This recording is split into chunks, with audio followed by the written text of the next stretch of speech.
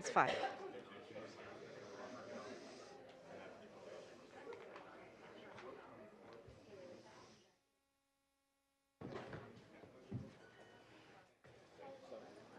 up, there is an issue with the AI translation right now, but they're giving you the go ahead. Just go ahead and start the meeting, and then we'll try to figure out during the in between the open and close.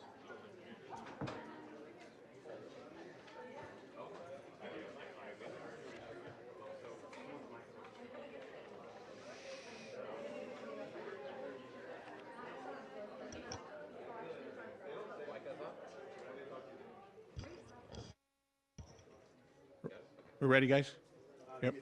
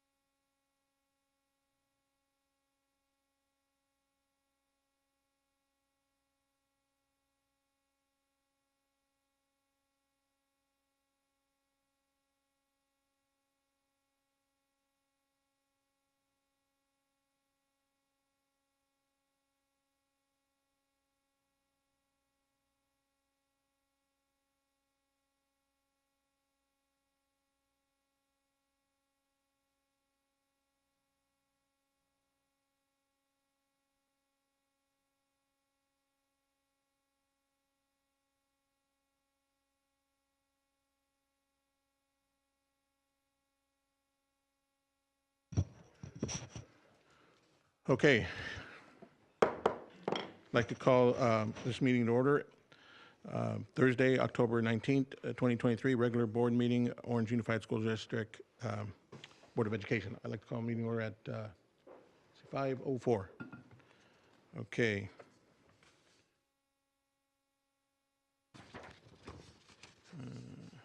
Trustee Rumsey, do we have a quorum? Yes. Okay. Public comment on closed session agenda items. We have some procedures that we want to read. Just we want to cover that because there's some updates to the procedures, so we want to make sure everybody understands. Trustee Rumsey? Do you want me to read this? No. Persons wishing to speak should submit a public comment card prior to the meeting. In general, individual speakers will be allowed 3 minutes to address the board on each agenda or non-agenda item. The board shall limit the total time for public input on each time to 30 minutes. A speaker shall not yield to another person any portion of the time allotted to him or her to speak. The total time for agenda items and non-agenda items at regular meetings shall be 30 minutes. The time allowed for those who made requests to speak will be as follows. 1 to 10 speakers will each be allowed 3 minutes each. 11 to 15 speakers will each be allowed 2 minutes each. 16 to 30 or more speakers will each be allowed 1 minute each. The number of speakers to any agenda or non-agenda item will be determined just prior to the time that item is considered, and speakers must be present to be counted in the total. District students who have presented requests to speak will be allowed to speak before other individuals who have also requested to speak. Individual speaking time may not be reduced to less than 1 minute. Those who presented requests to speak but could not be accommodated within the allotted 30 minutes will be allowed 1 minute each to speak prior to adjournment. Public comments on non-agenda items that are within the board's subject matter jurisdiction will occur after consideration of action items, information discussion items, and consent items. Excuse me. Okay, so non-agenda items. Okay. We have one comment for closed session, Okay. 2A and C. Alex Broussard.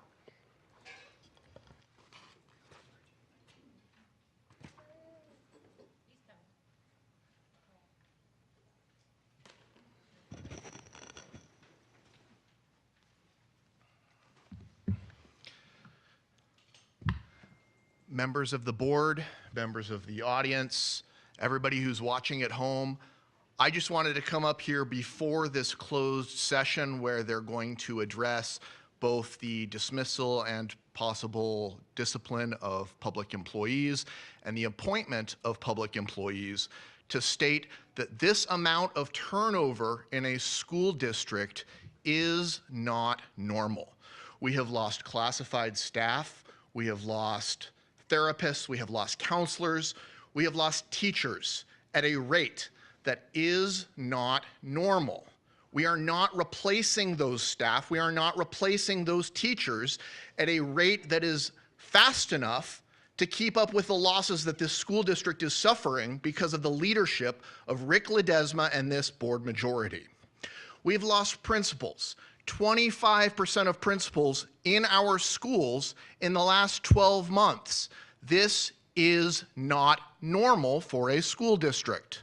We're losing district staff. The staff that makes up the heart of our district is being lost left and right. In about 2-3 weeks, we're going to lose both the director of maintenance and operations for the entire school district, as well as the director of facilities. We're losing everybody who is responsible for the buildings where our children are being educated. This is not normal. I hope that this board acknowledges the service of these district staff that we're losing, that are going elsewhere because of your mismanagement of our school district. At the end of the day, this turnover is one of the many reasons why we have collected 18,500 signatures for both Rick Ledesma and Madison Minor and submitted them to the Registrar of Voters. We expect that they will certify those signatures and issue an order to this board to schedule an election for the recalls of Rick Ledesma and Madison Minor, where we will vote you out because this is not normal. Thank you.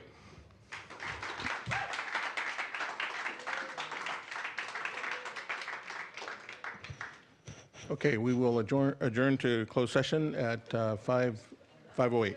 Thank you.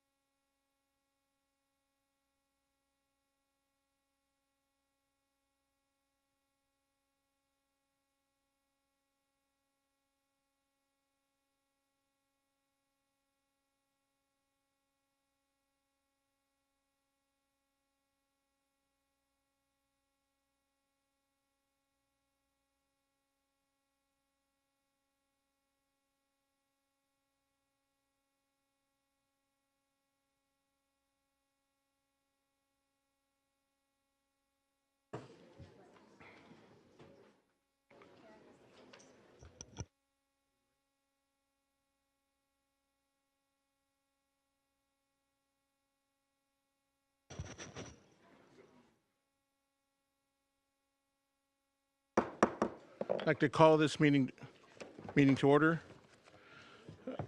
It is on. Okay, now it is. I'd like to call this meeting to order.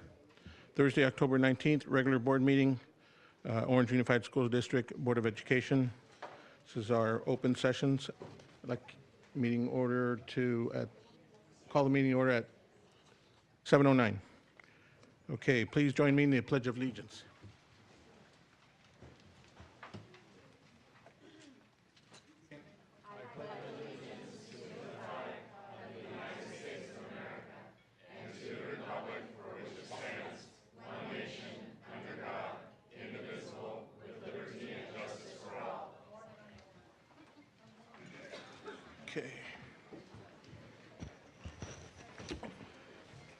Okay, item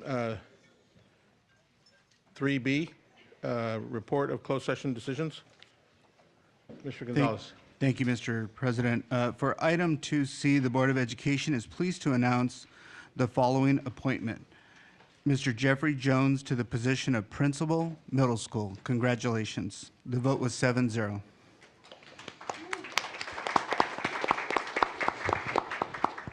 For item 2E, as to the board agenda, item 2E, the board agreed with the recommendation to delegate authority to the Deputy Superintendent, CBO, to settle the matter of workers' compensation claim numbers ORSF 006004, ORSD 005844, and ORSE 005963. The vote was 7-0. For item 2F, the board, as to board item 2F, after conferring and meeting with legal counsel in closed session, the board voted to reject 2 claims as submitted by, you got the names on there, Angelus Contractor, Inc., pursuant to Government Code, Section 910. The vote was 7-0. Thank you, Mr. Gonzalez. Okay, now we're at item 3C, and we have some cards, so before we move on to adopt the agenda, we'll take comments. We have 10 okay. cards, so there'll be 3 minutes each, Okay. the comments. Bill Klobstad?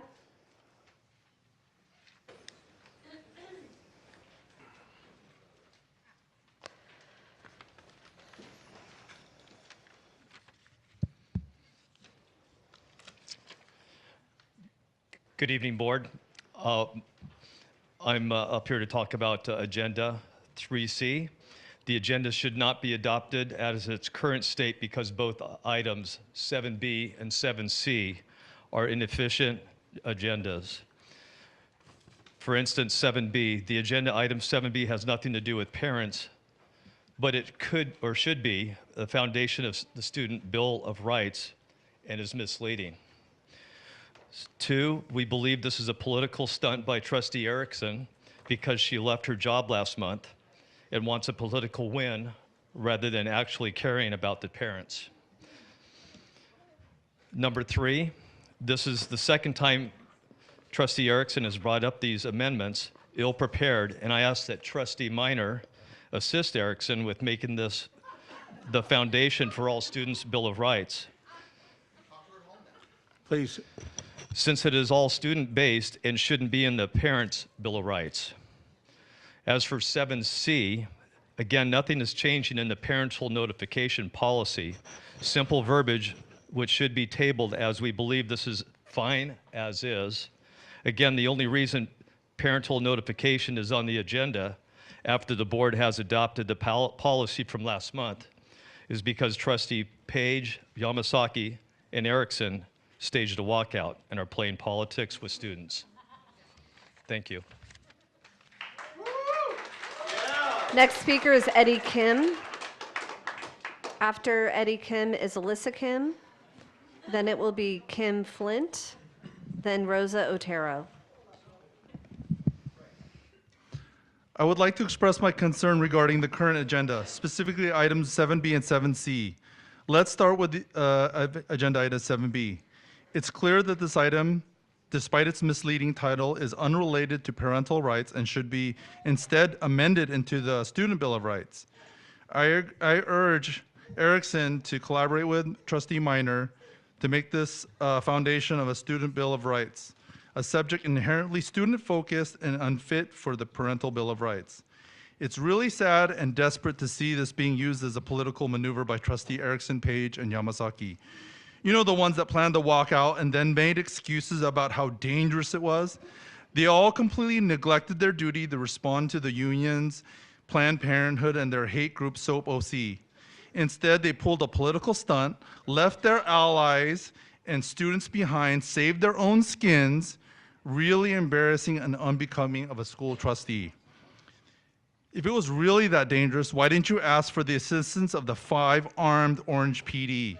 If it was so dangerous and scary, why'd you leave the students behind and leave Moffitt, Soren, and Jolin in the crowd? I surmise either you all are all selfish cowards or just straight up bad actors. But everyone in the crowd knew it wasn't dangerous, and the person who was causing the ruckus was a communist in support of you, Erickson, Page, and Yamasaki.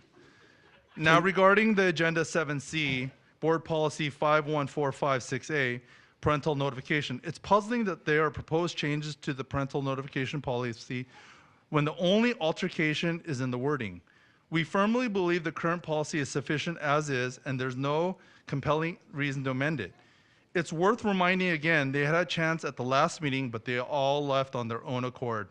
Now they want to return and sprinkle some of their unnecessary points to appear as if they care. You should have cared at the last meeting.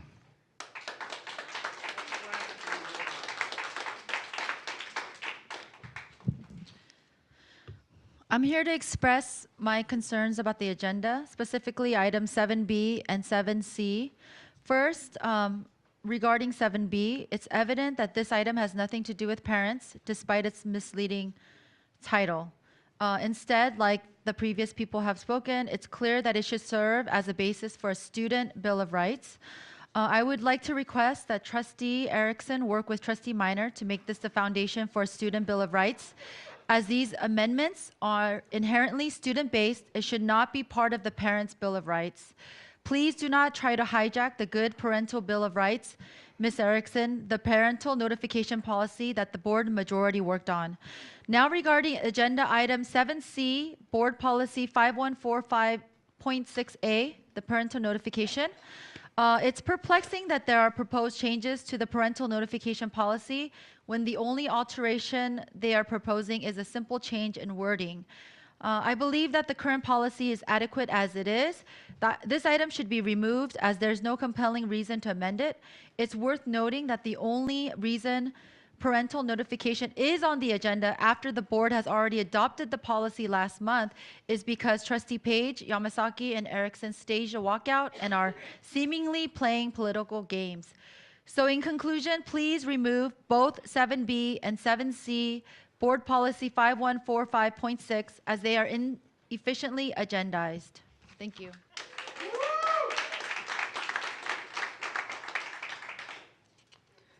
Hello.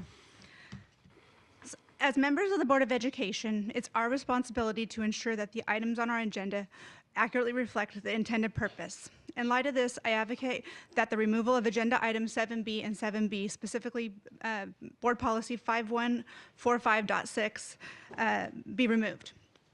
Agenda item 6B is misleading in its title, and it doesn't pertain to parental involvement. It instead focuses solely on students' experience here within OUSD. Trustee Erickson previously raised these exact amendments in previous meetings, but failed to communicate adequately with Board President Ledesma, resulting in their rejection. These topics do not align with the stated agenda titled Proposed Amendment to Board Policy 5020.1, Parental Rights. In essence, this agenda item speaks to amend the Parental Bill of Rights established by the board majority a few meetings ago.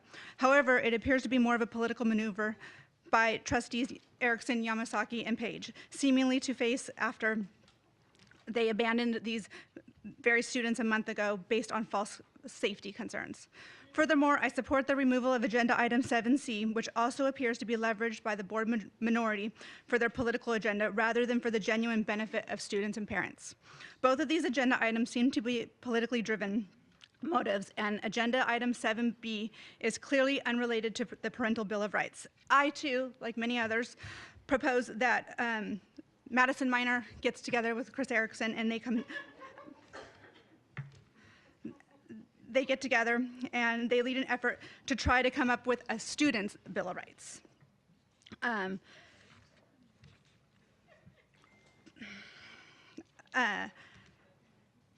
Trustee Eric. Folks, we can clear out this room and just take the speakers. That's one of the solutions to this. So just keep it up. We can do that. We can just clear the room I'm almost and done, so just I call don't in need all my speakers. time. That puts you all out in the parking lot. If this continues, that's what we can do. Please proceed. Thank you. Oh, I will.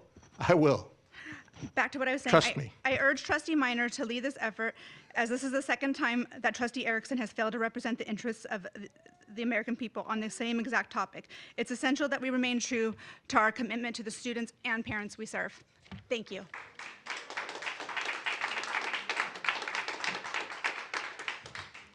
After Rosa Otero, it will be Florina Sheldon, I think, Linda Cohn, Lori Kaler, Jeanette Payne, and then the last one is, I think, Louise Salmon.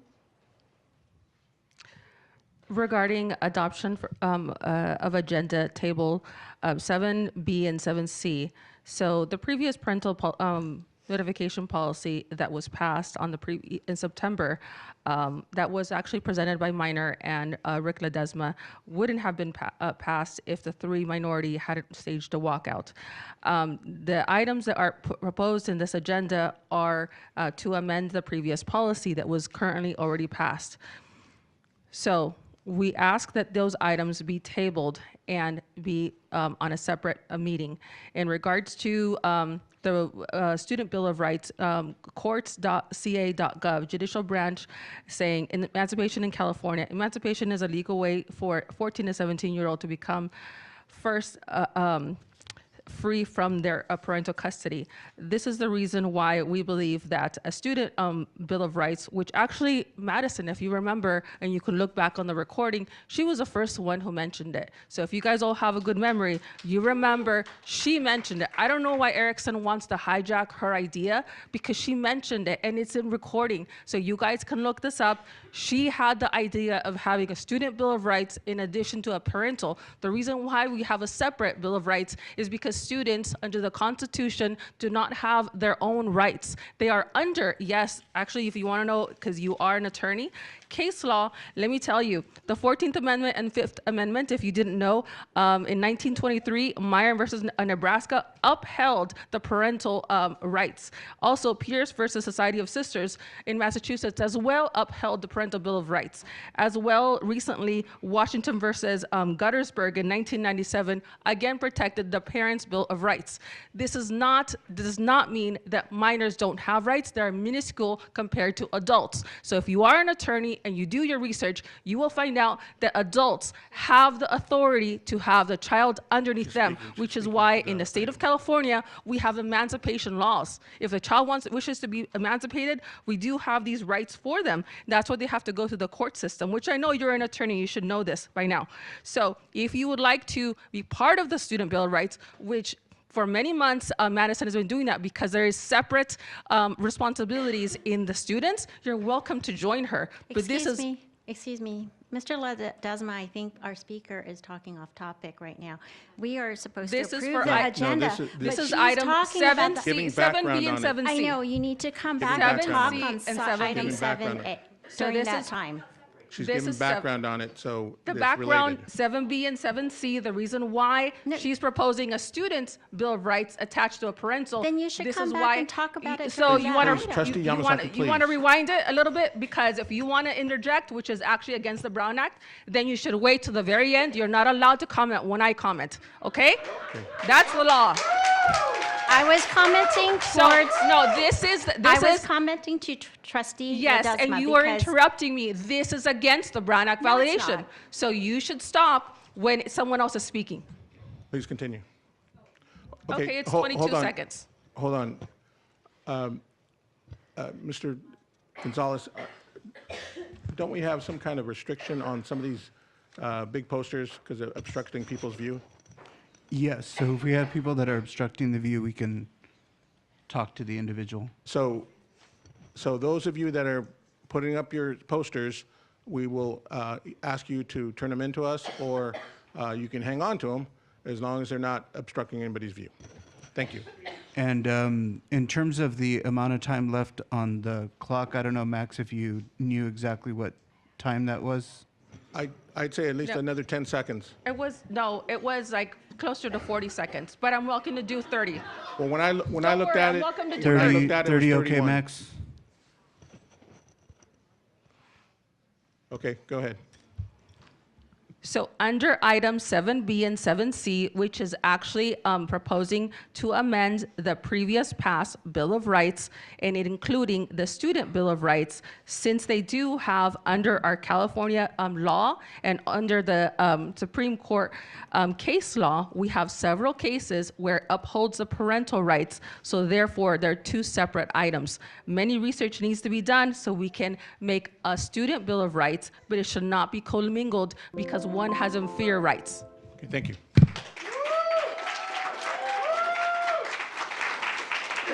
Excuse me. Florina Sheldon? Sorry. I'm And who's on reading deck? that wrong. And then Linda Cohn, and then Lori Kaler. Okay, Can you guys hear me? yes. Okay. All right, so, yes, I request that you remove items 7B and C for what's been stated. Can you get a little closer to the mic, please? Yes. Okay. I request that you remove item 7B and C from the agenda. I don't need to repeat what is stated. I do support being the speakers here, and I believe that right now what was passed last month is sufficient. Thank you.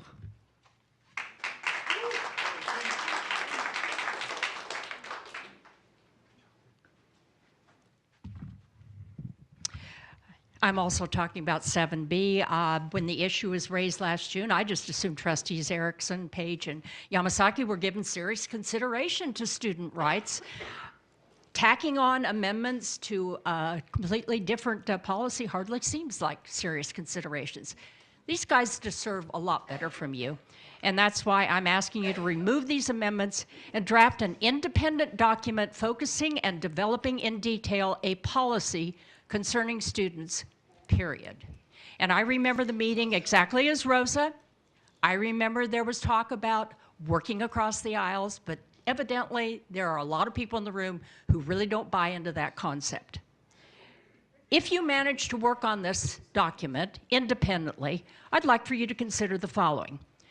First, students have the right to be educated, not indoctrinated. Second, Excuse me, ma'am. students have the right to be. This had This is argument seven- as to why this must be removed. Okay, Students have the right to be protected from inappropriate and harmful material, pornography and BLM curriculum, for example. Two OUSD students received death threats from their classmates after they were taught that law enforcement officers, like their father, killed black kids. This should never happen in any public school system. 3, students should never be encouraged to lie to their parents. And finally, respect the relationship between students and their parents. Trustee Erickson telling us that parents don't own their children describes us as masters, slave owners, and our children as chattel. Where in the world would she get an idea like that? And I strongly object to that characterization of parents as well as grandparents. So let's get serious about student rights. They deserve our best efforts here. Trustees Erickson, Yamasaki, Page, and maybe you'll allow Madison Minor to come along this journey. Remove 7B and get back to the drawing board. Finally, thank you, Madison, for taking the lead in protecting parent rights and stating specifically, and I remember it well, that we do need a student rights policy as well.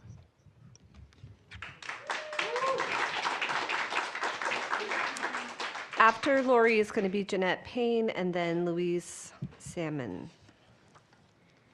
The agenda should not be adopted as its current state because both items 7B and 7C are inefficiently agendized. Agenda item 7B has nothing to do with parents. However, it should be the foundation of the Student Bill of Rights. It's misleading to the public. We are for the students' rights, and they should not be buried in a parent's Bill of Rights. We believe that this is a political stunt by Erickson, who left her job last month and wants to look like she cares about parents for a political win. It was Madison who first brought up the Student Bill of Rights initiative in July. She did extensive research showing constitutional court cases to support parents' rights, yet minor rights are separate and minimal under parents. With agenda item 7C, nothing is changing in the parental notification policy but simple verbiage, which should be tabled, as we believe it is fine as is. Again, the only reason that the parental notification is on the agenda after the board adopted the policy last month is because Page, Yamasaki, and Erickson staged a walkout and are playing politics with students. Did you care about students when you left them behind in a dangerous situation? It was so dangerous that only the 3 minority board members left. Was this because none of you wanted to vote against parents' rights? In the video from that night, none of these board members looked alarmed or like they were fearing for their lives. Appearing as if waiting for her cue, Trustee Yamasaki mouthed the words to Trustee Page, "Are we leaving?" I request that Amendment 7B and Revision 7C be taken down from this agenda. Thank you.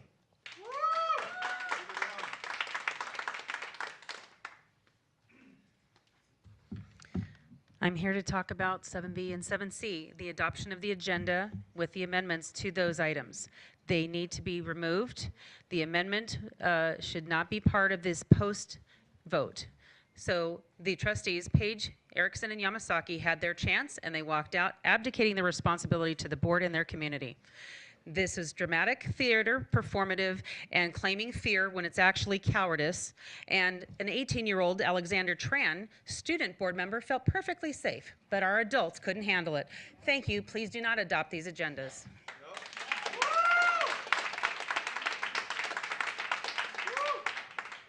Are there any more? Well, I should ask, is there a Louise Salmon? It looks like that's what it says. There are many other comments related to 7A and 7B. Could we also give comments on the same substance that these speakers have been addressing? The comments were directed towards removing them. It was about the adoption of the agenda. They put theirs down as 3C, adoption of the agenda. So they're trying to. There's no more comments Okay, on 3C. thank you. When those items come up, you can speak then. Thank you. Okay, is that it? All right. Do I have a motion to adopt an agenda? I'd like to make a motion to actually change the agenda, please. Okay. Okay. What is your motion? So, hearing from the public and also from my own. Folks, let's you know, I only have so much patience, so Lots of patience last time. well, it's limited now. So let's keep it down and let the meeting continue. We're in business. Okay, go ahead. So I do agree we need a student bill of rights. I think that item 7B has a great focus on students. And so I do encourage the board members who brought this forward to bring it back as a student bill of rights at another time. And like was offered, I would be happy to give any guidance or help, but I'm assuming that's not going to happen. So I would encourage this to come back at a different time, and I'd like to motion to table this until better review has been made over this as a policy separate as a student bill of rights. Okay, is there a second? Can I I'll address second. that? Well, Okay. let's see if there's a second. Okay. Seconded by Mr. Ortega. Okay, now we have a motion and a second. Motion by Trustee Minor, second by Trustee Ortega. Discussion. Okay, Trustee Sure. Erickson.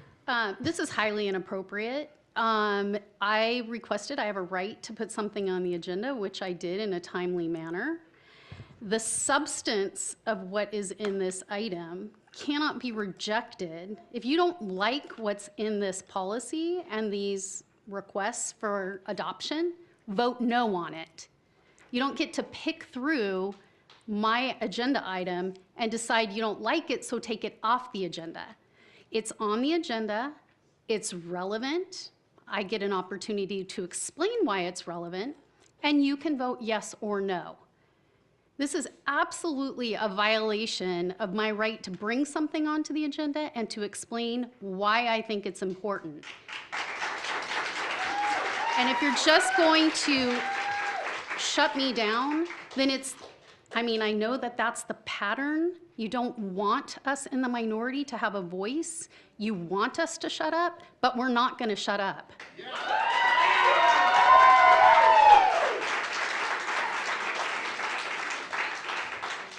Mr. Ledesma, if you'd like, Mr. Covert is ready to also discuss with the board about the appropriateness of agendizing versus taking the item on its merits. Right. Oh, okay. Mr. Covert, can you come to the podium? I just want to make a statement real quick. It's being discussed at adoption of the agenda. And it's my understanding is that this is a time to take things off the agenda or put, take things off the agenda or even discuss what is in the agenda. This is not denying this agenda item. It's just saying it's not ready for discussion. You have future meetings to put this on the agenda, and to the point of saying that we're trying to silence you, I think you did a pretty good job of that when at the last meeting when you walked out. You silenced yourself. Can I add something else? Oh, if you're worried about silencing, I would then like to you should add have been here at something the meeting. else. In June, when I asked for these amendments to be adopted, you said, according to statements you made later, that we were free to bring it back. You said that. Yes. I made that request 2 times. It's finally back. You don't get to deny it because you just don't agree with it. Vote no on it. No, I don't think anybody's saying that. They're just it's not time. Okay, Mr. Covert, can you give us an idea on the appropriateness of this request or this motion? Yes, I believe the motion is not well made because we have a board policy as to how items may be placed on the agenda by a board member. I think that where that policy is followed, then it's a mere ministerial act, if you would, for the item to be agendized. It falls within the subject matter jurisdiction of the board. It was timely requested, and therefore it gets to be placed on the agenda. The time whether to vote yes or no is when the item is called, not by taking it ahead of time. If this matter had not been placed on the agenda properly, or if this matter, for example, did not pertain to the subject matter jurisdiction of the board, then it would be appropriate to say that in adopting the agenda, we're not going to consider item X or Y. But since this has been placed on the agenda through the superintendent's office on a timely basis, it has a right to be, in effect, voted up or down when the item is called.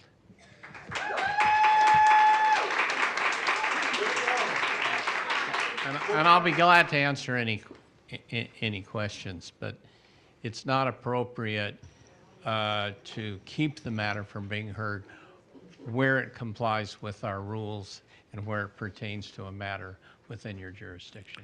I do have a question.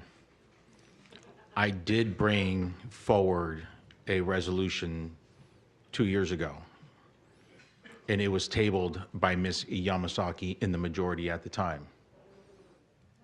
And so... Under item, well, first of all, unfortunately, I wasn't here that No, I evening, understand that, so but- I couldn't. But was it tabled under item C, adoption of agenda? I don't remember if it was the item already on, and then they tabled it that time. But then looking at this here, we've already discussed this back in June. That's the other issue. So why bring it up again when it was already voted on in June? Because Trustee Ledesma invited us to Again, I come. believe that goes to the merits. We don't really follow a strict Robert's Rules of Order where reconsideration has to be voted on by a member voting in the majority. That would supersede the education code. And as I've indicated before when meeting with you all, that Robert's Rules, is hopefully brings clarity.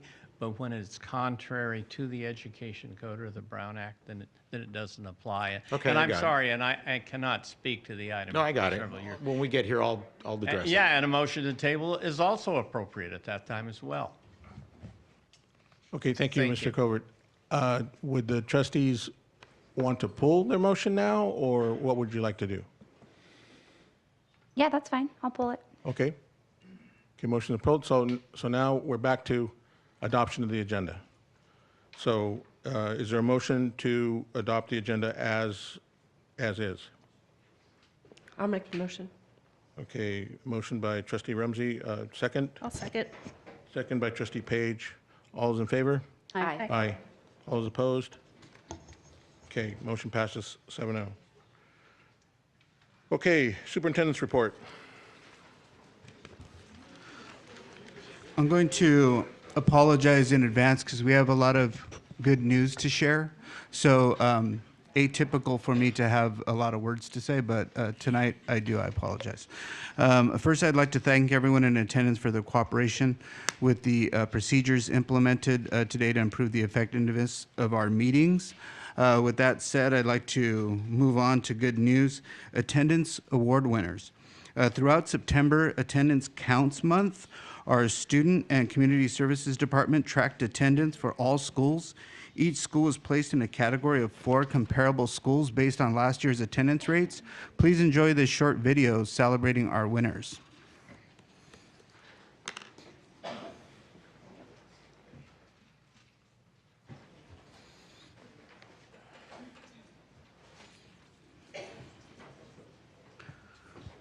Or enjoy a black screen momentarily while we get the... I've got a lot of other things if you need me to switch it up.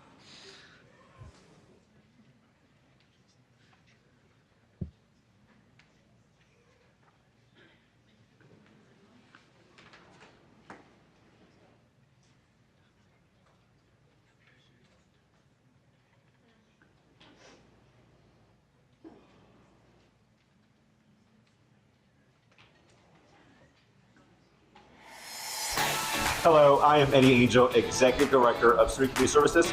Please join me on this journey as we celebrate attendance together. We're showcasing our innovative attendance initiative, a powerful movement aimed at enhancing attendance across our district. Our leadership celebrated our schools with the highest average daily attendance and those with the most improved attendance for the months of August through September. Our schools with the highest ADA received a gold trophy and will get a school-wide barbecue. We've got an attendance champions. Our schools with the most improved attendance received a silver trophy.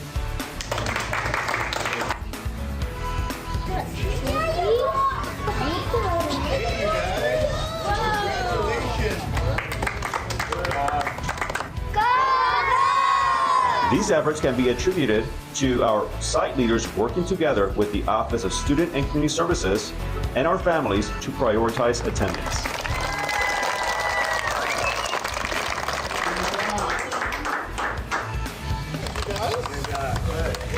Together, let's champion attendance.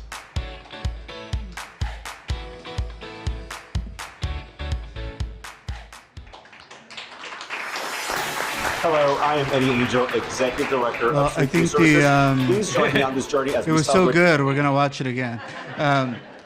And thank you to the Student and Community Services in the department for putting this on. And, the gauntlet has been, laid out. So I think a lot of the principals are up to the challenge for being our next attendance champion.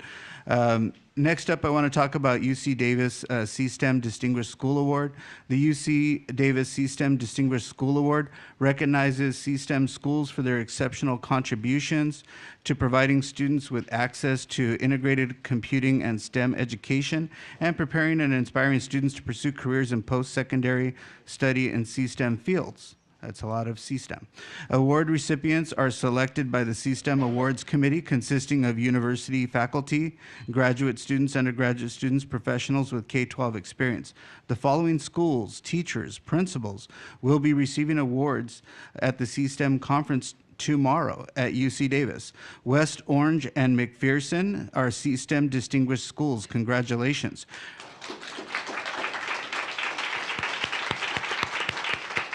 Mr. Richard Ramirez from Jordan Academy, C-STEM Teacher of the Year. Ricardo Maldonado, Portola Middle School, C-STEM Teacher of the Year. And Mr. Jeff Morgan, when he was at Portola Middle School, earned the C-STEM Administrator of the Year. Continuing with the good news, I'm excited to share that West Orange Elementary has been awarded the prestigious California School Boards Association 2023 Golden Bell Award in the category of Curriculum and Instruction. And that is for their Mathematics Academy. The school-wide focus at West Orange has been to ensure that students not only learn the necessary math skills, but develop the tenacity and determination to tackle difficult problems. The Golden Bell Awards reception and ceremony will take place November 30th in San Francisco. If any of you are there, drop by. Congratulations to our West Orange Warriors and Principal Monica Murray on their recognition.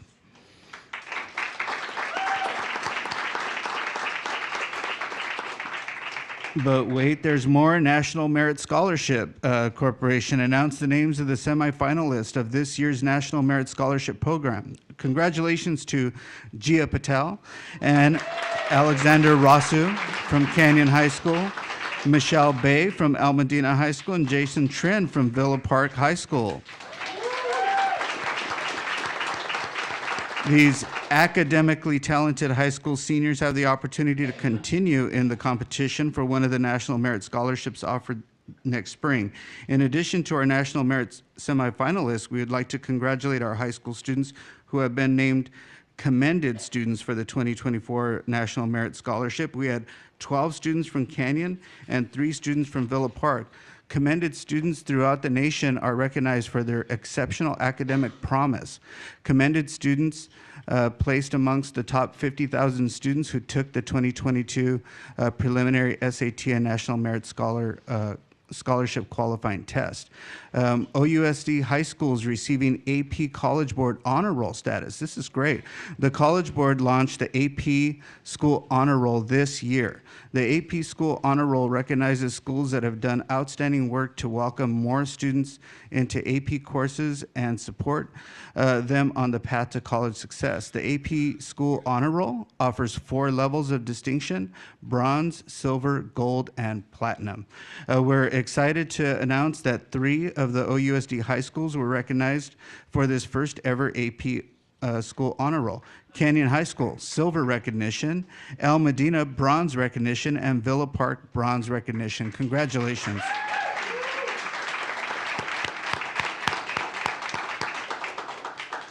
We have an event coming up, Villa Park High School Topping Out Celebration on October 26th. 1 week from today, we are excited to celebrate Phase 2 Topping Out ceremony at Villa Park High School's new 36,000 square foot student services and administration, which will house 18 new 1,200 square foot classrooms. In building construction, topping out is the builder's right, traditionally held when the last beam or if its equivalent is placed atop the structure during its construction. The topping out ceremony is an age-old tradition that signifies that the groundwork been laid and commemorates the work that has been done up to that point. You are invited to celebrate the Measure S Phase 2 topping out for the Villa Park High School by signing the final structural beam and watching it get installed. This event marks a milestone in the building's construction and brings us one step closer to completion.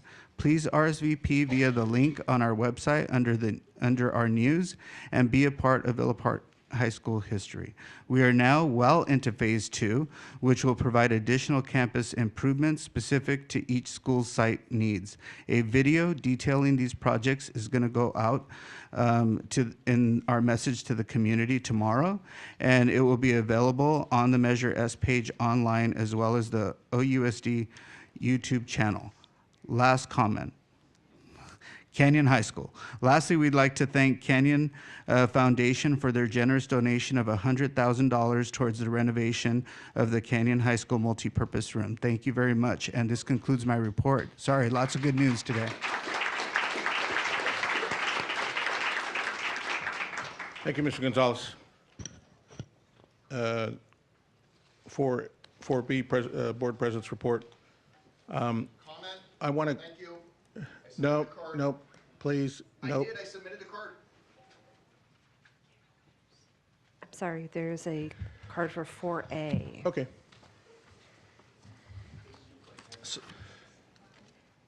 Ladies and gentlemen of the board, members of the community, this last January 5th, when this board fired Dr. Gunn-Marie Hansen, I started paying attention to these meetings. Her name's Goon-Marie. Her name's Goon-Marie. Please stop and reset the clock for Mr. Ledesma's interruption. Just want to correct the record. How is there speakers on the superintendent's report? Excuse me, Angie didn't catch it. These guys are going to talk among themselves. I'd like the clock reset, please.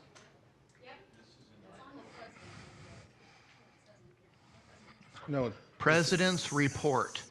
You guys allowed 10 speakers on the adoption of the agenda. Please, just relax. Just relax. Okay, we'll sort this out. So he wrote 4A, President's Report. You'll get your seconds. I would put at least 5 seconds on there. Mr. You Brusso. started talking at 2:50, Mr. Ledesma. Yes, I did. My initial statement was when Dr. Gunn-Marie Hansen was fired, and you said Goon-Marie. That didn't take more than 10 seconds. Mr. Brusso. Okay. Mr. Brusso, we were first looking just into the number that you put on there didn't correspond, which is what the discussion was at the table. So Right, I'm just talking about the time. You put 4A. We'll get to that as You well. put 4A. That's superintendent's report. That's Okay, not well, you the didn't call me president's report. before 4A either. Correct. So you wrote 4A, but That's then why you you're wrote up there now. president's report. So let's let the board discuss it. Okay, so it says 4A, President's Report. There's one card. President's report is 4B. Just Okay, future. made a mistake. Okay. Would everybody just like to restart the time and restart the comment? That's Go fine. ahead. Is that Okay, Is that's that fine. okay with you, Go Mr. ahead. Russo? Sure. But how are you going to have comments from the public based on superintendent's report and board president's report? I don't know because we haven't heard the comment yet. Mr. Covert? This is highly unusual or ineffective. So is 10 comments on the adoption of the agenda, Mr. Ortega. No, that's the adoption of the agenda. This is not discussion time. This is just we're working it out here. Not very efficiently. Put a leash on that, guys.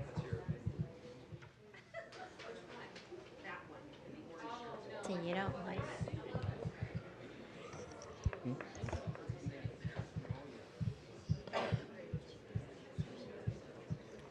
Well, there's been other there's been.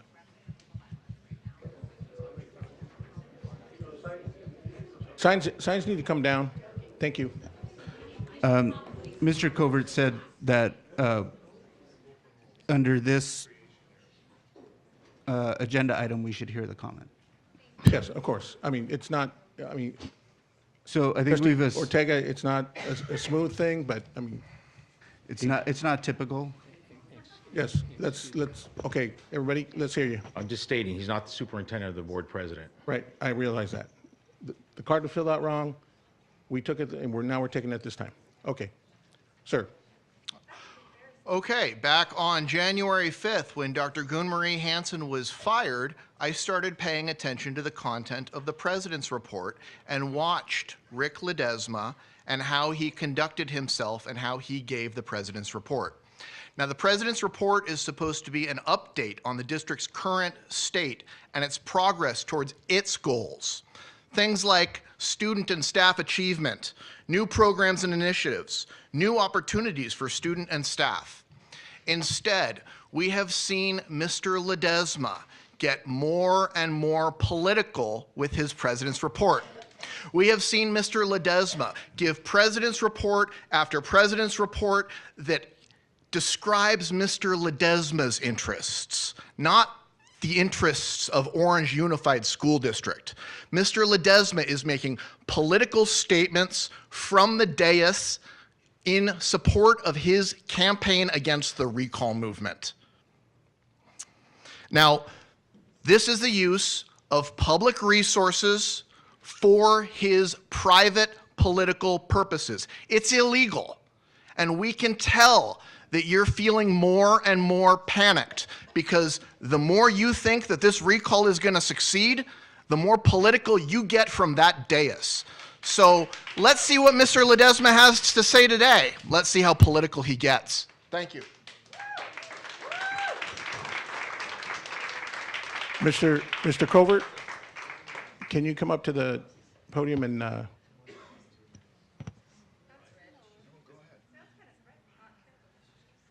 Let me tell you my definition of President's report. Yes, it's all that Mr. Broussard mentioned, but it's also bringing to the attention of concerns as the board president that I have in the governance of this district. And that's part of President's report as well, I believe. And I concur with that statement. Okay. Thank you. Okay. Let me proceed. Let me proceed. Mr. That's true, Mr. Broussard. I'm going to speak here now. So if there's continued outburst, we can have security escort you out. Okay? Perhaps if you just get up and run around here and scream at each other, you'll be fine. He won't shut you down then. Okay, let me proceed here. Again, concerns, my concerns are in terms of governance and the September 7th board meeting. As elected members to the Board of Education, we bear a profound duty to protect not only those present in these meetings, but also those within our district, school campuses, and other affiliated areas under our jurisdiction. It is with a heavy heart and disappointment that I express that this has not been the concern for everyone that sits on this dais. As a matter of fact, I can point out multiple negative things that have happened in previous board meetings, such as dereliction of duty, orchestrated decisions to play politics, but most importantly, the irresponsible behavior by some on this dais whose actions were more important than our students' safety.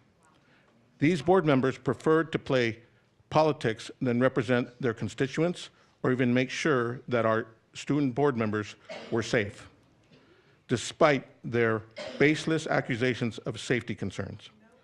These board members, supported by the Communist Party, whose members attempted to overthrow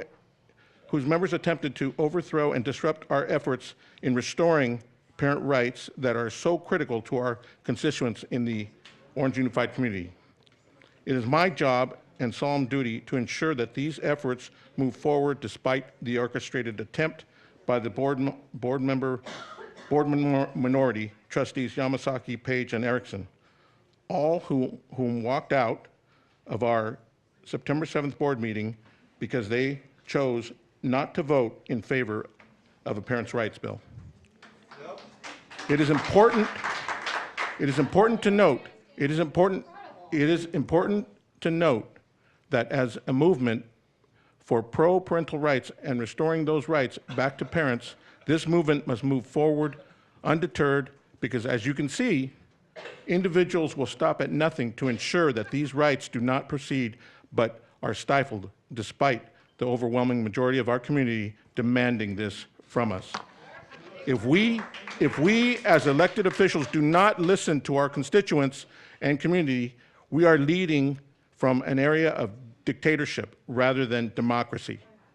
And I will not allow this to go unchecked while I serve as president for the Orange Unified School District's Board of Education, which is why I must condemn actions by the board minority, Yamasaki, Page, and Erickson, to cause political theater simply because they rather please and report back to the people that fund their campaigns than those that fill out ballots to elect them.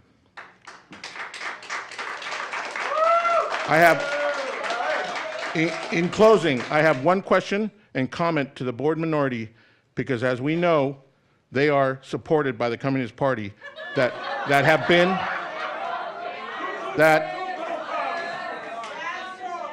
they are supported by the Communist Party that have been at our last 2 board meetings. I have this to share with my colleagues.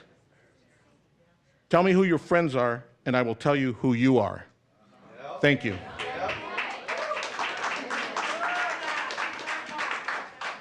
And I suppose you won't let us address any of that, right? We have item C. Because it's not part of the, it's only the board president that gets to address governance?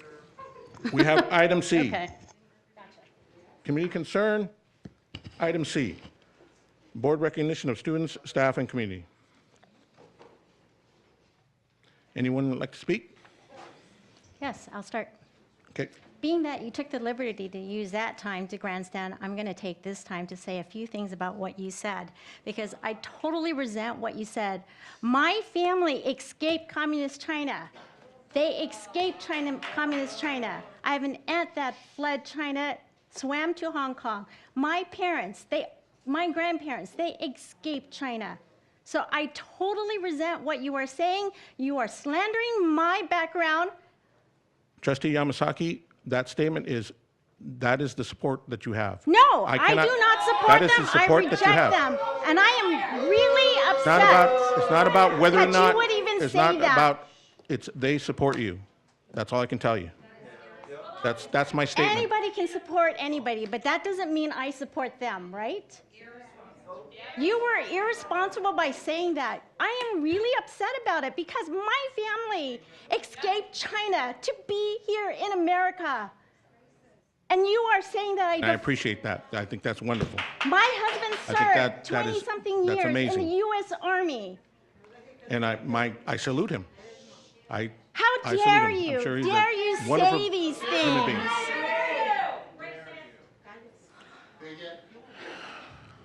You need to take that back.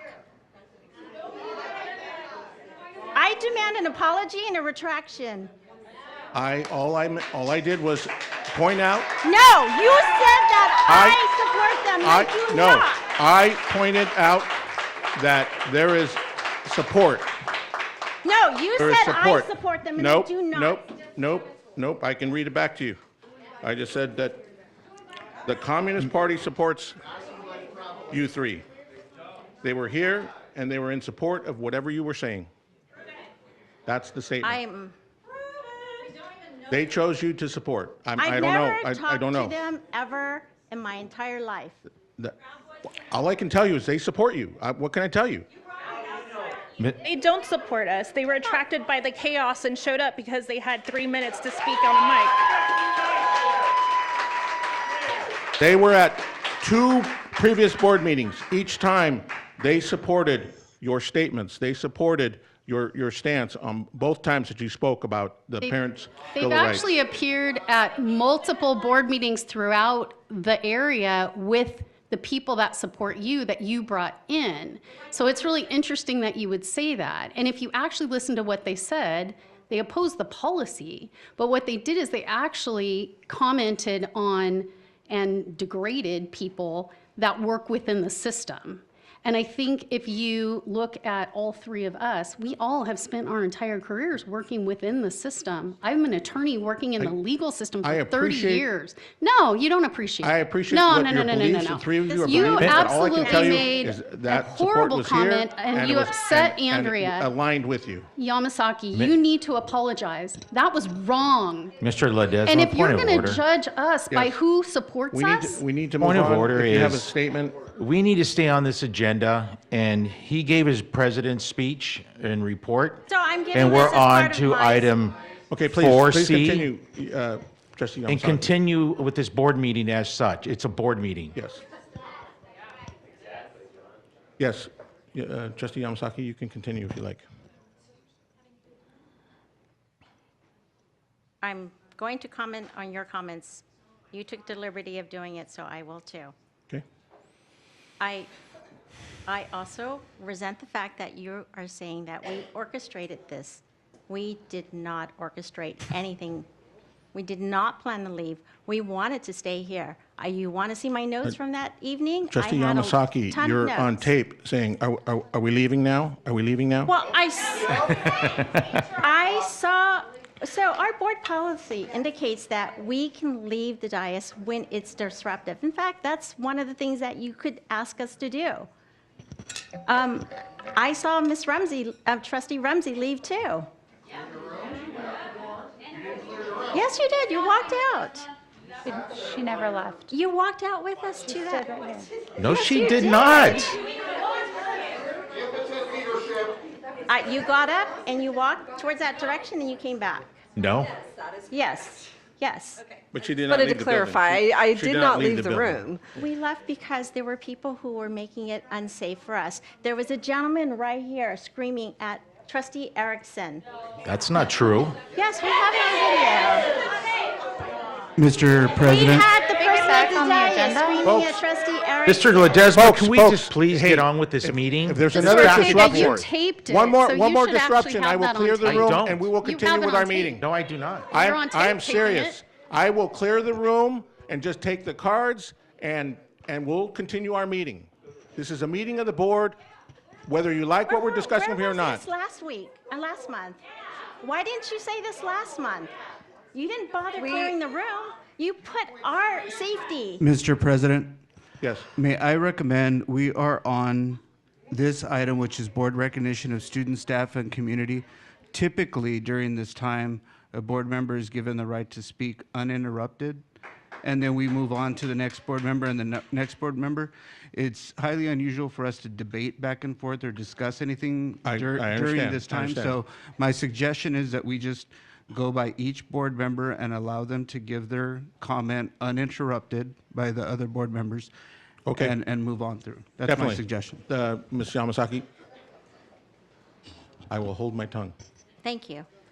Another thing you had said is that you are pro-parental rights, but yet you try to stifle Trustees Erickson's parental rights information. So I don't understand how you can continue to gaslight everybody. We're seeing it. And the other thing is that you said that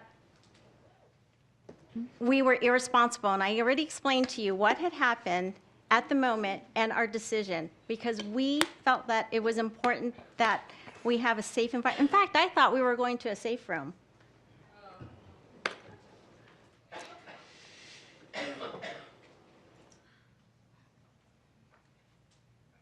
So I believe your remarks were irresponsible, inflammatory, and I demand a retraction from what you said. You can do it at a later time if you want, but I insist that you do that because you defamed my background.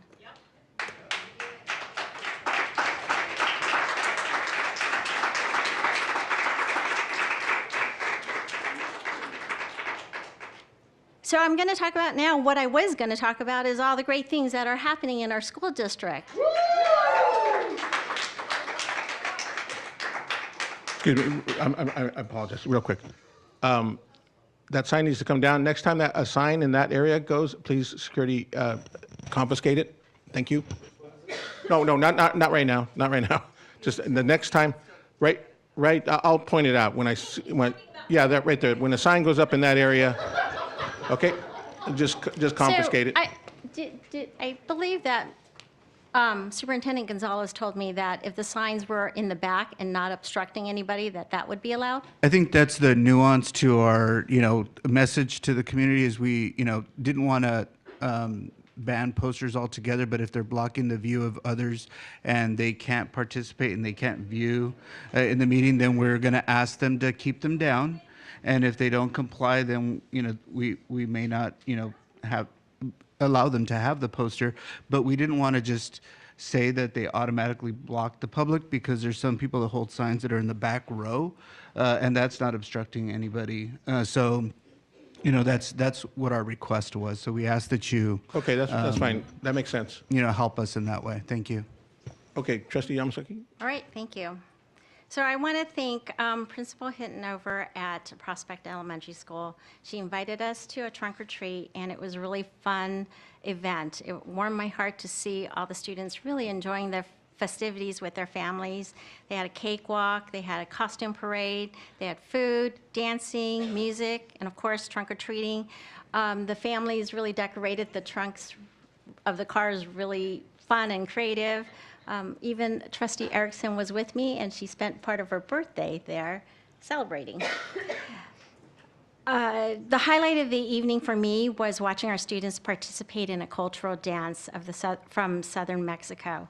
And even Superintendent Gonzalez and I couldn't resist in joining in the fun, and we were dancing a little bit, and so it was really cute. And if you know me, I don't even like to dance, but they just got me in there, and it was a lot of fun. And the kids, it's just seeing them enjoy it and celebrating, and they were nonstop. They must have had good sleep that night, because for a half an hour, they were just like jumping up and down. So I want to thank Principal Hinton for that wonderful event. I also wanted to acknowledge the Chinese, the Mandarin Immersion Program. They put together a mid-autumn festival, it's also called a Mooncake Festival. I attended with Trustee Page, and I'm sure she'll want to elaborate some more, but we got to see the kids enjoy like cultural things. They ate mooncake, and they visited, they did some activities, so I want to thank the parents from that booster club for making a fun night. I also visited Running Springs not once but twice this month. They had an annual run-a-thon, and their PTA raised a ton of money, and it went to great things like books and grants for the teachers, so I'm grateful for them. And then the Education Foundation at Running Springs also put together a STEAM series. So they promoted an after-school program where they broke us all up into different broke the kids up into different classes, and as a volunteer, I got to help the kids with their STEAM projects. And those were all parent-led as well, and so we have amazing parents in our school district, and I want to acknowledge them. Thank you.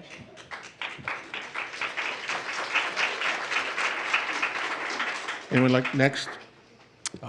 Mr. Ledesma? Yes. Yeah, and so apparently, since the adults in the room can't figure out what's point of order or not, I guess the students will take over.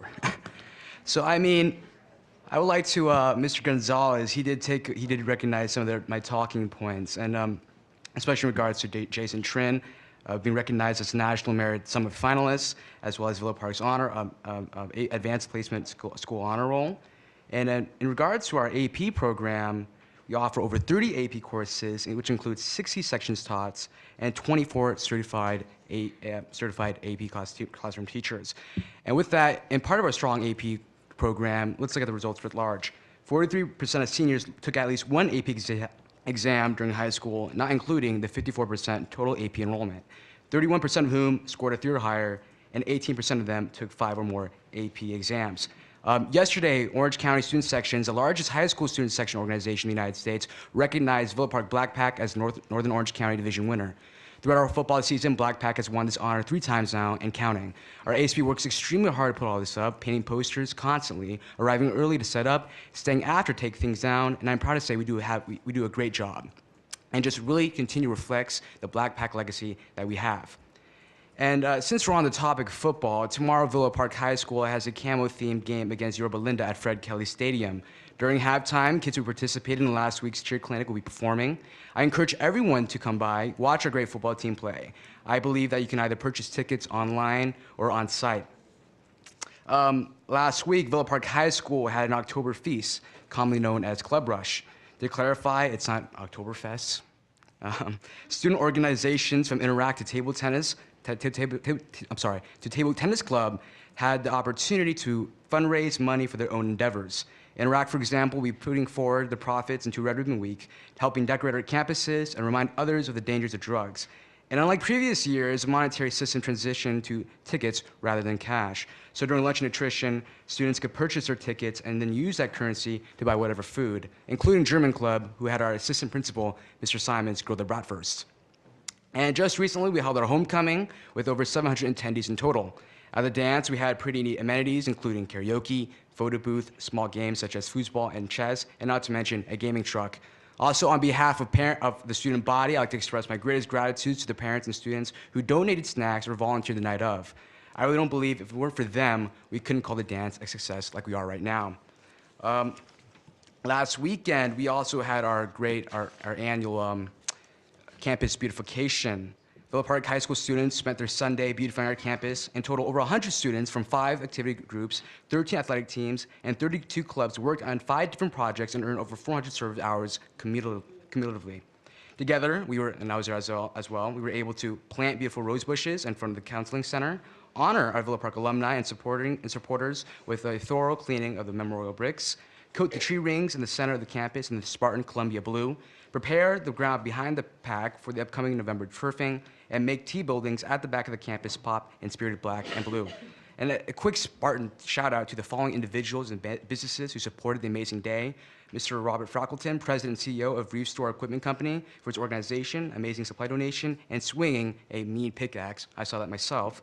Jeff McCabe, owner of the One Way Painting, for his team's outstanding oversight and direction of painting the T-buildings, and of course, Jordan Wu, the president of the PFSO. Thank you.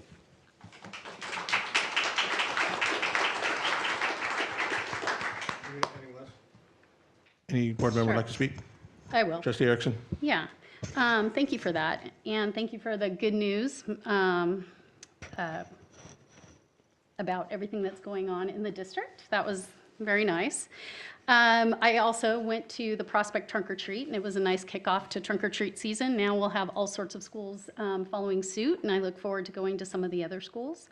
We also attended the GoCat fundraiser, which is an organization that's raising money to build a theater in Orange, hopefully, so that it will benefit our students, all of our students in the district, when it comes to arts and performing arts and the like. So I hate to have to even talk about this, but I do need to address what Mr. Ledesma said, because I'm actually disgusted and I'm horrified by the rewriting of history.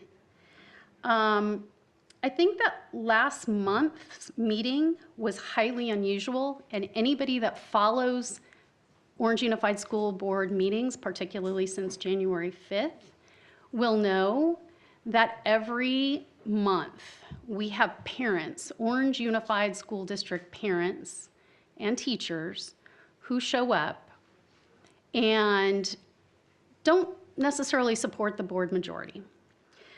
Mr. Ledesma said so much at a sort of campaign meeting that he had, where he told the crowd, 90% of the room basically do not support us. We need you to show up. People were invited. Outside agitators were invited to our meeting, and for the first time in the history of Orange Unified, tickets were issued at 1 o'clock in the afternoon, or they were told to come early and tickets were issued. Nobody's ever done that. But guess what? Not everybody knew that. The stakeholders, the Orange Unified School District parents and teachers who are out there right now, had no idea to show up early to get tickets for the meeting. So when you look at the makeup of the audience at the last meeting, It is fundamentally different. All you need to do is look at public comments from every other meeting, and you'll see there's Orange Unified School District parents speaking out against this board majority. The difference last time is they packed the room, and they packed the room with outside agitators. There were people who practice political violence, and they have practiced political violence all over the region. They call themselves the Traveling Roadshow, and they go together and they go to school board meetings all over the region, and they wreak havoc and chaos, they bully, and they intimidate. Many, many times we sit here and we withstand verbal, things that are said about us, and you know what? I mean, it is what it is. That's the job. I mean, we're elected and we can take it. We can take words. But accepting words and sitting here and listening to that is much different than sitting here and being expected to tolerate threats and threats of physical violence. And it is much different. The people that were here, many of them are Proud Boys adjacent. And if you don't know what that group is, look it up. They are dangerous. This is the kind of thing that is said online about Ms. Yamasaki, Ms. Page, and I. Tell us where they work. We want to make sure they don't feel safe anywhere. Those are the kinds of things that are said online. I physically have seen them, those sorts of comments. So context is really important. These outside agitators that came here were from San Diego, Los Angeles, Glendale, Temecula, Chino Valley, San Bernardino, and in my opinion, they even brought their own communists, but that's just speculation on my part. Two of those people, one who was speaking right before the chaos broke out, almost on cue, I would say, stood up there with a giant pole, a 6-foot pole. And at the time, he's screaming my name and yelling.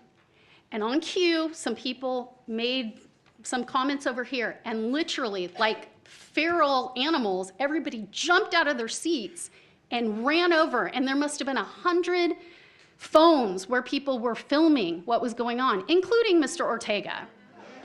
Not right at that moment, but slightly thereafter. People were in the well right here. That is absolutely not okay. A person by the name of Bryce Henson, who goes by multiple different names and has a history of political violence, was within 5 feet of me, screaming. Chris Erickson is Antifa to this crowd, who Antifa to them is something really upsetting. So you have this situation where it's not just what's happening in the room. It's those people targeting us, not targeting Ms. Minor, not targeting Ms. Rumsey, not targeting Mr. Ledesma, not targeting Mr. Ortega, and not even targeting our one student board member that was here. They were targeting us, and they were physically encroaching upon our space, and Mr. Ledesma did nothing. We have a right. I am elected to do a job, and I have a right to a safe work environment. You had an obligation to shut that meeting down when people started screaming and running, and you have somebody with a weapon that was used on January 6th. People were beat on the head with a flagpole. You have all of this stuff happening. That was a pole that had a flag attached. It was a pole. That had a flag attached, the United States of America flag. And if the pole is the issue, when somebody is standing with something that can be used as a weapon and they are screaming at you and they are getting closer and they are talking to other people in the room that have shown a hostility and have shown a disposition to violence, that is where we stepped out. And you know what? The fact that you just kept going with your meeting and now you're trying to rewrite history and pretend like it didn't happen, let's just look around the room. You know what happened in response to last meeting?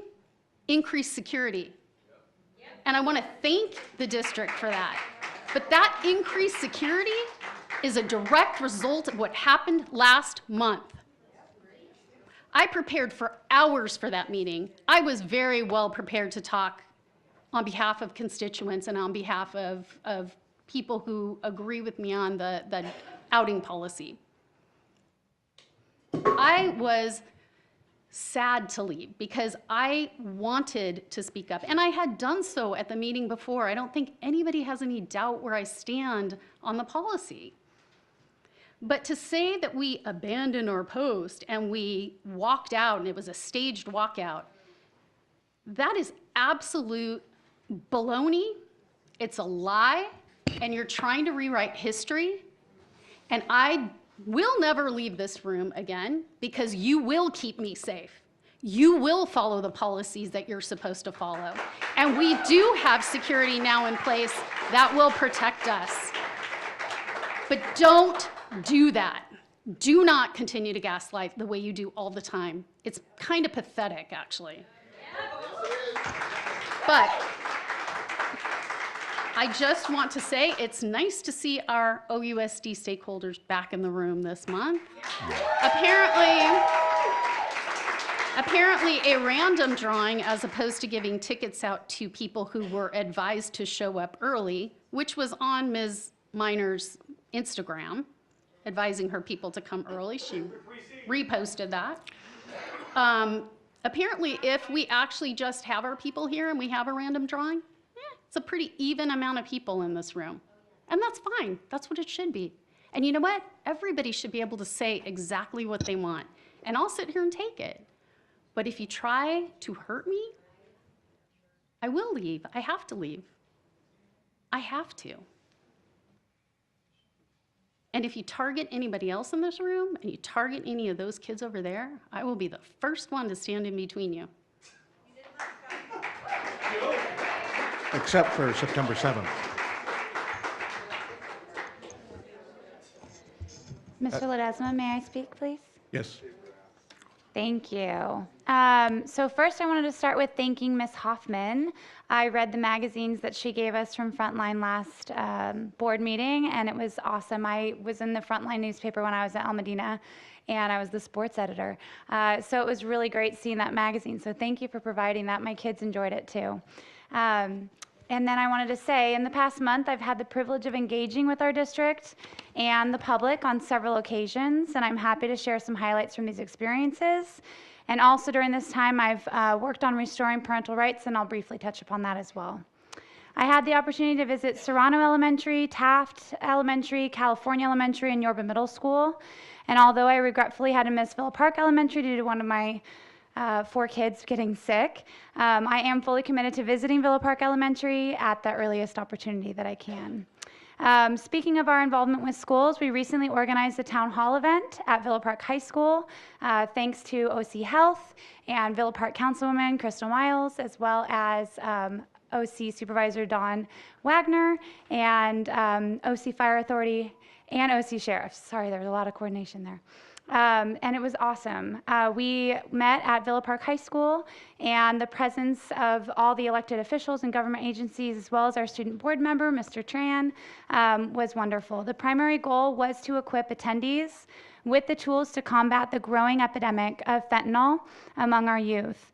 Such events are crucial for the safety and success of our community. During this event, many individuals bravely shared their stories and tragedies related to fentanyl, inspiring a call to action to address this pressing issue.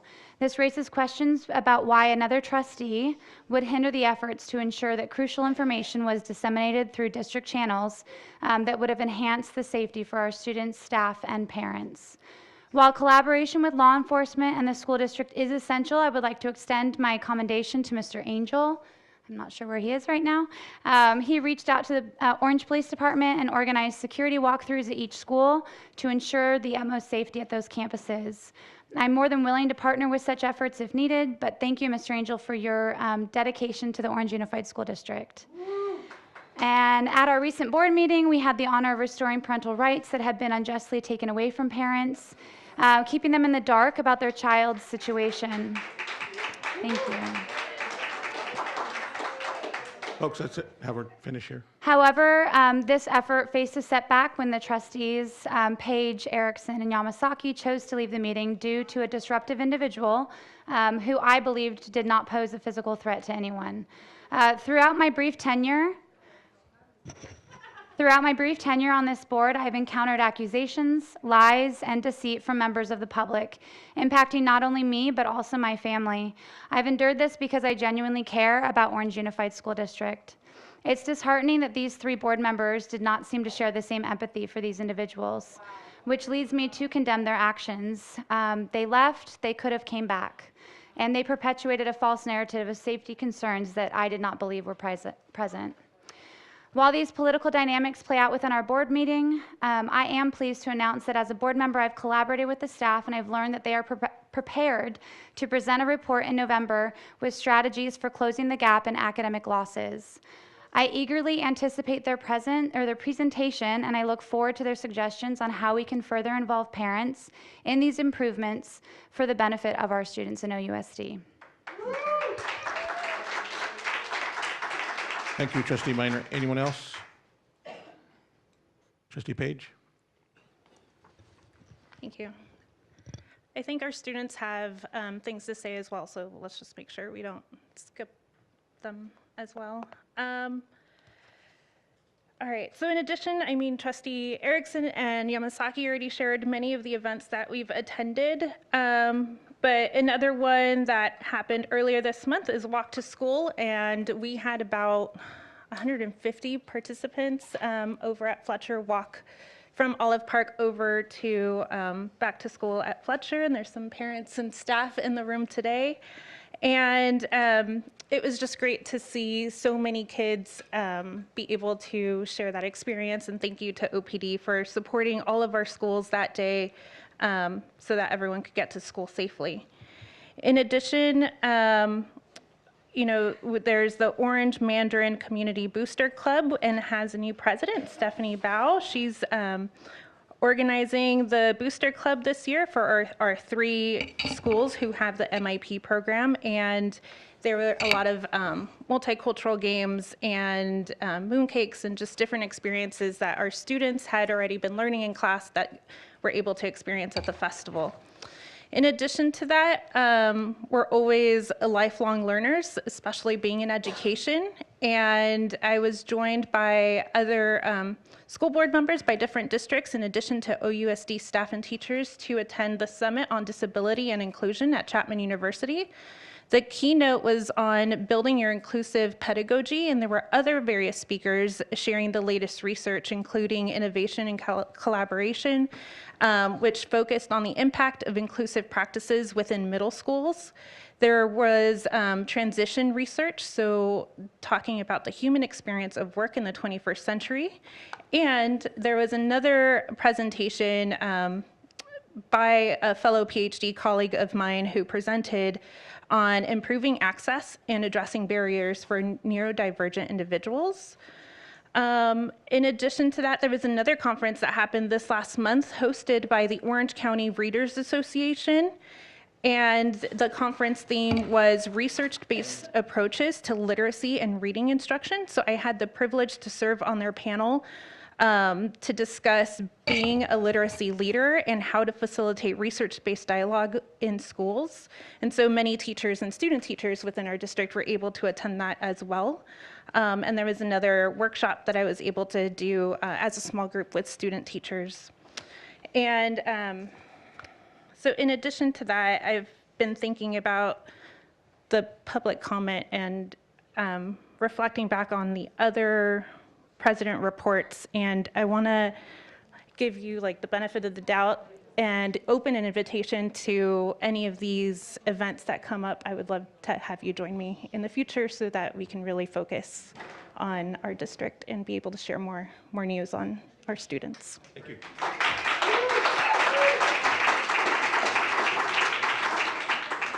Anyone else like to speak?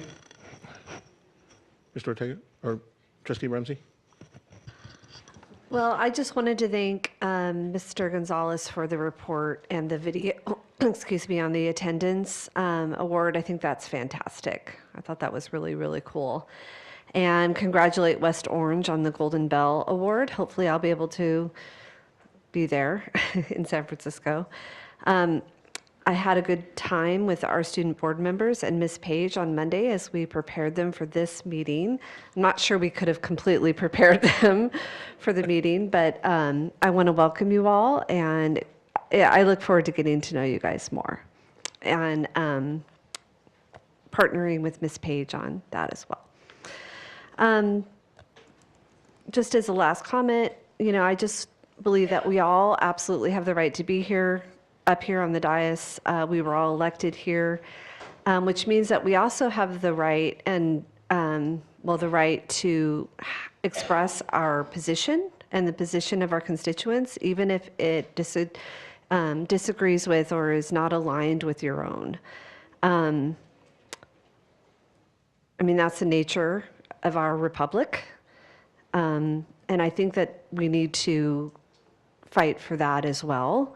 So, like Ms. Page just said, I would like to focus on education and that includes putting policies, though, in place and systems that create a healthy environment for all learners. And so that's just the comment I guess I wanted to make about that.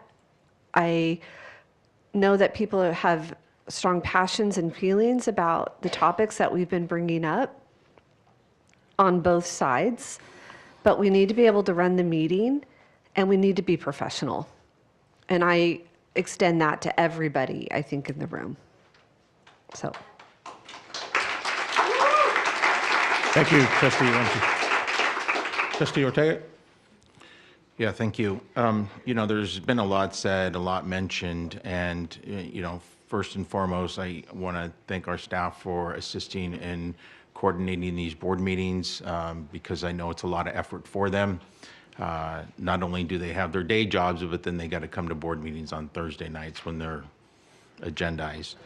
So thank you for putting that together. And I know Mr. Miller, Mr. Angel do a lot of work on the security and behind the scenes. And so I wanted to thank them as well, and also our Orange Police Department for being here, especially last board meeting. It was really great to see in concert with our staff and some security members.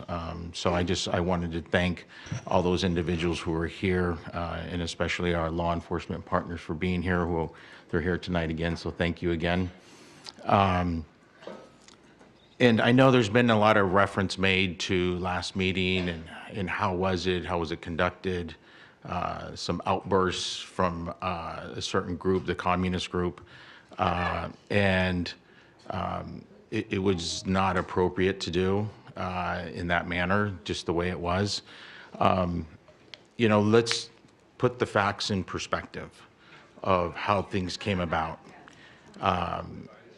As most of you know, I did have a background in law enforcement for many years and have a lot of training. And so based on that, it's always interesting when you get chuckles because you're basically laughing at law enforcement, which is pretty sad. So that you need to reflect on yourself, because if you don't support law enforcement, then I feel sorry for you.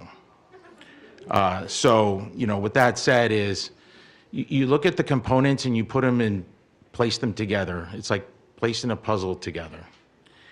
And it's been mentioned already that when they walked out, I didn't feel any danger at all.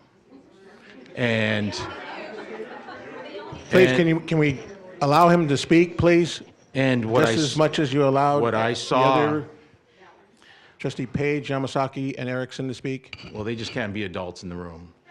And so immediately what I saw is Mr. Smith came right in front of Mr. Tran here, the student board member, and stood here There was nobody in front of this dais at all, except Mr. Smith. And so he was right here in front of the student board member, which was directly in front of me. You know, again, as they say, videos, you know, don't lie. So, Hold on.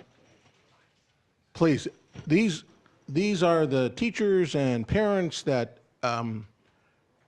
Trustee Erickson spoke so fondly about, them coming back fondly about, coming back and being in the meeting. Wow, what a, your actions are very telling. So I'm kind of concerned about Trustee Erickson's definition of the teachers and parents that are just, that have come back, and how wonderful. But yet, you are the most disruptive folks of this evening. I'm trying to understand. So please, I would like a little respect for those that are speaking. Trustee Ortega? So we heard what that was, you know, Ms. Yamasaki stating, are we leaving yet? And so if that's not evidence, and then you take it further, and you bring it back a little bit and ask, in reflecting on Ms. Erickson asking Mr. Covert, can we use letterhead? Because Ms. Miner brought up the town hall she was hosting about fentanyl, which is amazing to do, and to outreach to the community, because that is a very dangerous drug, which now as schools and school districts, we're now having to carry Narcan. I mean, who saw where this was all going? But again, not off topic. And so when you ask for letterhead, then shortly after they leave, then this letter comes out on letterhead as to why they left, to justify their leaving.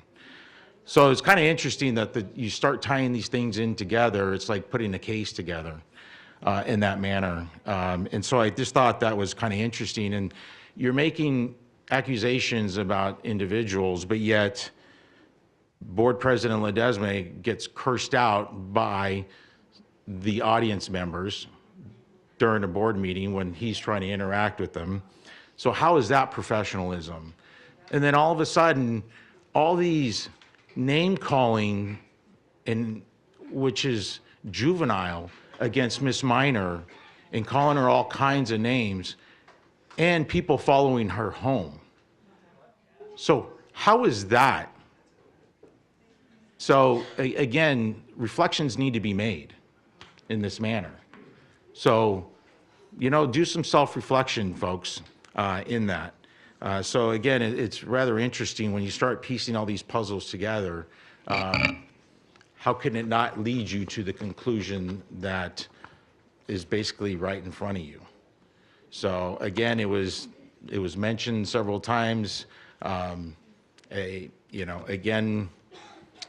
We all felt safe. We all stayed here to run the rest of the meeting. So again, I had a longer speech, but a lot of things have been mentioned, so again, I just want to look at that and put things in perspective for a lot of folks who were not here and didn't have the opportunity to either see it on our video or anything of that nature. So again, I just want to thank our staff, Orange Police Department, and others that were involved. So thank you. Thank you, Trustee Ortega. Would any student board members like to speak? Yes, please. Okay. Sorry. Good evening, President Ledesma, Superintendent Gonzalez, board members and staff. I would just like to take this opportunity to share all the wonderful things happening on my campus at Orange High School. Just this weekend, we had our Feeder School Night celebrating all the future Panthers, and at our football game, shining highlight to breast cancer awareness. I'm sorry.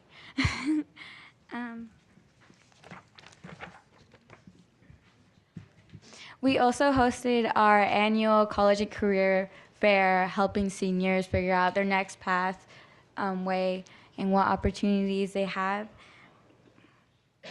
Orange High also had the opportunity to host the Love Orange event kickoff, and just after that, we hosted a tour for the class of '73, their 50th reunion. We also had homecoming, which our theme was dancing through the decades to celebrate our 120th school year. Yeah.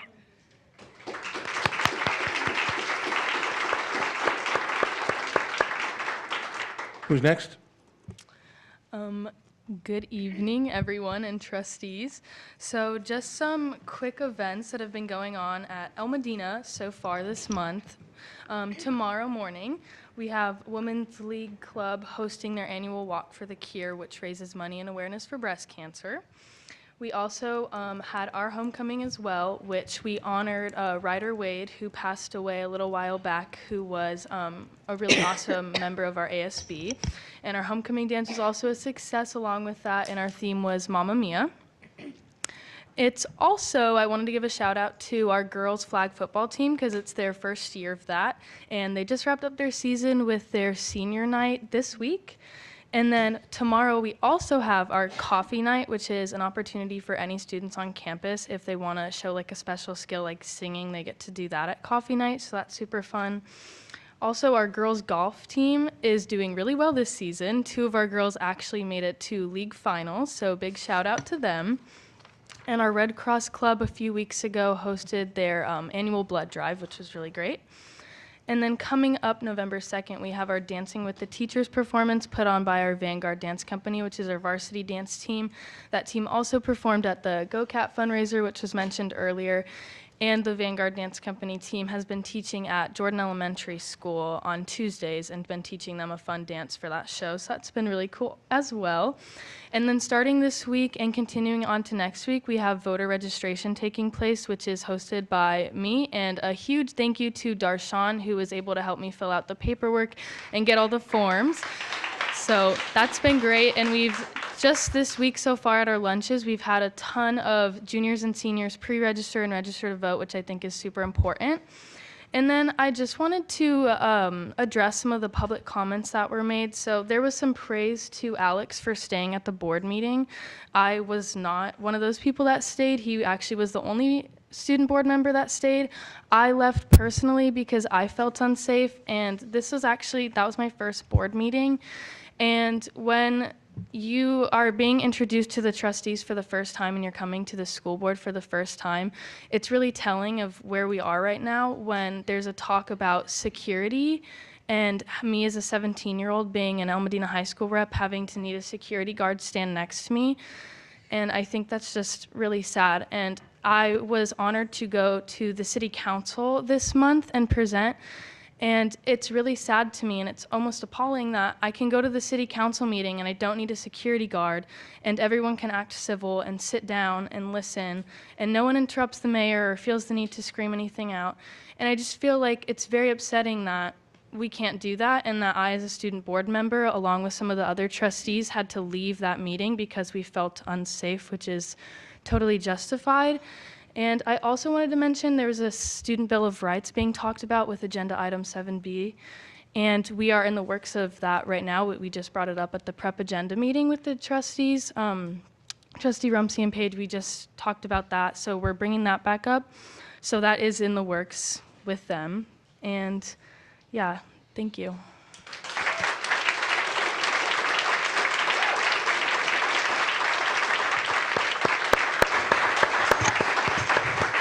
Can I just say, Emma, your dance team was great. We watched you at GoCat, and it was fantastic. Good job. Hello, I just have a few quick updates about Canyon High School. So in September, we had both our Warped Welcome Dance and our Homecoming Dance. It was our 50th anniversary Homecoming Dance, and we sold 1,175 tickets, which is a new school record. In regards to sports, girls varsity volleyball became the 2023 North Hills League champions for the first time in 22 years. Girls golf became the Crestview League champions for the 3rd year in a row. So our sports are doing really well right now. Thank you.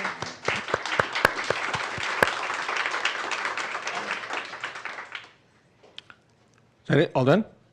Okay, thank you. Mr. Yes. Ledesma, I just wanted to address a statement concerning how Mrs. Erickson's correlation with January 6th.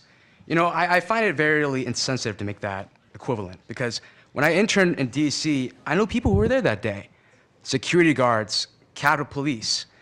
But unlike the September meeting, we had strong leaders like Senator Schumer, like Speaker Pelosi, like Vice President Pence, for they knew if they left, so would democracy. On January 6th, they stayed because they believed in something. During the September meeting, you left because you believed in nothing. Only the grievances when you lost your majority in 2022. We learned in school Greek and Latin suffixes. For example, trustees equal trust. But how can we trust a trustee when over 97,000 constituents were left rudderless on that very same day? And Mrs. Hoffman was talking about the Student Bill of Rights, but let's look at the agenda. Concerning students' rights, there was little to no consultation or communication with this great panel that we have here. Why? Students should be tackling student issues. Very simple.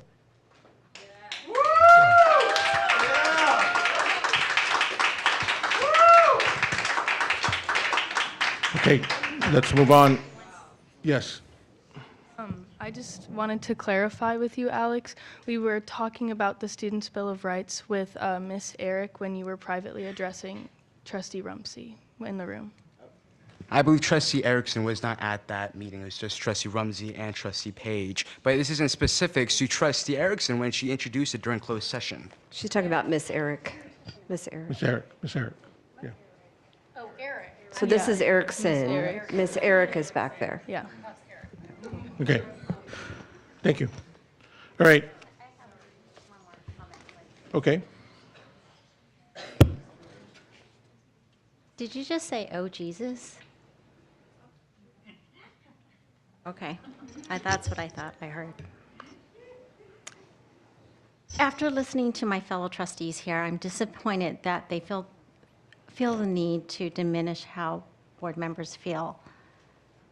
We have the right to feel what we feel and express that. And I'm just thoroughly disappointed that you are not acknowledging that. At the time, we felt our safety was compromised. Mr. Gonzalez walked Trustee Erickson out. Mr. Abercrombie and Mr. Smith walked us out. Mr. Smith offered to drive me home because he could see how upset I was. And we didn't make this up. This happened. You can't say this isn't how we felt. And as far as Mr. Ortega's comment on somebody following Trustee Minor home, I think that's wrong as well. And I think that if someone did, then you should notify the authorities, because no one should be following anybody home. We need to be safe. Thank you.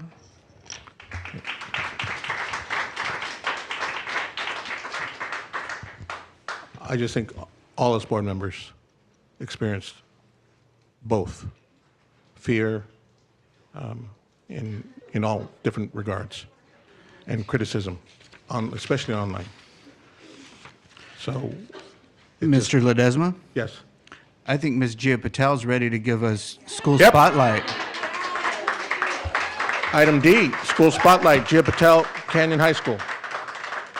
Thank you, Mr. Gonzalez.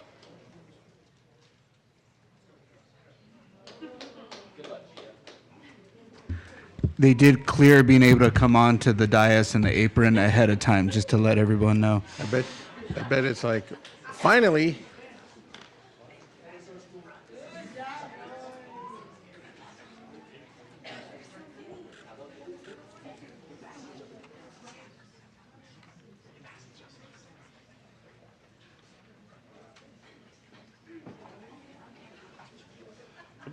Would like trustees like to stand up and be part of this photograph, or you want to stay down? Oh, yeah, It's that'd up be to great. you. Are you guys going to sing or anything? Yeah, first row is great, fantastic. I might need a bigger, wider lens. Holy cow! You want some Can we more get in some the on this front? side? You guys, some of you guys are on this side.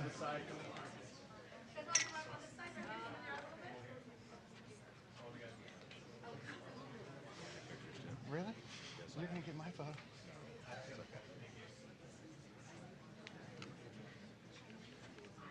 Is that good? Yep. Oh, sorry. You're good. Okay, everyone right here. Ready? 1, 2, 3. Okay. One for Mr. Miller. Good. Thank you.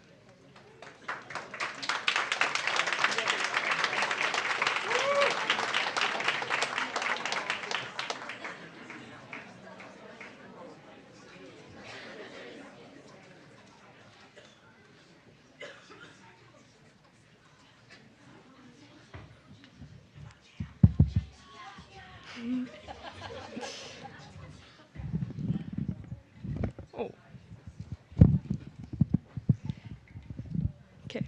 Hello. First of all, I just want to say thank you to ASB and my ambassador group and Mr. McKee and Mr. Smith for sitting in a waiting room for over 2 hours while this meeting became very prolonged. I feel really bad for having you guys wait, as I know everyone is super busy. I don't think anyone expected it to take this long, but I really appreciate you guys. Thank you so much. Okay.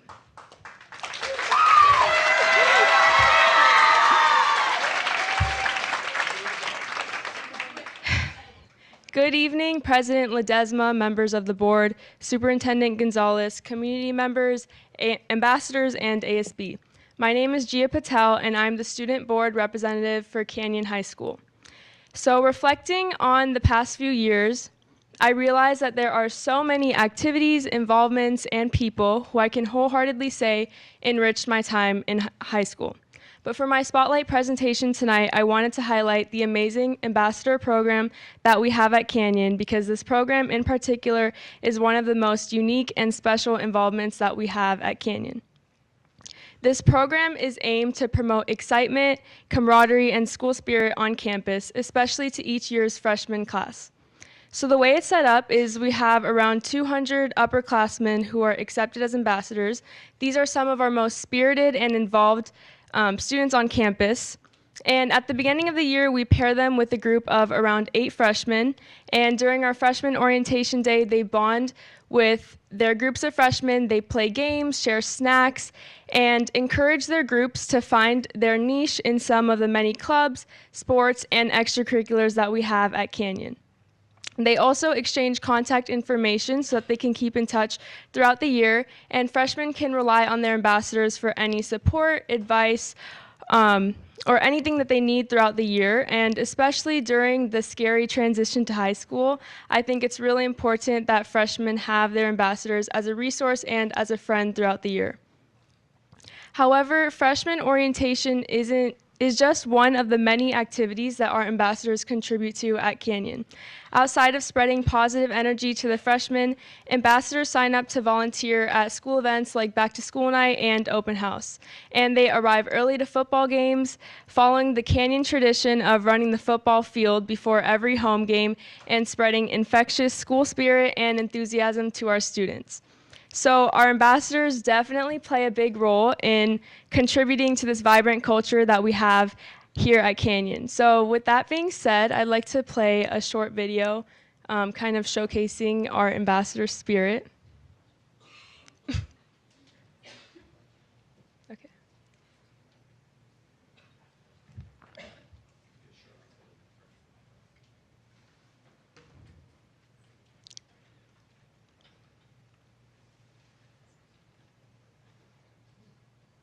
To the world's greatest high school!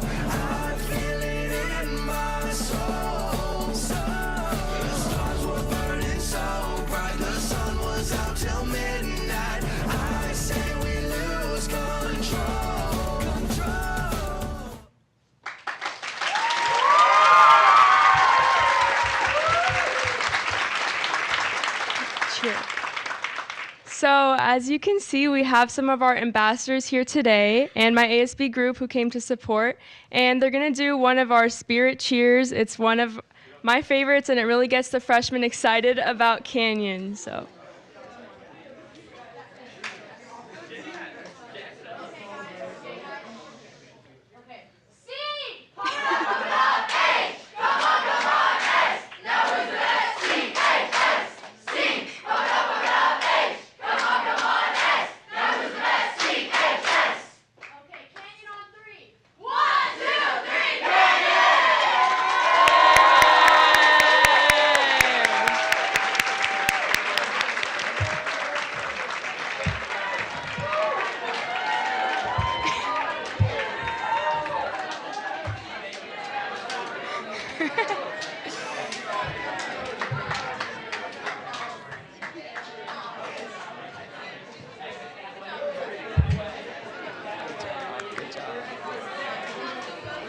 Thank you.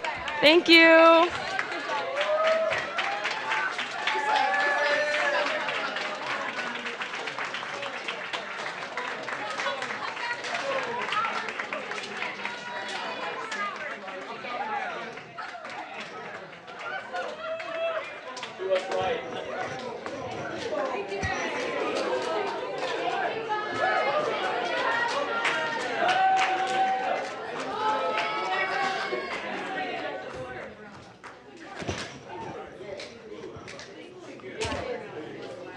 Thank you, Gia.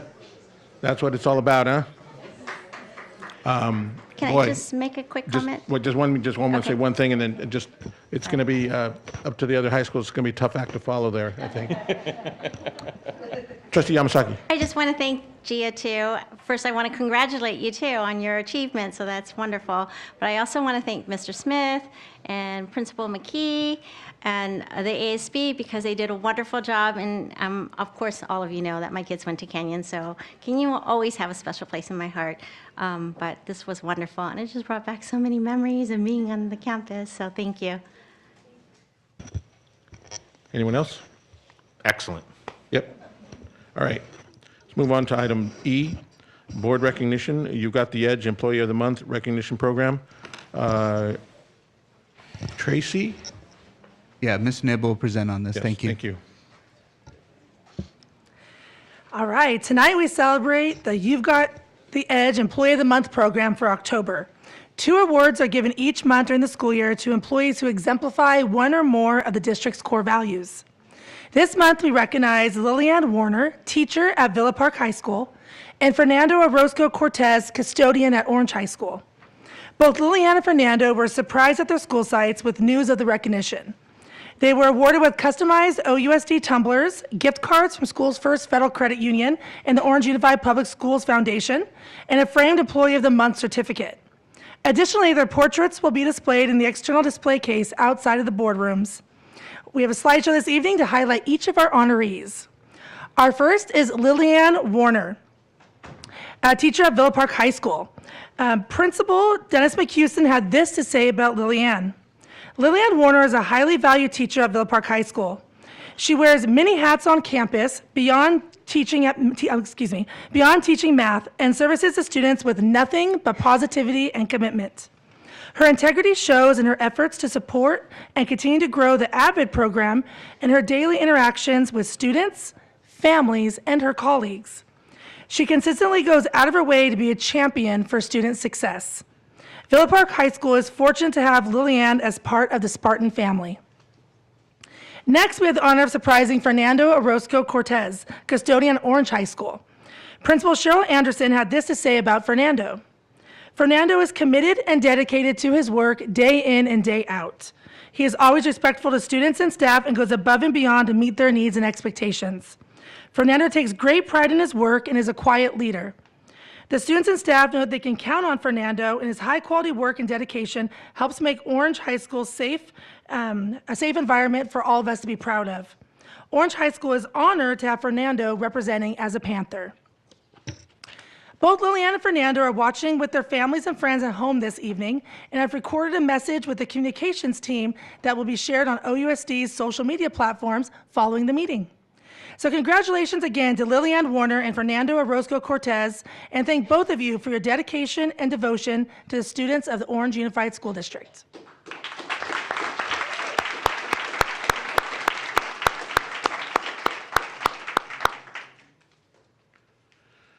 Okay, thank you, Tracy. Now we have item 4F, International Walk to School Month.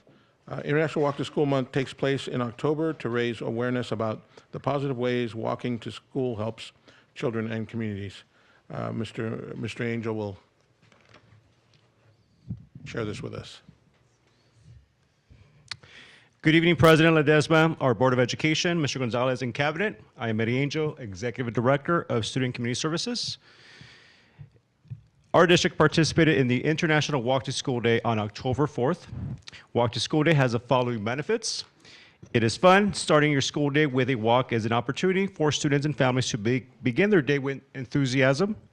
It encourages safety. It's an opportunity to teach and reinforce safe walking behavior while bonding as a family. It promotes physical activity.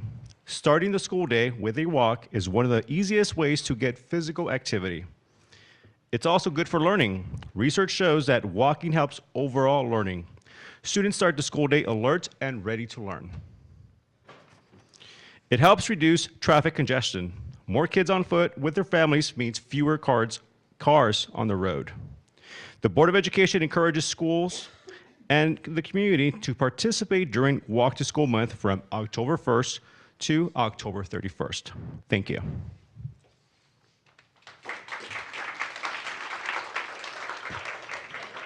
Thank you, Mr. Angel. We will now move on to item 5A, approval of the minutes. That's 5A and 5B. I don't know if my colleagues would like to take them both as one item. I'm going to be make a motion. I'm going to be pulling 5B, so Okay, 5B. I'll all right. make a motion though for 5A. Okay, motion by Trustee Erickson, I'll second. second by Trustee Rumsey. Any discussion? All those in favor? Aye. Aye. All those opposed? Motion passes 6-0-1. Okay, 5B. You'd like to speak to this, Trustee Erickson? Yeah, excuse me, yes. This item is inaccurate in regards to items 7A, the action item, proposed board policy regarding parent guardian notification, second reading and approval. The purpose of our minutes is to serve as an official record, a historical document basically of what happens at our meetings, and to provide the public access to our actions. It also serves to foster public trust that board actions are occurring in accordance with the law and in accordance with our own policy. Our own board policy 9324 subsection B is consistent with state law in requiring accuracy, and it says, quote, "The minutes shall include the specific language of each motion," unquote, in order to, and that the purpose of that is to inform interested parties what actually happened, which can be important in things like, say, litigation. And interestingly, on the agenda tonight is an item to hire a law firm to defend us against legal challenges to this very policy that you attempted to pass last month. And in reviewing the meeting, what you passed is not at all clear by what transpired in that meeting. It's critical in adopting any policy, but particularly one of this much significance, that the minutes reflect what actually happened, which these do not. There are two problems with this item. The first is that it incorrectly documents the motion that was made. It does not include the specific language of the motion, and in fact contains a false characterization of the motion. And two, it fails to include the major altercation and clash that preceded the vote that did cause me and trustees Yamasaki and Page to leave out of fear for our physical safety. I am asking that the existing footage of the meeting, while not complete, be preserved, and I'm asking that the footage taken by Trustee Ortega be turned over and kept. With regard to the motion itself, and this is specifically the motion to pass the policy, at 5 hours and 43 minutes, Trustee Minor starts to talk and includes reading her quote-unquote clarifications to the original policy. At 5:52:36, she stops talking. She does not make a motion for anything. She does not make a motion to amend the existing policy or the original policy, but the existing policy that was on the agenda. Other board members speak, and at 6:08:25, Mr. Ledesma says, "Do I have a motion for this item?" And Trustee Minor says verbatim, "I'll make a motion." Trustee Rumsey seconds it, and at 6:08:43, you vote in favor. My question is, what passed? One would have zero idea from the motion. I make a motion means nothing. Was it a motion to amend the policy? Was it the first read of the motion? Was it the second read of the motion? The clarifications were never actually made part of the policies, and details are important, and they're not in there. If I look at it, it looks to me like the second version of the policy was actually adopted because there never was an amendment to the second version. But again, you don't really know. And the reason it's important is because we could potentially face litigation, but you also have a staff that's expected to follow these policies, and it's not even clear what that policy is because version 2 and version 3 differed substantially. Secondly, the public has a right to know what's happening in their local meetings. Looking at these minutes, one would never know what actually transpired, nor would they accurately reflect the truth in the event of a lawsuit. I think it's pretty clear by listening tonight, history can be rewritten when there is not proof in our minutes, and that's what's been attempted here. There is an incomplete district videotape, but that videotape does actually partially record the altercation and the clash. The video captures the beginning of this clash or riot or whatever you want to call it, and you can see at least 2 threatening and aggressive men, one holding a large pole that could be used as a weapon, and one within feet of me in this well yelling things likely to incite violence against me to the already rabid crowd.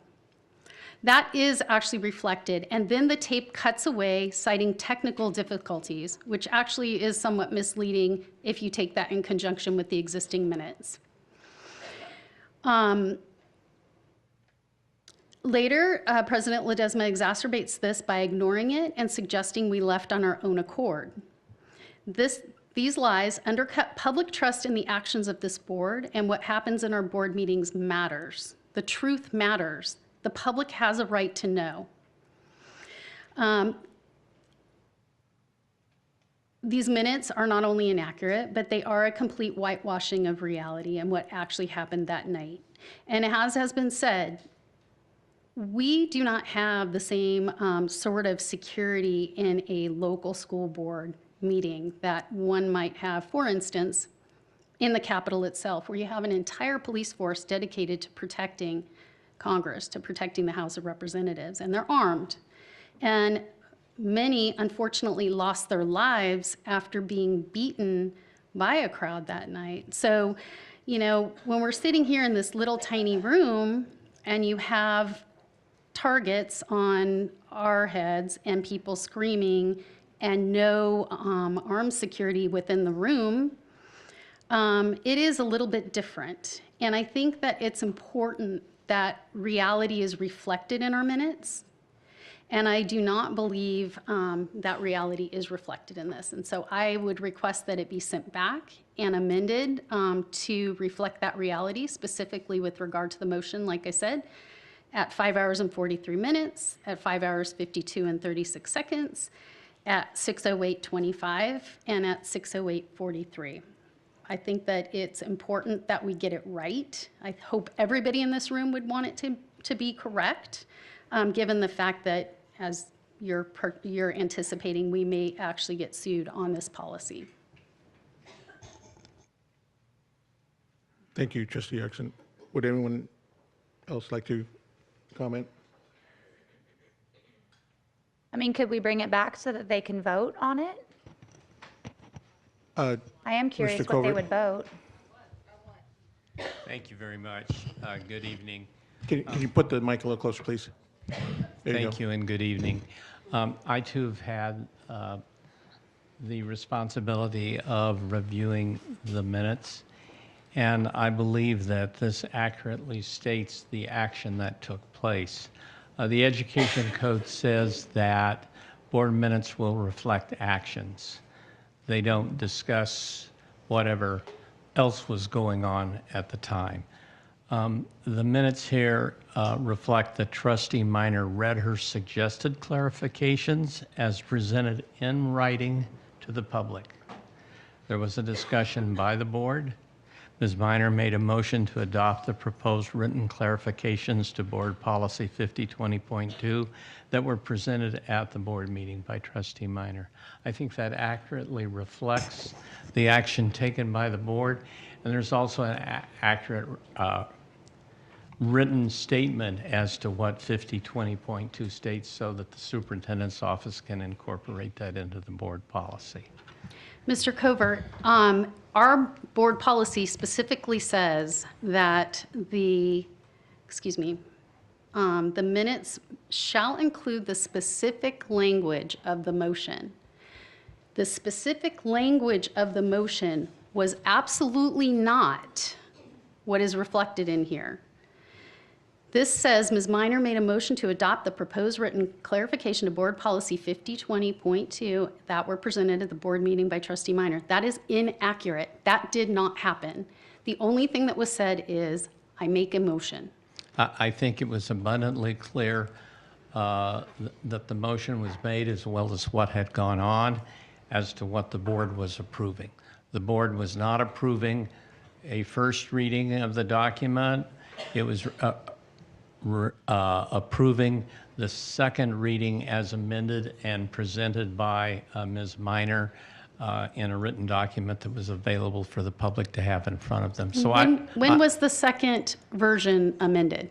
When did that happen in the that meeting? happened when Ms. Minor began her remarks by stating that she had clarifications that she had presented in public, and then she went through all of the clarifications. It was, the item that was on the agenda was the second version. Nothing was ever amended to reflect those quote-unquote clarifications, Right. which were actually a complete change in language. Well, they weren't a complete change, but we can, have a disagreement as to that. I think it's abundantly clear what the board approved. But it's not, it does not follow policy or parliamentary procedure. And do you not agree that if staff is supposed to follow this, they need to be 100% sure about what they're following? I think the staff is abundantly clear and 100% clear on what was approved by the board that evening, and it was in writing. So precise language doesn't matter, is what you're saying? To the contrary, I think the language is very precise as to what Board Member Minor presented and read, and then the board approved. Did you actually review the tape at 5:52:36 and 6:08:25? Did you Yes, actually review it? As I began my presentation, this was provided for me by Mr. Gonzalez to review, and I did review that, yes. Okay. Well, I would ask anybody who's interested to please review at 5:43, 5:52:36, and 6:08, because that is absolutely not what was said. It isn't.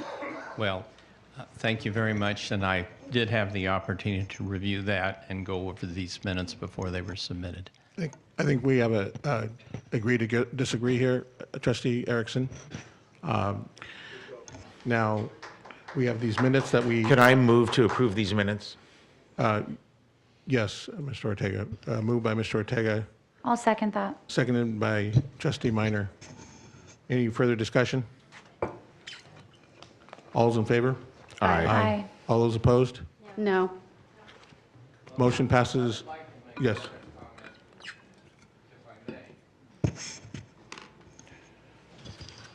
It is traditionally believed and followed that to vote on minutes, you have to be present at the meeting. Now, no, please. So Ms. Erickson has represented that she has watched the tape. I think that would certainly entitle her. But I would also say that the record's pretty clear as to who was here and who was not here. So traditionally, if you miss a meeting, you don't vote on the minutes.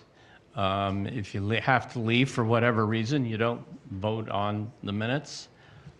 And I just wanted to make that comment as well. Well, I can withdraw my vote and still invite the public to look at the tape Of course. to determine for themselves what the truth is. No, of course you can. I course. just wanted to make that comment about approving minutes or not. So would it be preferable for us to abstain?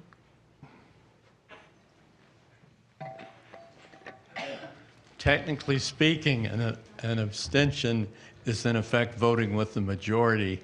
So you can abstain if you wish. It's probably best that they withdraw their vote, right? I will leave that up to each board member as to what they want the record to reflect, but I did want to make that comment about approval of minutes. So that's regardless whether we were here up until a certain point and it's noted in the minutes? It's the first time I hear of it, just because there have been other trustees who have been here for 10 minutes and left and still voted on the minutes historically. I'm not aware of that, but I do want to say the only objection that I heard to the minutes as presented so far dealt with this item 7A. That's why I felt compelled to make that comment. Okay. Okay. So Trustee Erickson withdrew her vote. Trustee Page, Trustee Yamasaki, Fine, what's that? fine. I'm withdrawing my Withdraw- vote too. Trustee, I've seen the footage multiple times, but I can withdraw. That's fine. yep, okay. So then we have, the vote is 4-0-0, or 4-0-3. Three. That third spot is absence. Okay, thank you. That motion passes. All right, public comment. We have, we want to read kind of a lengthy statement here so that we again remind and clarify how public comment will be handled. Trustee Rumsey? The OUSD school board meeting is open to the public for participation and public comment on agenda and non-agenda items. Public comment cards will be available at 4:30 p.m. in the boardroom and will close promptly at 7 p.m. Persons wishing to speak should submit a public comment card prior to the meeting. In general, individual speakers will be allowed 3 minutes to address the board on each agenda or non-agenda item. The board shall limit the total time for public input on each item to 30 minutes. A speaker shall not yield to another person any portion of the time allotted to him or her to speak. The total time for agenda items and non-agenda items at regular meetings shall be 30 minutes. The time allowed for those who made request to speak will be as follows. 1 to 10 speakers will be given 3 minutes, 11 to 15, 2 minutes, and 16 to 30, 1 minute. The number of speakers to an agenda or non-agenda item will be determined just prior to the time that item is considered, and speakers must be present to be counted in the total.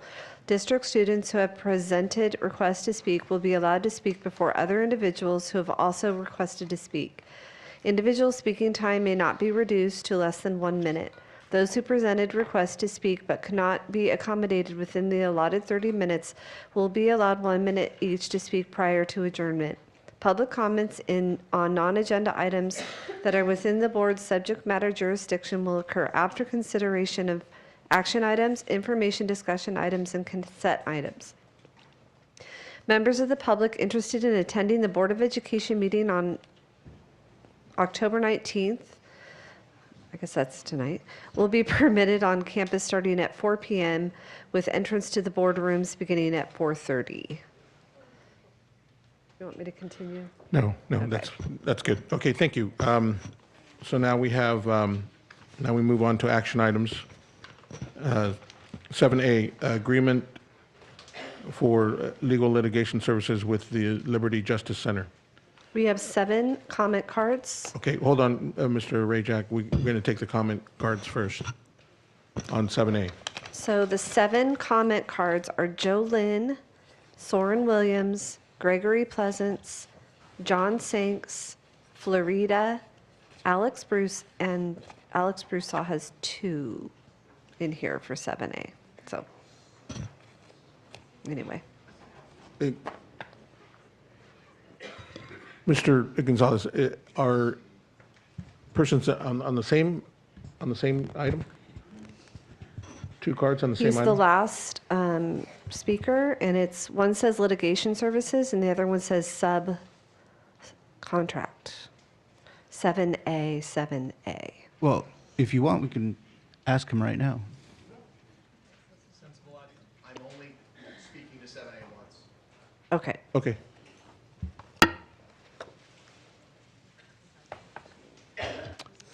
Hold on. Are we ready? Okay, please. Hello. So thank you for letting me having this opportunity to speak, and I'm glad to see that the board is making a choice that will not cost a huge amount of money like some of the other choices and decisions the board majority has pushed through. It seems like there could be another approach, though, other than going with a legal defense that wouldn't cost a lot of money, but still may if there's a settlement of some sort, would be not to do what lands you in that situation in the first place. I don't know if you guys saw the court result coming out of Chino today, but they've already stopped that from going into place right now while they hear that out, because that may very well be breaking California and federal law, and we are following right in their footsteps. And while it's good to have a defense that isn't going to cost us quite as much money as we're currently spending all the time on legal fees, it would be really nice not to be in a situation where we need to be preemptively hiring a law firm, because what we're doing, we know is going to run afoul of state and federal laws. We could just start out by following those laws and doing what's right for our students and providing them a safe and happy environment. Thank you.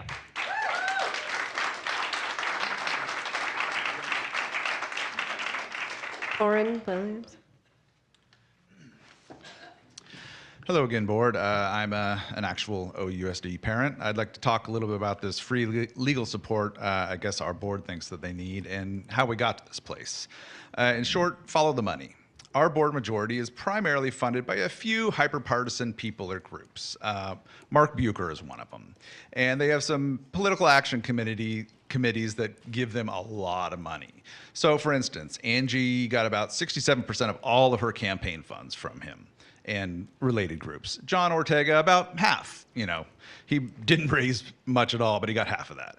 Madison, well over 50% from these outside groups. And Rick's campaign was almost all paid for by partisan outside interests, not OUSD residents. So their campaigns were not funded by us. And the previous board that was recalled in 2001, where Mark Bucher owned also. So these outside political groups have a few common goals, like busting teachers' unions and anti-LGBTQ legislation. They've literally been doing this since the 90s. So it feels like OUSD is their personal partisan playground, and Rick, John, Angie, and Madison are willing accomplices. So now the same people funding this board majority also fund various AstroTurf groups like Cal Policy Center, which Mark Bucher started. So topics like CRT and book banning and hate against our teachers and grooming and the anti-trans garbage, those are all being crafted by the same people that paid for all of these people's campaigns. So now comes the pro bono legal support from Liberty Justice Center, who just lost their first case today. They take cases with the same goals as Mark Bucher and Cal Policy because they're funded by the same extremists. So these very rich outside partisans fund these horrible candidates in front of us, who then push their extremely divisive and bigoted policies that get us sued and taken to court, and then we have to get represented by the Liberty Justice Center in the hopes that somehow they can set a precedent that hurts our teachers and LGBTQ kids. So it's like a big, giant circle jerk of hate, and our board majority is eagerly participating in it. So it's interesting that none of the policies that they put forth actually help our students in any way in grades or graduation rates. All it does is target LGBTQ students and raise fear. So this is why I support the recall. Gregory Pleasance, and then John Sanks. Hello, everyone, and I'm Gregory, and I'm a proud parent of 2 young kids at Jordan Elementary. Go Jordan! I love my kids at Jordan. I love my teachers at Jordan. Go teachers! I'm on the PTA. I was so stoked to hear the accomplishments earlier, the accolades, the awards. I love it. I love our public school system.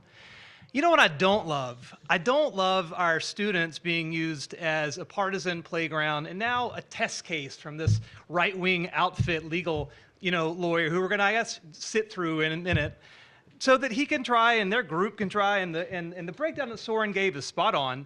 These folks, they're not parents here. They're not part of this district. They're rich, they're rich, hyper right-wing people who bought you guys, bought the board majority. Now they've got their hack lawyer coming in, and they want to use our students to create their test case. And that is not serving our students well. It's harming our students. It is, and so we should not contract with these folks because the policy they would putatively defend is indefensible. It is absolutely driven by extremists, as Soren broke down. It is absolutely going to violate the law, equal protection, and other federal and state laws. I mean, that's a given. That's why they're preemptively hiring these bunch of right-wing hacks to come defend it at the cost of our students. It's absolutely going to harm students. It's going to create a climate of fear where kids are reported on because of their identities. That is just self-evidently wrong. That's wrong. If that sounds like a dystopia, it's because it is. Your partisan battles, like your hyper right-wing people, your Bible banging and all the rest, okay. I'm here because I have 2 students in this district and I believe in public education. I just want them to have a good education. I don't want right-wing playbooks being unfolded at the cost of our students. I don't want board members whose seats are bought and paid for, bought by their daddy, who in turn was funded by the right-wing ecosystem. I don't want any of that stuff here.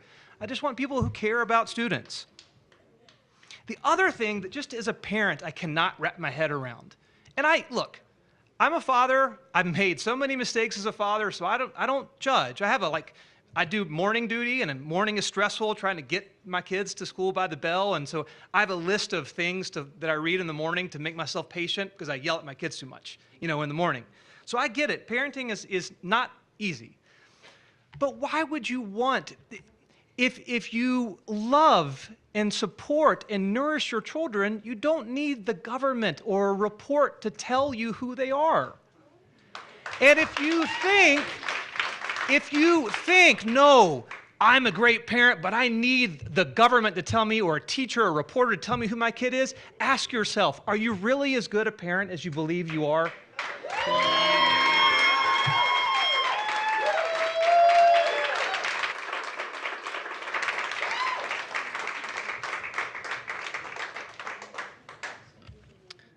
Good evening. My daughter attends an OUSD school. I'm a resident and a homeowner in the district boundary. The agenda item description is misleading by saying this item has no fiscal impact on the district at this time. This downplays the costs that could be incurred through this litigation.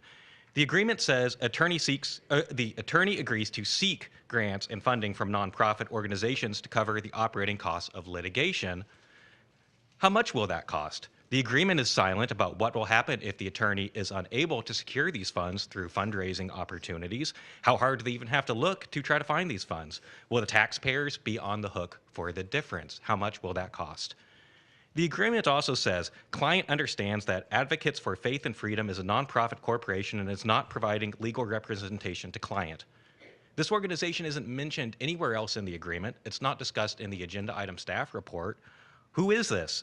Are they related to the law firm?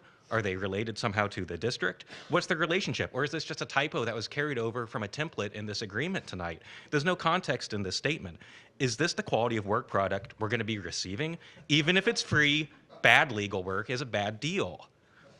If you're worried about litigation now, defer the policy, see what shakes out in the Chino Valley case. To me, it's infuriating, Mr. Ledesma and Ms. Minor and this board majority, that you're picking fights with the state and inviting litigation to score political points instead of focusing on running functional schools. The time considered litigation was before implementing the policy. This is just one of the many reasons why you will be recalled in March.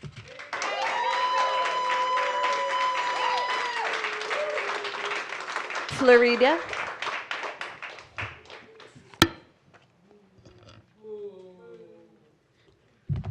Thanks. I like being booed by communists.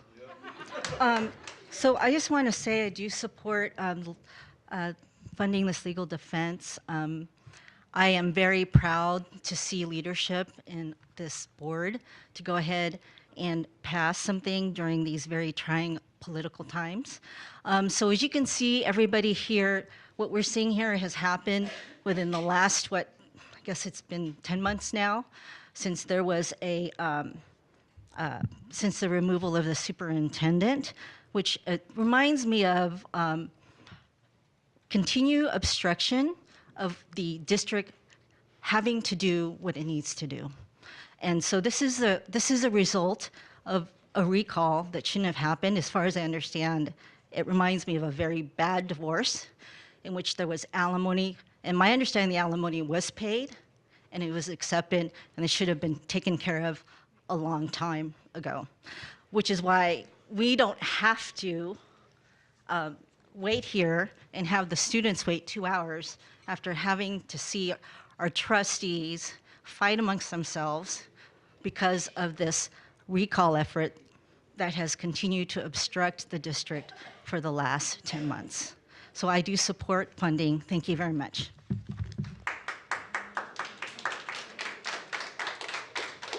Alex Broussard, and then Stephanie Camacho Van Dyke.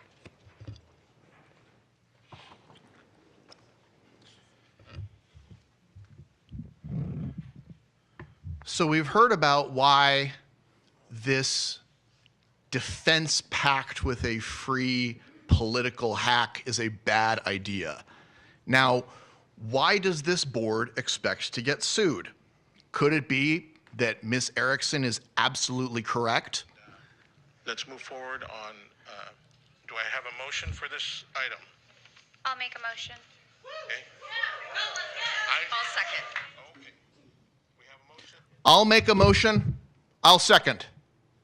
There is no description of what is being moved. There is no description of an amendment being adopted or voted upon. There is no description in our minutes of hearing that is legally mandated. Now, what is it that we're accepting here with this contract? You're accepting free legal services. Those free legal services are a gift. You all had to sit up here and you had to vote on accepting $12,000 worth of water polo equipment. But you don't have to sit here and vote on accepting a gift worth potentially hundreds of thousands of dollars worth of legal representation? That's an absolute joke. You have a law firm who has come to you and said, we anticipate that you're going to face litigation. Well, what are their anticipated litigation costs? What are their anticipated hours that they're going to spend on this case on your behalf? Because you're accepting that as a gift. You need to vote on accepting that as a gift. You need to understand the value of what you're accepting, and you need to explain why you're accepting it. You can enter into a contract tonight with these legal services, but you can't accept the gift until you actually vote on accepting the gift. Thank you.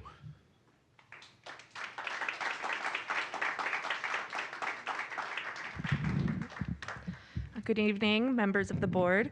My name is Stephanie Camacho Van Dyke, and I'm the Director of Advocacy and Education at the LGBTQ Center OC.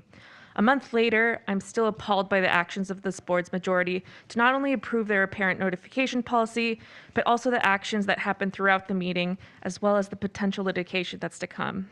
First, isn't it strange that outside agitator groups known for traveling from school board to school board, causing discord and spreading misinformation, decided to show up that early afternoon to secure tickets for entry inside of this very board meeting room for a meeting that was to happen 7 hours later?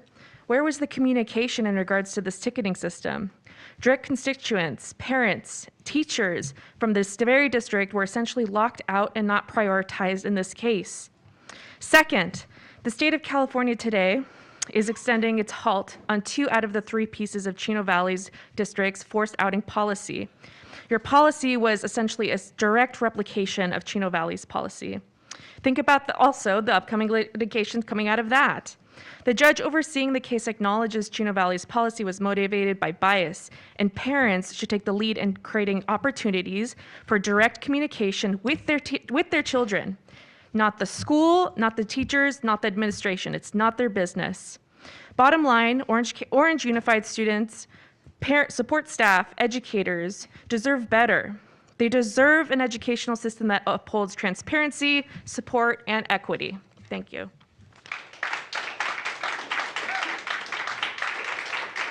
No more comments on 7A. Okay, Mr. Gonzalez? Thank you. Mr. Rajic will present on this item.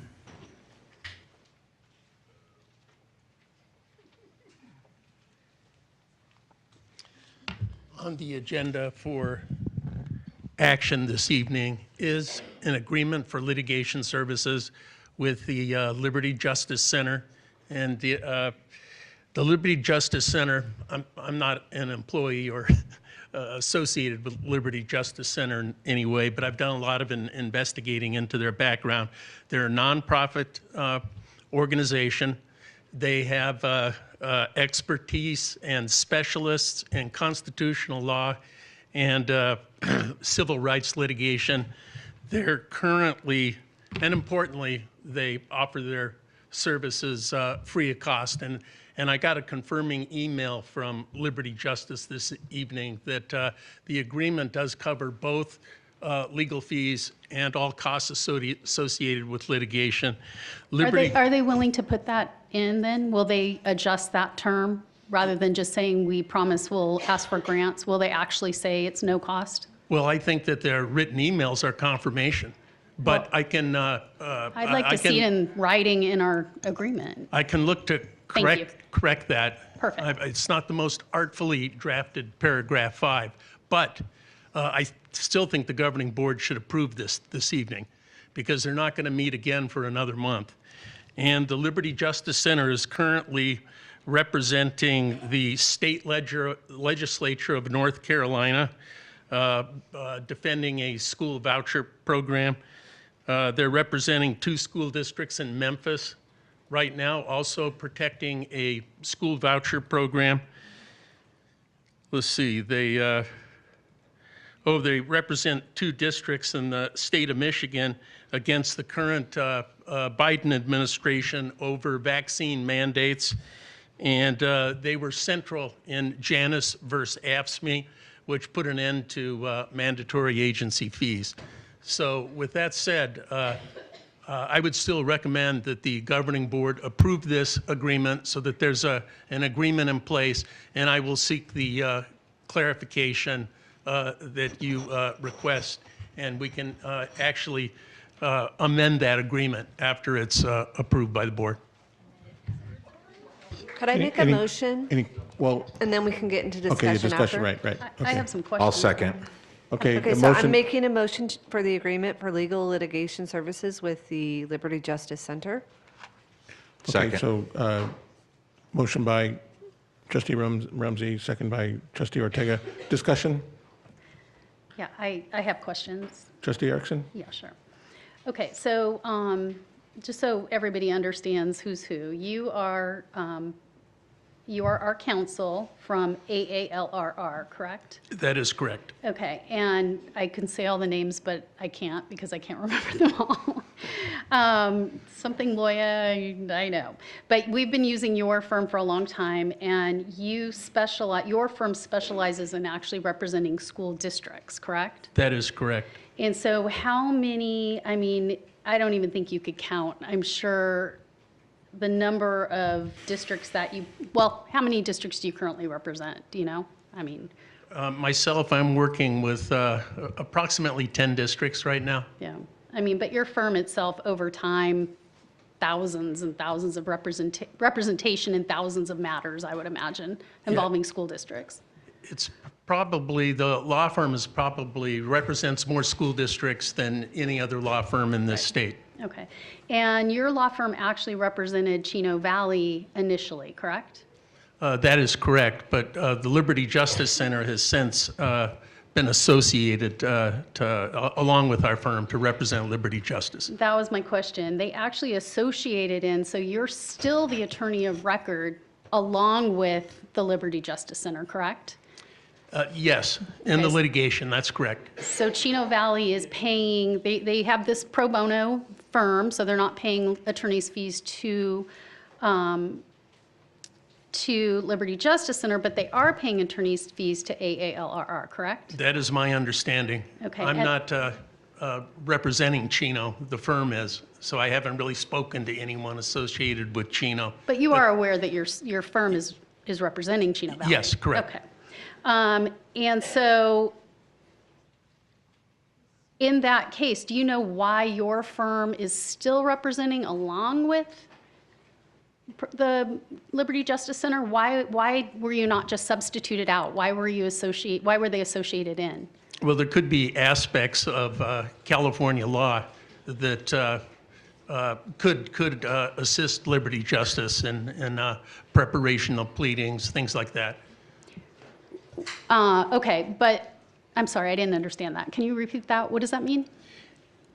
Well, the Atkinson Andelson law firm specializes in California education law. Okay. So with regard to California law, we could assist Liberty Justice Center in the litigation. And are you offering your services pro bono to Chino Valley? I do not believe we are. Okay, so I guess that's where I'm going is it seems to me that your expertise is in representing school districts. Their expertise may be in pursuing constitutional rights claims, but constitutional rights are obviously individual rights. The school district itself has a policy that you're claiming or that the district will be claiming is promoting individual rights, but the district itself doesn't actually possess constitutional rights, correct? Well, I think a school district is technically a state agency. I'm talking about rights under the Bill of Rights, which are civil rights under the Bill of Rights. But even under the Bill of Rights, there are rights reserved to the states. All right, you're a good lawyer. Well, we won't argue it. The question is why are you representing alongside? And why is Chino having to pay if they have a pro bono expert law firm? Liberty Justice Center came in after we were already representing Chino. So is AALRR stepping out of the case? No, they're assisting. So they're still doing it. And you guys were in court this morning, correct? Yes. Okay, and when you were in court this morning, there were 3 items that were potentially, that were requested for injunctive relief. And I believe, I heard this morning, and I believe this is right, that the court actually found that the policy was discriminatory on its face. I haven't read any summaries. I did get an email from one of our attorneys that was there, and I was told, and I'm waiting for the summary, but I was told that that it was granted in part and denied in part. Right, so it was granted as to items 1A and 1B, which would be using pronouns or using restrooms. That injunctive relief was granted. In other words, the court found that that was the court found that there's likely to be success on the merits, that that's unlawful. And the third item that was denied was what had to do with changing permanent official records. Does that sound familiar to you? Well, you would know more about it than I do because I haven't read any summaries. Okay. Okay. Well, I guess the bottom line is it was they did not succeed this morning, and so at least fully, and obviously the matter is set for trial in 2024. Do you know what Advocates for Faith and Freedom is? Pardon me? Do you know what Advocates for Faith and Freedom is? I do not. Well, you read the agreement, correct? You're recommending that we enter into this engagement letter. That's correct, and I, as I've represented to you, I will get clarification on paragraph 5 after the fact. Okay, I'm not asking about paragraph 5. I'm asking you if you know what Faith and Freedom, the Faith and Freedom Foundation is. I think you answered that.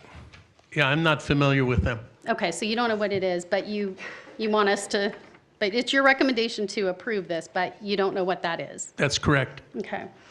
Again, you know that I have an issue with saying that they're going to promise to seek grants and funding from nonprofit organizations. I would rather have that set forth. It's not going to cost you anything. I mean, I think that's fair, don't you? Right, I will seek that clarification, but I did send an email to the superintendent and to Spencer where Liberty Justice has confirmed.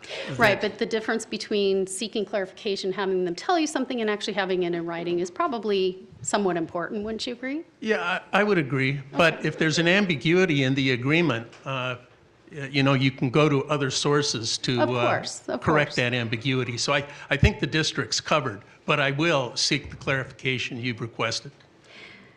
And actually, as it relates to that, I'm not really sure if it, I think we are bound by the words of this actual agreement, but you probably know more about that than I do. But if I were to read that and they were to come back and say we weren't able to secure those grants, you're on the hook for the costs, I'd be a little bit nervous that we might be, in fact, on the hook. Right, but I did get the confirming emails. Okay.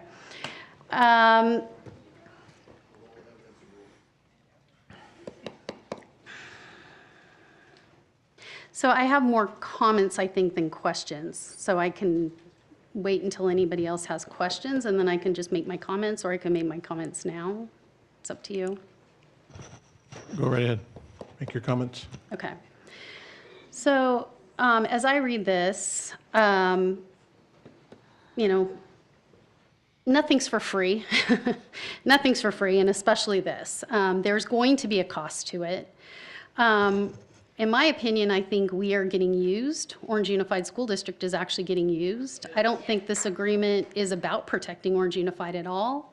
I think it's about handing Orange Unified over to an overtly political law firm that aims to change the law, and this is on their website, through quote unquote strategic precedent-setting litigation. In other words, they're not out to protect us, they're out to push their own agenda. When you are seeking to, because what we're asking for here is to have a firm that's going to defend us against litigation, but this firm's stated purpose is to pursue litigation. And I think that that is contrary. I think our interests are contrary. When their mission is to maximize litigation by taking issues to the Supreme Court, that's not what we're asking them to do. They're saying that they're going to defend us. And I think that those two things are problematic. The firm itself has done some really strange things. They have a presence on social media, and they have actually participated in liking items that are particularly awful, demonizing, I mean, board members, like 3 minority board members on here on social media. And I say that not because I care that they demonize me, but it just seems highly unprofessional and lacks the seriousness of purpose that I would want in a law firm. They also chose to put on the Chino Valley website requests for donations to the firm. And that's not just for the lawsuit itself, but that's for the entire mission of the firm, which includes donations to this Faith and Freedom Foundation, which I think, again, is highly unprofessional. I would definitely not want to see that on our website. We are required to waive a potential conflict of interest if we agree to this. I want conflict-free counsel. I don't want counsel that has a conflict of interest. We are told in this agreement, we're expected to agree to be cooperative and, quote, respect any claim Liberty Justice Center seeks for attorney's fees. However, there's nothing in there that says that they're going to be sending us accountings of their time on a monthly basis. I want to make sure that we have a record of what they are doing each month, because if we as a board basically have to respect any claim they make, I don't want to do that unless we're acting in good faith. I also think that this agreement basically hands all power over to this firm. In item 3, it says attorney will have sole discretion regarding legal claims, arguments, and tactics and strategy in representing client. and client empowers attorney to compromise its claim as may be advisable in attorney's judgment. I think that sounds a lot like we're just giving ourselves over to a firm that has a overtly political and partisan mission, and I think that's inappropriate for our district. And I also think we are going to end up probably paying a firm like yours to be co-counsel on the case because they don't specialize in representing school districts. And the other thing is that we will have to pay any attorney's fees from the opposing counsel potentially, which would be significant if we lose. And based on, somebody said back there, it's likely, based on what happened in court today, a court has already said there's a strong likelihood we're going to lose. So I think we need to be very clear about the fact that this is not free representation, and it is likely going to cost us a lot of money. And for that reason, I would oppose entering into the agreement.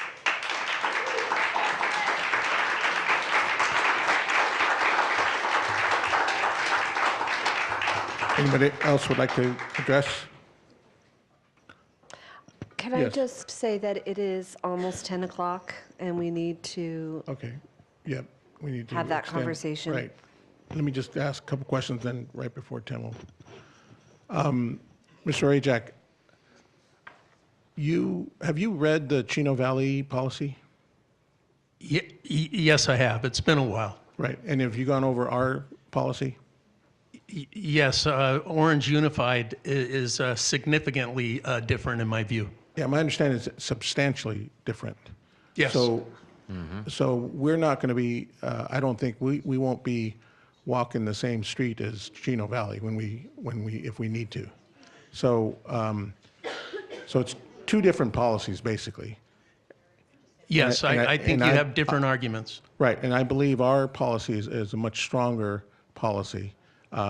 And as far as this representation that we're seeking, they will, I believe, work hard to protect this district, not only defend this district, but also seek to win. And given the policy that we have, I think that's what we're gonna be experiencing. It's quite obvious that Trustee Erickson doesn't feel the same thing, and it's her evaluation. But I am looking for strong constitutional representation because I believe that's what's going to be necessary. And when you have the state of California coming down on you, you need, the state of California is highly political. Newsom and Bonta, I mean, just whatever chance they get to play some politics, they're going to do that. So that's the political organization that's going to be coming after us. So if we are choosing a politicized law firm to combat them, I think it's a fight fire with fire situation. So this is an organization that I think we should support, and they will do all that they can to defend us.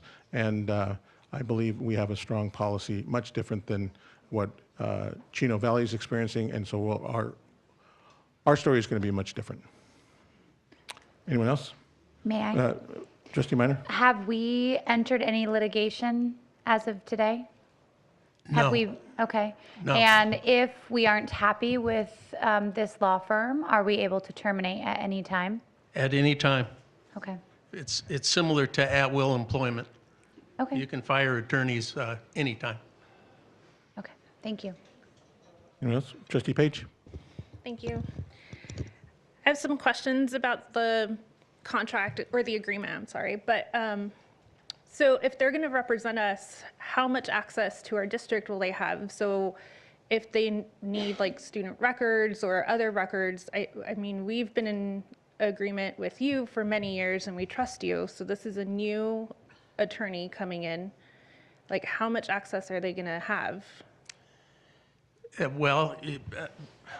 District records, anything that they request is covered by the attorney-client privilege, unless it's actually an exhibit or anything like that in any of the pleadings. So not student records?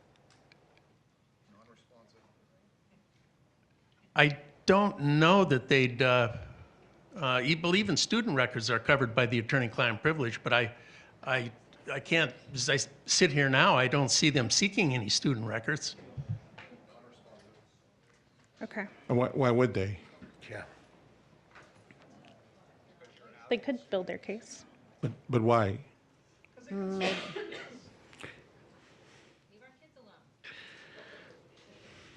Again, this is discussion of the board.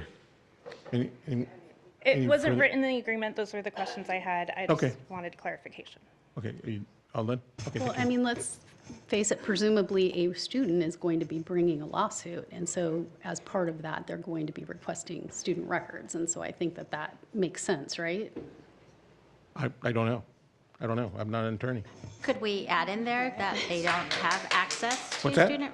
Could we add into the verbiage in the contract to say they cannot have access to student individual records? I- Because I would like to respect the privacy of our students. I think that would be premature at this point. But if we don't have it in our contract, then, Because we don't know what the nature of the litigation is, or it could be. well, then Right. they can come back to us and ask us for it if that's the case. I don't. I would wouldn't- like to would not protect agree. our students' I privacy. wouldn't agree to that. I don't think, there's, it's not obvious that there's going to be any necessary Well, then, student records. then it wouldn't hurt to put it in there, right? No. It I wouldn't think- hurt I think to we put just this need to move forward here. information I into the think record as- so that we. we need to approve this organization or not. Can I ask a question kind of about that? Sure. Is, since there is no litigation, there shouldn't be any reason for us to be sharing any sort of information prior to litigation being filed, I would assume. Is that fair to say? I think at the point, usually like a warning letter or something from the Attorney General precedes litigation. Right. So we haven't received anything like that at this point, So at other this- than just general threats. Right, and so at this point, they shouldn't be gathering any really information from our district other than looking at the policy and I guess looking at the minutes to see what was passed. But we don't know how they're going to proceed. If we, Right, if we- we, right, if we we don't agree know. to this, we don't know how they will proceed. Unless Mr. Rajak, do you know But how are they? are you not worried about the privacy of the students then? I don't think it plays. I don't think it's a part of this. It's about I don't- students. How does it not? I would, Yes. okay, it's 10 o'clock. I would I'm like to sorry. call for the vote. Yep. Call for the question? Well, we didn't even have an Yes. opportunity to speak. Okay, Trustee Ramsey, can you repeat that again, please? I would like to call for the question. Okay, we need to vote on calling for the question. So a yes vote would mean we take the vote. No means we continue the discussion. Maybe we should do a roll call.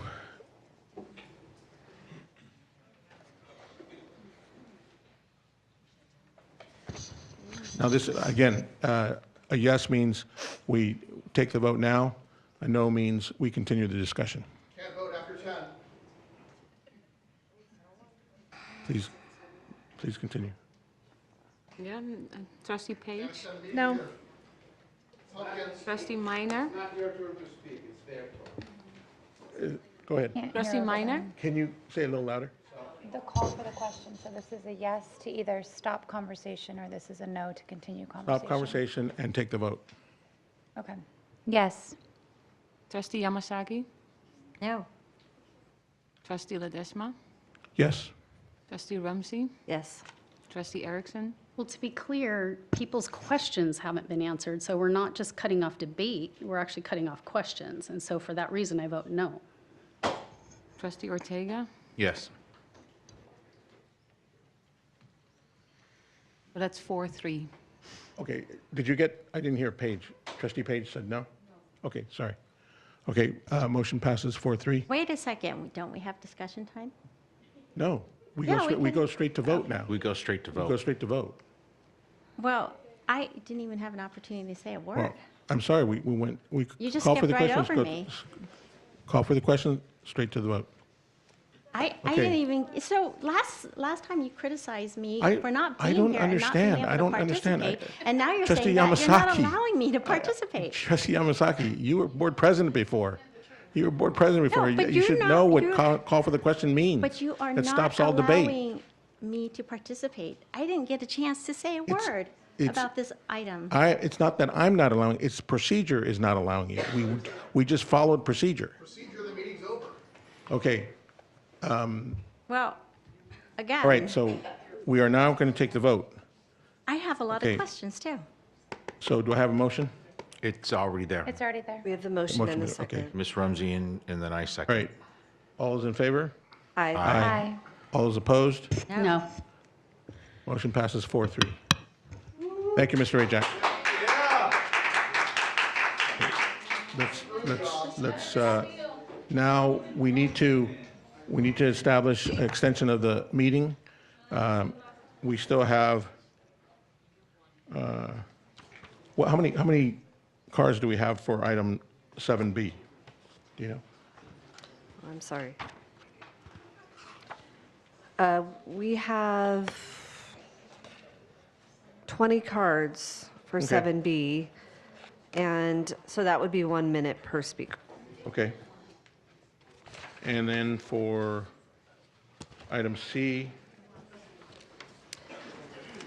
or D? We have no cards for item C. And we have 2 cards for item D.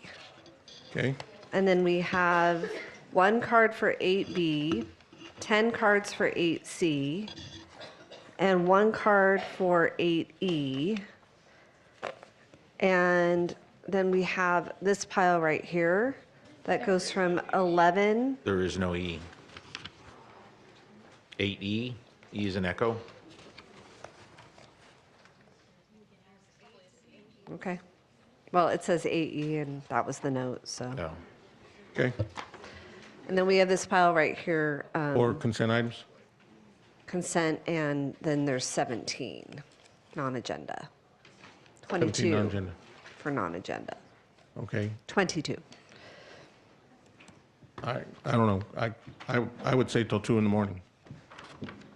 I say we have a hard stop at 1. Any other I'll input? second 1 o'clock, yeah. 1 o'clock? I say Okay. 1 o'clock, yeah. Okay, 1 o'clock. All right, wait, let's take a vote here. Trustee Yamasaki? Is she here? She's, I don't know.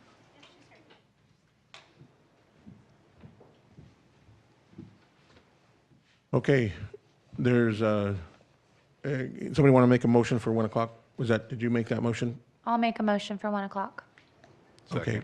Trustee Minor made a motion, second? Second. Second, trustee Ortega to extend the meeting till 1 o'clock. Any discussion? All those in favor? Aye. All those opposed? Okay, motion passes 7-0. We're here till 1 o'clock. Okay. Item 7B, you have cards.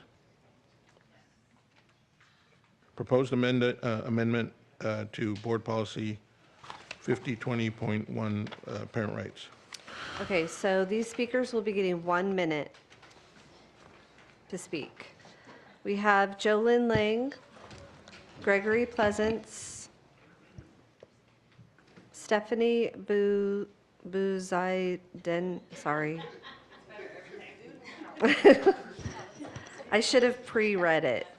Kim Flint, Crystal Miles. There's a little line there. Okay. First card. Jolyn. I'm hoping that you will take some of these amendments into consideration because you make claims that you are doing this for the kids, protecting the kids. So far is what I've seen is protecting parental ownership. And I just find that disheartening. We're trying to raise productive members of society and at the same time tell them their parents have tons of rights while they have none. So let's make sure that we include them in some respect in our thoughts and not just use them as a way to grandstand and, as President Ledesma said, fight a political battle against the state. Because we don't need to fight a political battle. We need to give children a good education.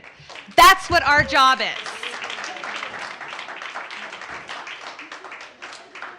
Gregory Pleasance. And then Stephanie.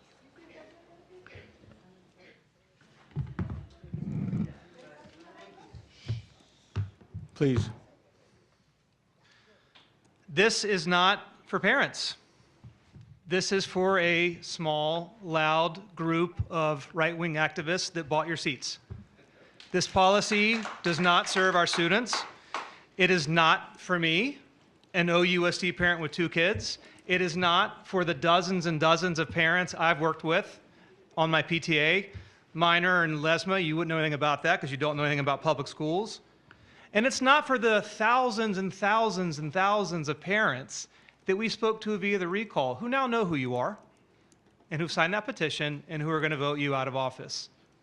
This is not for parents. This is for your selfish, extremist, right-wing ends. And I denounce it.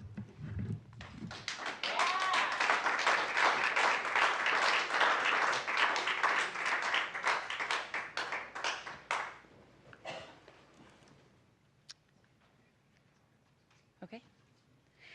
Hi, my name is Stephanie. I'm an OUSD parent. I would have given my comments earlier, but I didn't get the talking points script to say that we were supposed to do that during the approval of the agenda. So anyway, I reject the notion that these proposed amendments don't apply to a parent's rights bill.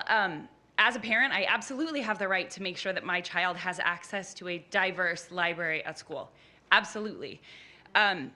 I had a lot of other things to say, but as usual, we have 1 minute. So the other point that I can't even believe I have to talk about is it should be a no-brainer that you agree to follow the law. Like, you are a governing board. You are responsible for governing our schools, and you rejected the proposal that just simply says, we will follow the law. It's not optional. It's ridiculous. Kim Flint. And then Crystal Miles. I want to start off by saying I too am a parent in the district. I have 2 kids that are currently enrolled in schools in our district. I too am a homeowner, a taxpayer of over 20 years in this area, so I have a voice too. As a parent within Orange Unified School District, I've had such a positive experience watching parental rights be restored within our community. It deeply saddens me that we have members of our board that are actively advocating for the removal of these members who are actually restoring things back into the district that are near and dear to my heart, which is why I commend Trustee Minor and President Rick Ledesma for restoring parental rights, bringing a fentanyl awareness to our district, restoring faith in our education system by firing a superintendent that was incompetent to bringing positive test scores within our district, and finally, overall bringing positive change, despite the efforts of the radical recall movement and the board members Please who address have the policy. abandoned children at the last board meeting. Thank you. Thank you. Please state your name just so that I can keep track of things here. Thank you. Good evening. My name is Crystal Miles. I want to offer a little different perspective on this item, on why there should not be an amendment. There was an agenda item last month. There was a robust discussion. It was a public hearing. There was comments from pros and cons. A board policy was adopted. When you start going back and making amendments to policies that were adopted after procedures were maintained that had robust discussions, public comment, it sets a bad precedent. You adopted a policy last meeting. If there's something else you'd like to do, then you can create another agenda item. But to amend a policy that was already adopted, it sets a bad precedent. My concern also is that the trustees that were not present after the meeting when the decorum was returned, you guys missed the rest of the meeting. You guys did not present any. Thank you. Thank you. So we have Patty Kabata. Excuse me. Okay. Okay, I still have it's more. It's a big way stack. to go. Patty Kabata, Yolanda Dulce, Rachel Ruiz.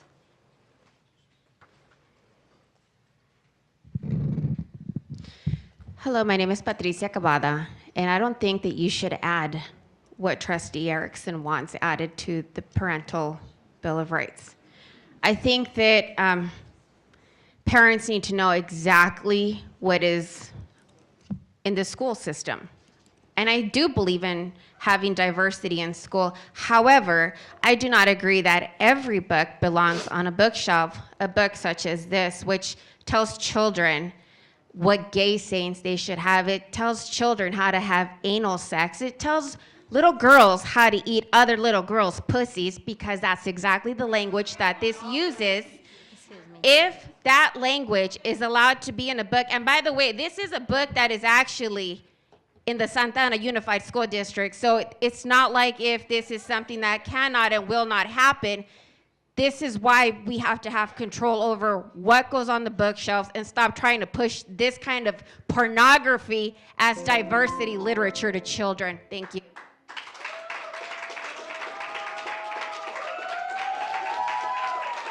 Yolanda. And then Dulce.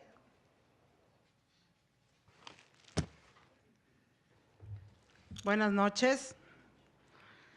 Este mensaje va especialmente para las personas que quieren quitarle el derecho a los padres de familia. La pregunta del millón es, ¿cuánto les ha costado parir a un hijo? ¿Tienen hijos? ¿Ustedes no les ha dolido tener un hijo porque quieren pervertir la mente de los niños, porque quieren quitarle derecho a los padres de familia? A nosotros nos ha costado nuestros hijos. Nosotros nos toca parirlos. Nosotros nos dolió. No a ustedes. Ustedes les toca educarlos, enseñarles matemáticas, sociales, no adoctrinamiento. Sino interesar de la política. Hablar de la política. Que no estamos de acuerdo con lo que quieren pasar, el adoctrinamiento a nuestros niños en las escuelas. Gracias. Apoyamos a los padres de familia. Gracias, gracias.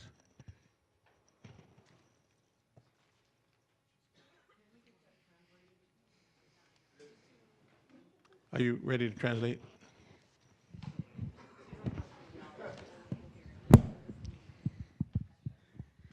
I am sorry. Good evening. This message is for all the persons who deny parents their rights. I want to ask you a big question, the question of the million. How much did it cost you to bring children to life? Do you have children? Why do you want to take away the rights of us parents? It did hurt us to give birth, and these are our children. And all you have to do is to teach them. But you are at this point trying to indoctrinate our children. So we are asking that you please listen to the rights of the parents and don't try to push in different politics or policies that have nothing to do with the parent rights.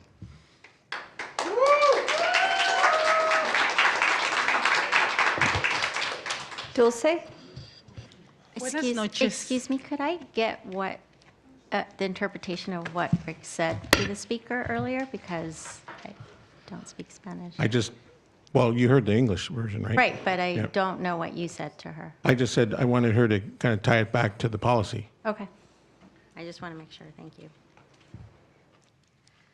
I'm sorry, as the interpreter, I should have said that, sorry. No, that's okay. Yep. He was just trying to redirect the parent to, he was, of the topic that was being addressed. Thank you.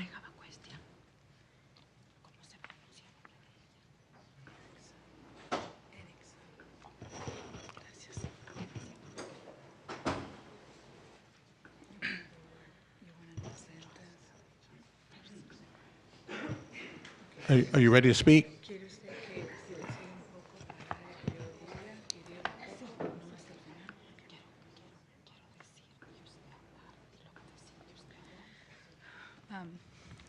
I'm sorry, this parent is requesting that she will say an utterance, stop, I will interpret. Okay. And we go on that way, so. Please let her know that to speak to the policy. To the policy, Or okay. this item. So if They'll it's going to have go. 1 minute. If it's going to go back and forth, because they should get enough time to 2 do both.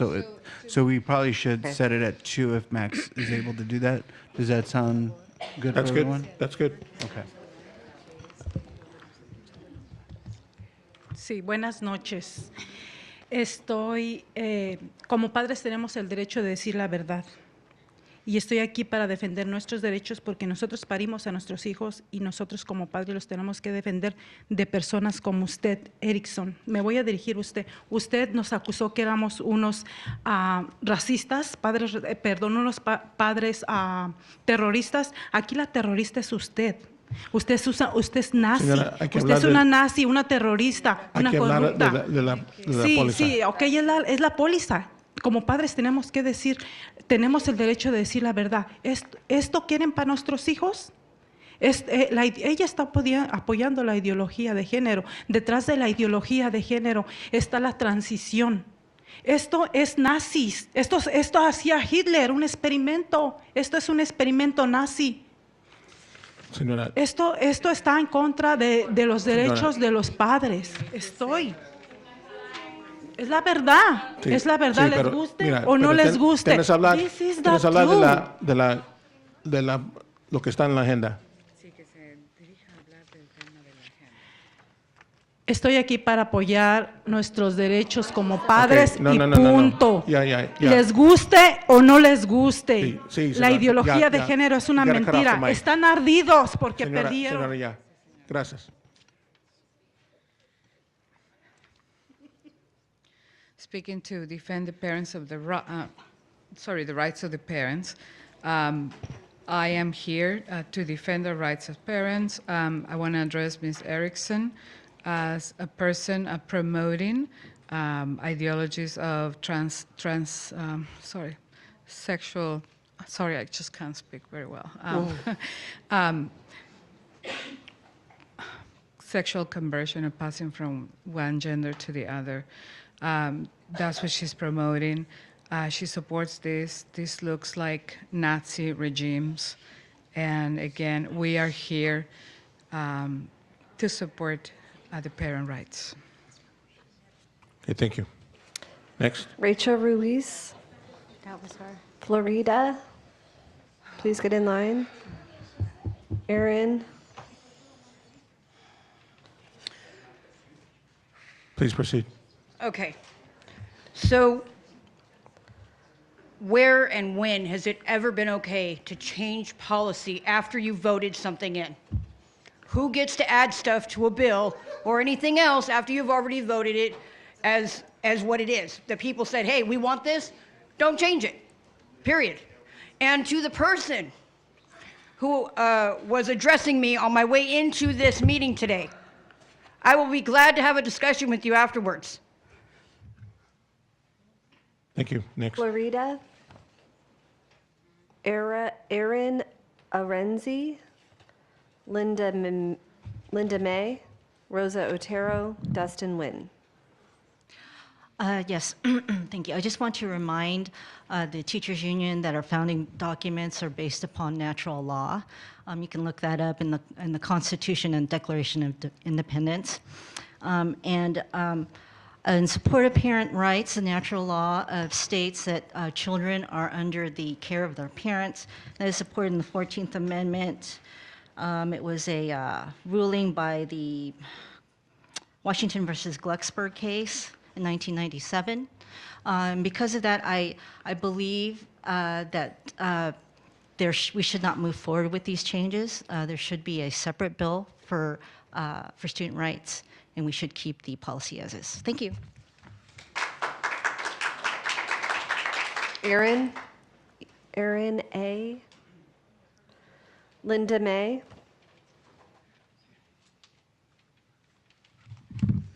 Thank you, Board. Thank you for extending time so we can talk about this. My name is Linda May, and I am I would support any amendments that would make your policies more thoughtful and more humane and more considerate of children who are minorities. I keep hearing about parental rights and very little about student rights. Occasionally I hear about student rights, but what about rights of your constituents? I've lived here for 30 years. I paid property taxes for 30 years. I've been paying money to you, the school board, for 30 years, and I have no children in that school. I have no children anywhere involved with your school, and yet you're taking rights away from me by the kind of language that's coming up here about marginalizing gay kids and making up stories about transgender stuff. I mean, this is ridiculous. You have no idea. This is harming me. This is harming my friends. Rosa Otero, and then Dustin Nguyen, and then Cecilia. So regarding the amendments to the Bill of Rights for parents, I've already said I am against it. I would like to say that there is an unequal yoke of authority for the parents and the children. So it's already been upheld. Hopefully you can write down the court cases, Supreme Court cases, Erickson, so you can look them up themselves. I can restate them. But the parental rights have already been upheld by our US Constitution. So since the children are under the parents, which has minimal rights in comparison, then it's an unequal yoke. You cannot put two together, one that's lesser and one that's above. And in regards to the library, the reason why we shouldn't add it, I drove by as just a common citizen, and I saw the porn bus over here at the Fairhaven Elementary School. That bus has already been proven, and we've seen it. The books that carry all those, All Eyes Are Blue, all these sexually explicit books, so we should definitely not have this amendment. Thank you. Dustin Nguyen, Cecilia, then Luis Salomon, Riley Emsch, William Wallace. Do we have the interpreter? La intérprete? You want to interpret? Interpreter? Please, yeah.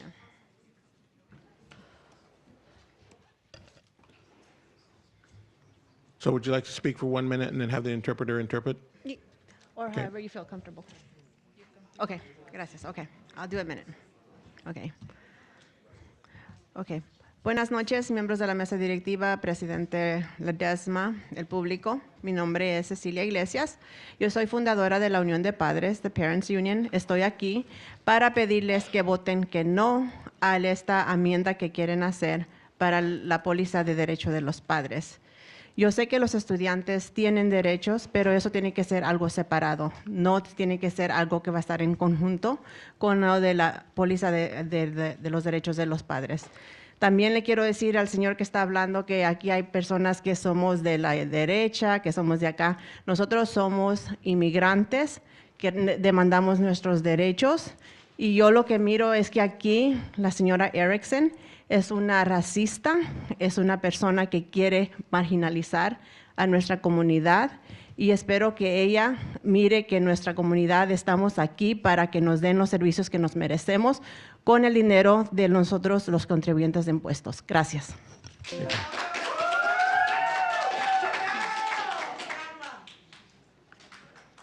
Good evening, members of the board. Please, Mr. please get Ledesma. closer to the mic, please. Yeah. Good evening, members of the board, Mr. Ledesma, public. My name is Cecilia Iglesias. I am founder and a member of the Union of Parents, and I'm here to ask you not to vote for this policy. In this room, we have people that represent left or right political ideas, but I am with a group of immigrants, and we want the best for our students, and we believe that Ms. Erickson is a racist, and she's against giving those rights to this group of people. So we ask you again to please vote no. Thank you. Next card. Luis Salomon, and then Riley Emsch, and then William Wallace. Louise Solomon. Good evening. You all heard of the Nuremberg trials? Beware to those of you that are voting against parental rights. The wheels of justice turn, albeit slowly, and in a few years from now, you may all be on trial for child crimes, just like Dr. Mengele. This is like, ladies and gentlemen, this is like Dr. Mengele 101 on steroids. Please. Pornography does not belong in the schools, but I will speak to the issue here.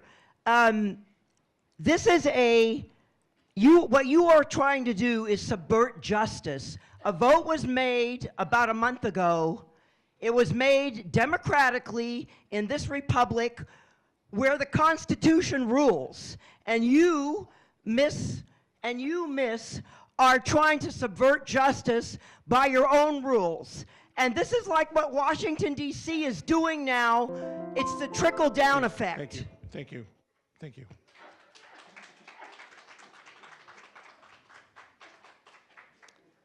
Riley? Is there a Riley in the room? Riley? William Wallace? William Wallace. All right, there's no more cards. No more cards. Okay. We can now discuss this item.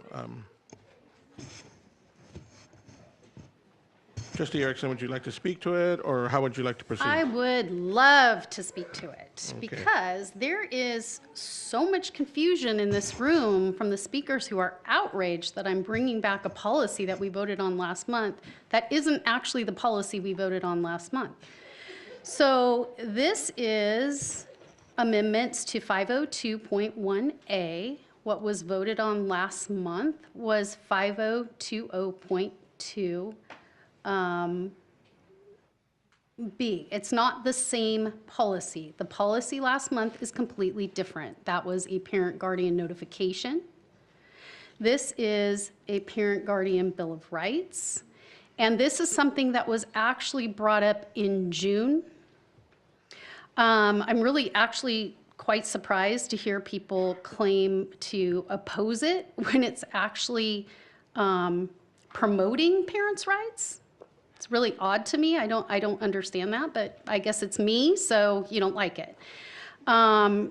There are, again, two separate policies. The one that was adopted last month, it's a parent notification. This is a parent bill of rights that we all voted for in June. But this policy was brought to the entire board in June by trustees Minor and Ledesma for immediate adoption. At that time, trustees Yamasaki and Page, objected because it was completely outside the normal process of policy adoption. Normal board policy, which is voted on by the entire board because it's a board policy,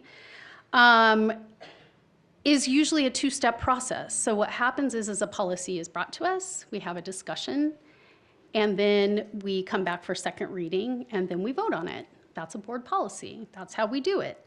This policy, 5020.1A, was brought in June completely outside of the process. And so at the time, we requested a second reading for this proposal, for this policy, and they refused. They refused to do that.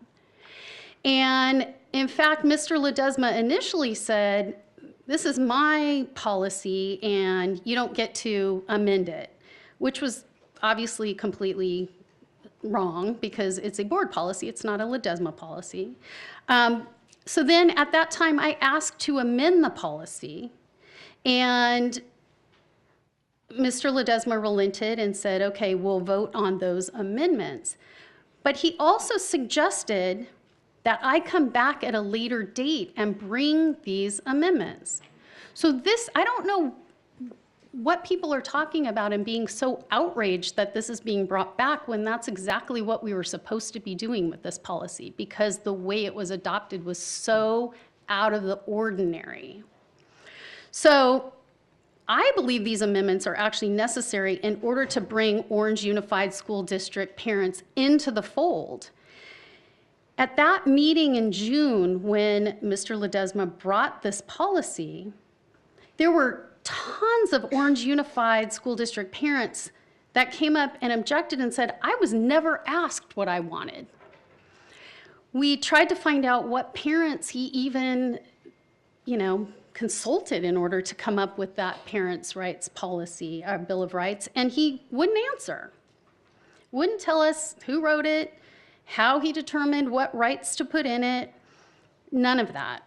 And so I actually listened, and I'm bringing back things that I think that I know parents want. These are parents' rights. For instance, let's just look at this one. The district will provide parents and guardians the right to advocate for their students in their native language. That sounds to me like something parents want. And it also doesn't sound at all racist. It actually sounds like we're trying to be inclusive of parents that don't speak English, let's say English, Spanish, Vietnamese, the languages that are normally we have interpreters for, but there's other languages, and we need to provide that access to parents. Parents want that.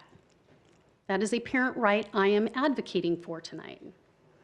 A second one that I'm advocating is that the district will ensure parents, will promise parents, and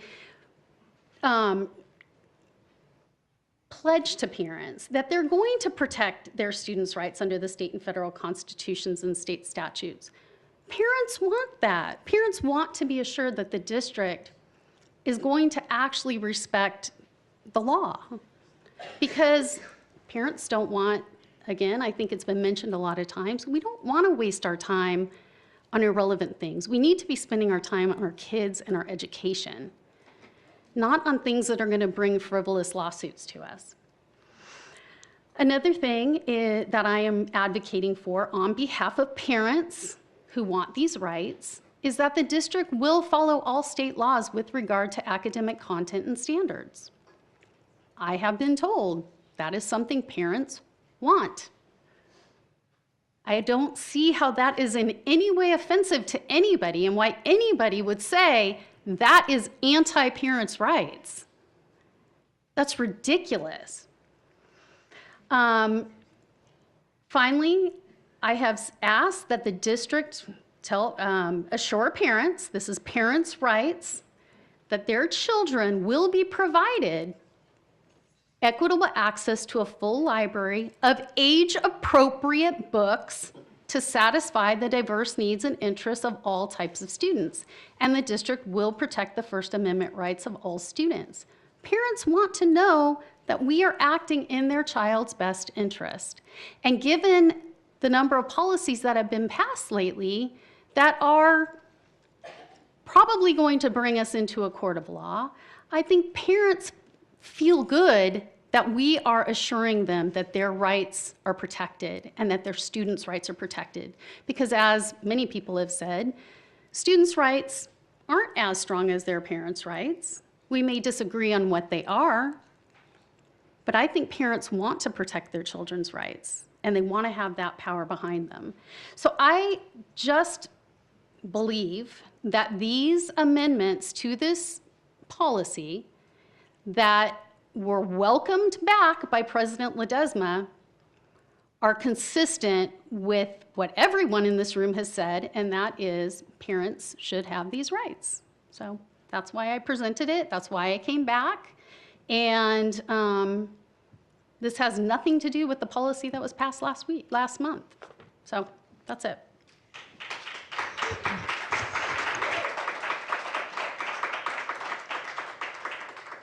Mr. Ledesma, may I? Trustee Minor.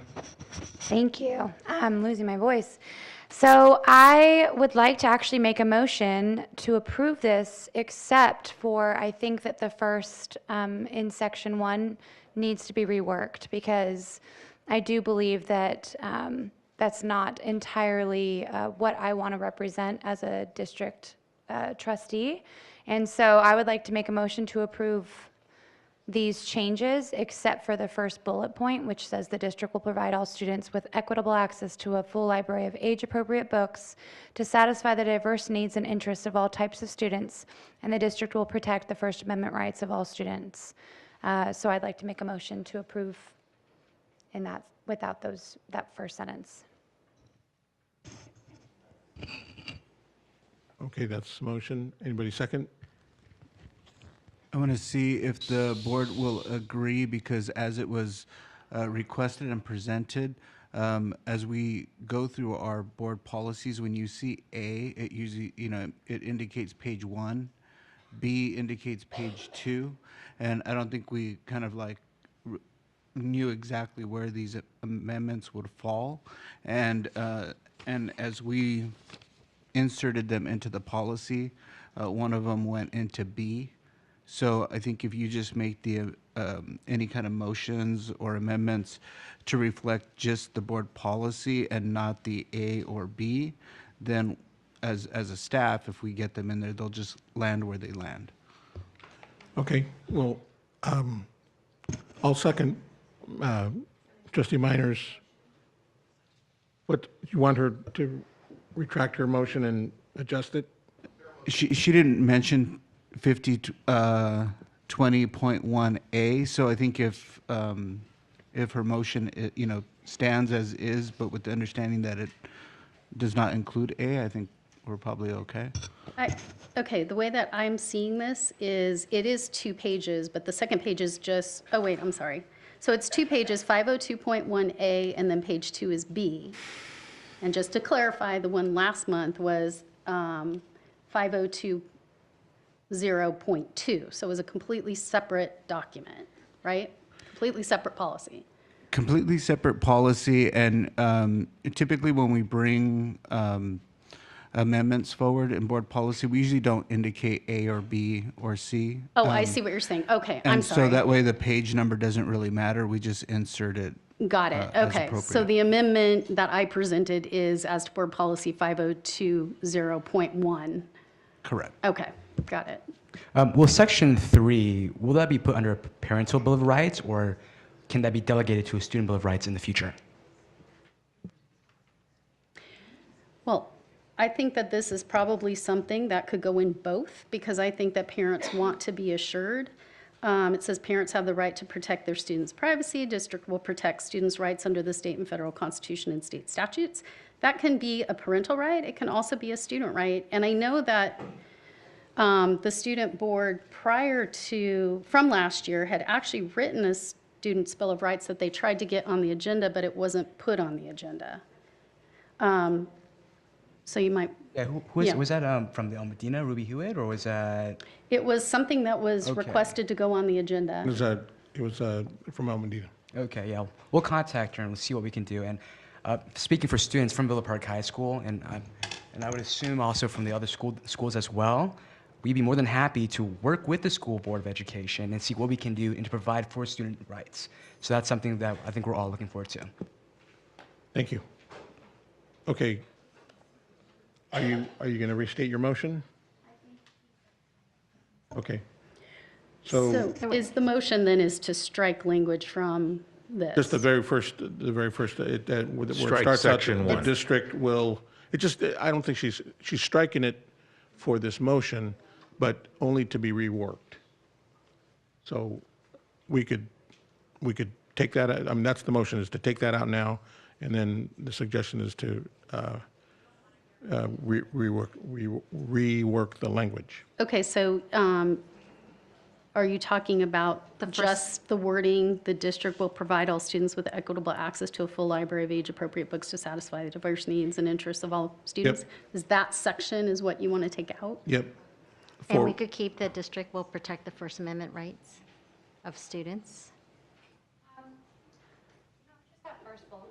So you want to eliminate the entire bullet point? I want it to be reworked, yeah. I'm kind of confused because there's a bullet point above that that has an addition. So you refer to it as the first, but I think it's actually the second bullet point of changes.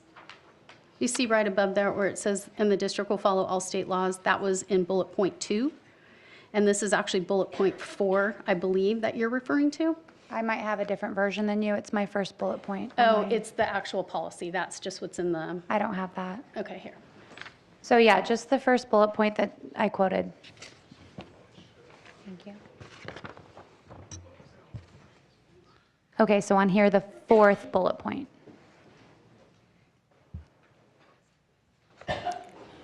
Okay. So there's a motion and a second. We can discuss. Any discussion?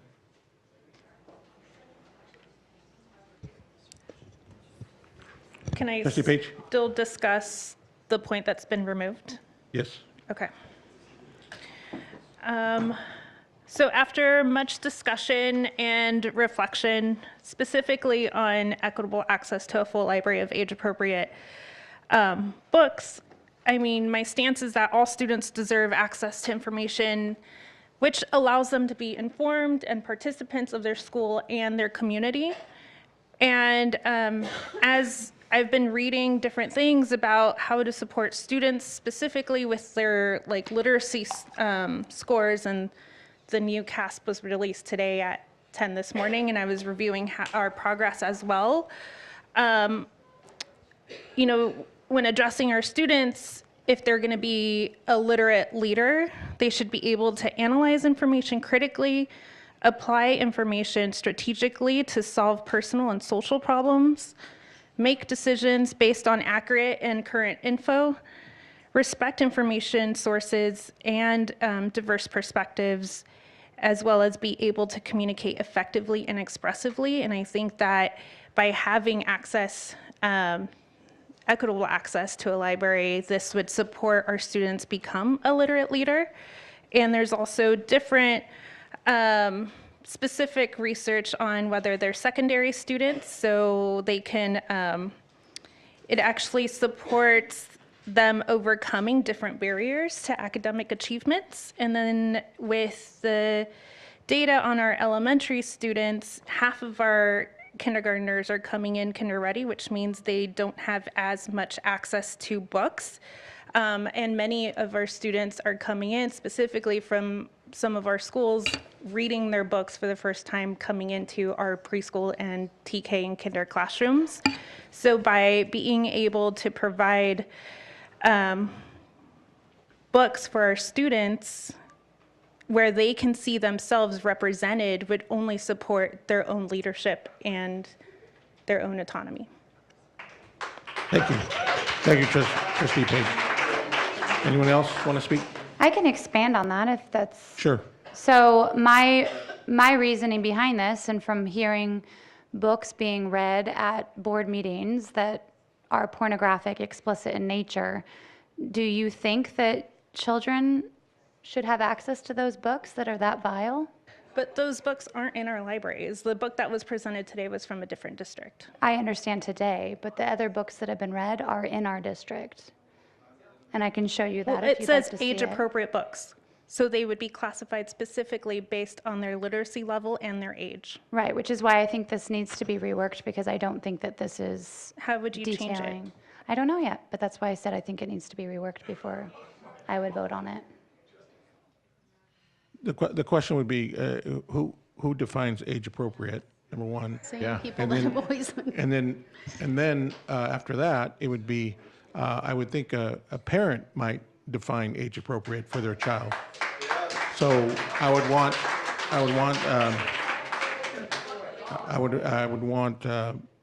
something about parent approval or parent permission on such age appropriate books. Well, I think the question was asked, are you okay with those books? I said no, which is why the statement here says age-appropriate. Again, age appropriate, those books are clearly disgusting. Those are like going down the roads of grooming pedophiles. Exactly, because they're not age-appropriate. They shouldn't be in schools, period. What age are they appropriate for? Exactly. Adults. Adults can decide for themselves whether Right, they how want to many, read how it. many 18-year-olds do we have? I mean, You know, we- you all are talking in generalities. I think that Talking facts. books that are, there are objective standards, there are legal, legal State it standards. however you want. Those books are disgusting. Okay, but nobody thinks that those are age appropriate for young children. And you sort of try to pretend like But you're we good for think that. K-12. No, age appropriate That's is what age you're stating. appropriate by communities or by objective standards.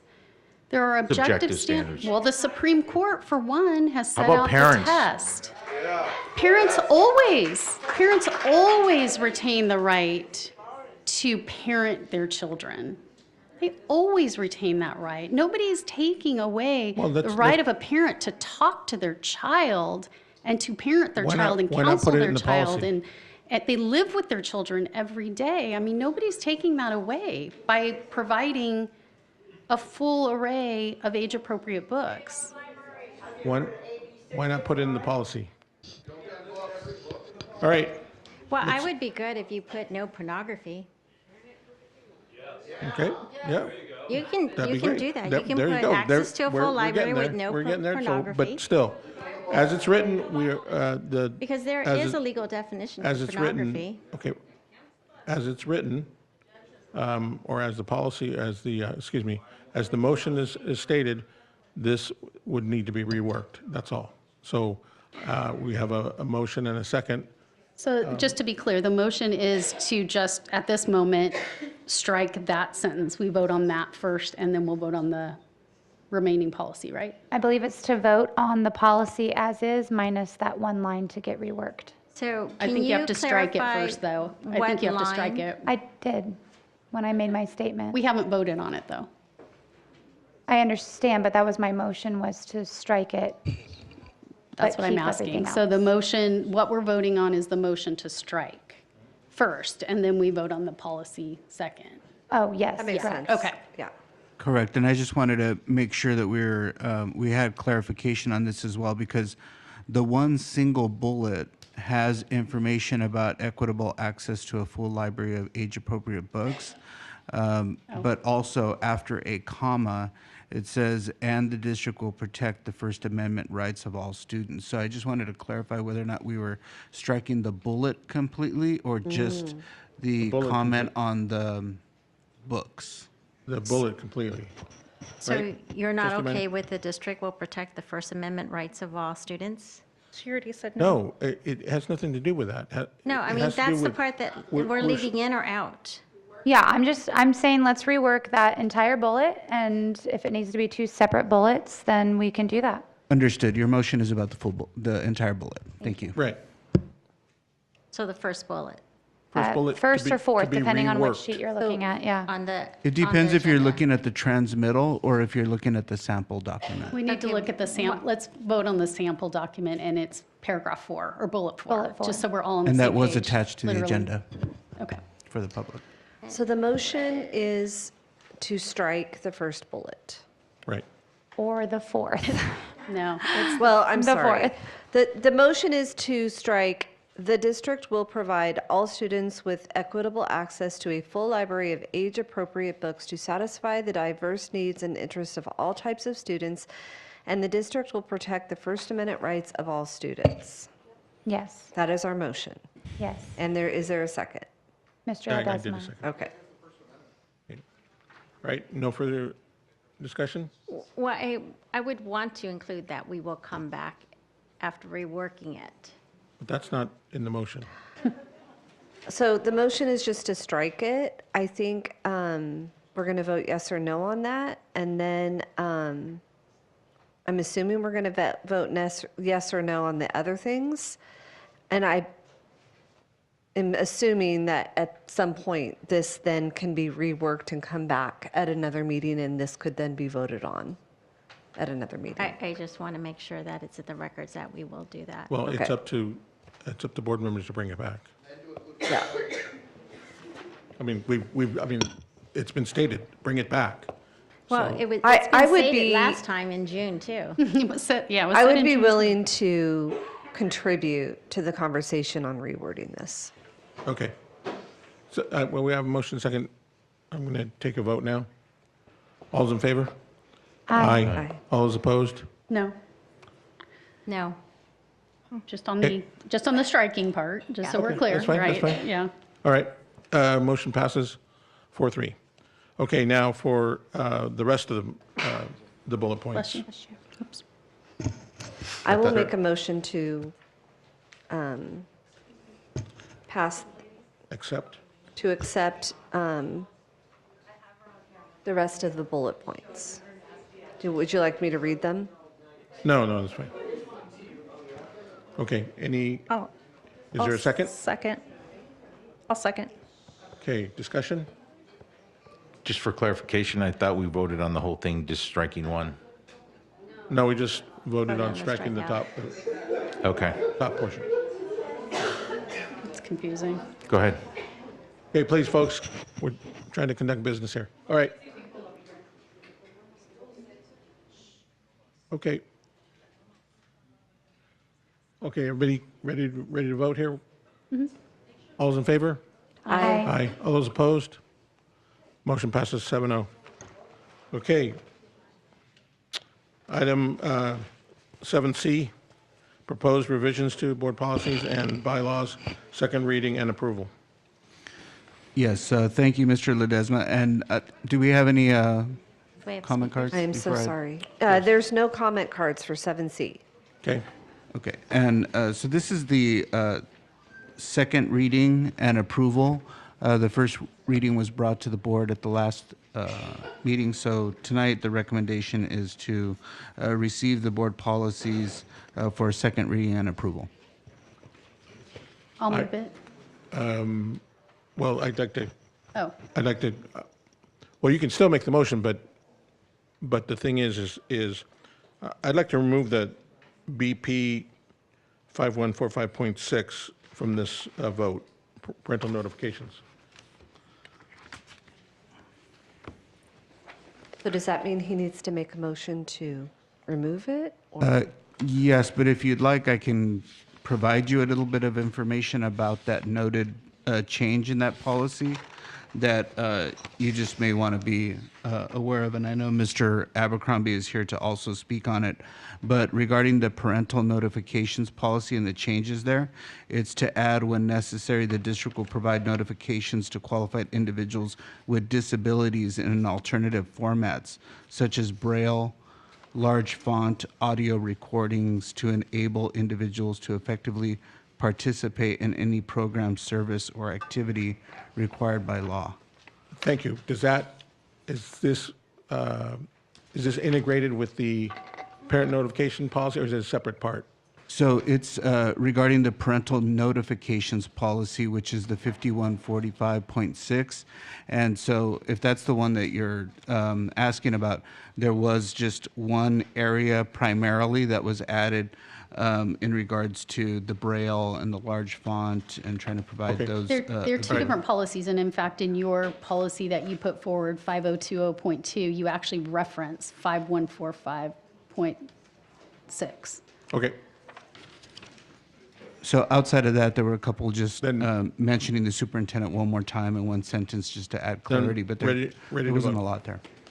Ready to vote. Do I have a motion? Did you pull this, or you're? No, okay with it? it's good. It's good. Okay. I'll make a Vote on second. as it is. I'll second that. Oh, no. I think Miss Erickson motioned. I did. Okay. I'll Motion second by Trustee Erickson, second by Trustee Minor. Any further discussion? Yeah, I have a quick, maybe a clarification. I wanted to just be clear that all these policies that were changed this is a second read, and that the policies were reflecting changes in the laws. Am I correct? They may not all reflect just solely in a change of law. They might be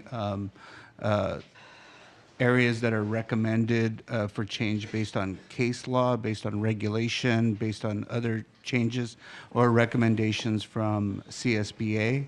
But all the ones that are being brought to you under this area are brought to you by staff after looking at the recommendations from CSBA. Okay. All right, thank you. Okay, we have a motion and a second.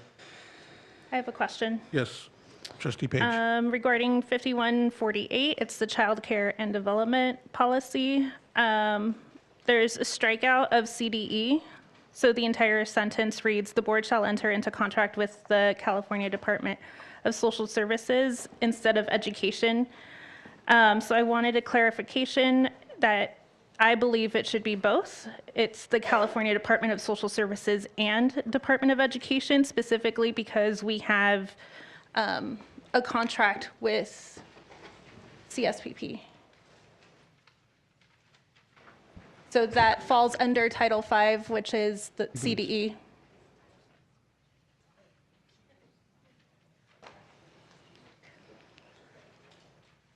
Mrs. Rodriguez was working on that policy. Thank you. Okay.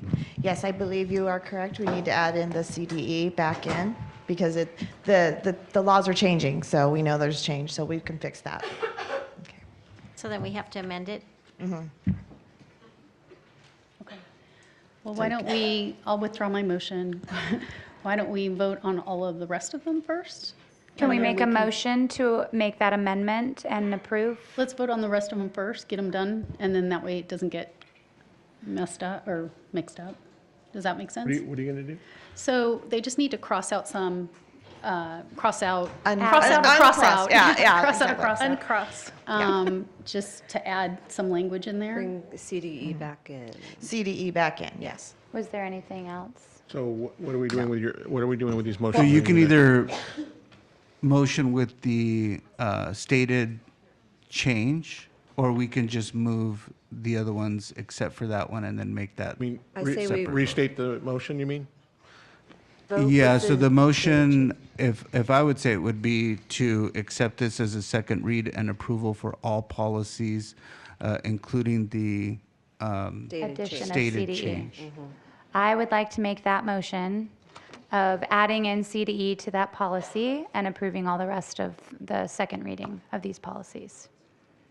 Oh, but we have original motions made by, You withdrew. I withdrew it. okay, withdrew. Okay. Yeah, and just specify which Board one it is. policy. Board policy 5148. 5148. 5148C. Okay, we have a motion. Is there a second? I'll second. Second by trustee Erickson. Any further discussion? Okay, all those in favor? Aye. Aye. Oh, you know, it's also on the All those front. opposed? Motion passes C? 7-0. Okay. But you said C? Approval of employment agreement But it's for on A too. superintendent. We're going to read the recommendation. This agreement is recommended for approval by Board President. Board Excuse me, I'm President. sorry, Mr. Ledesma.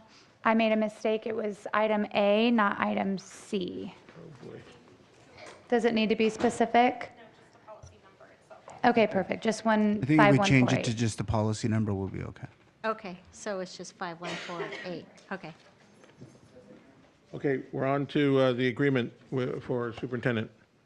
I'll read the recommendation again. This agreement is recommended for approval by Board President Ledesma. The agreement has been approved as to form by legal counsel.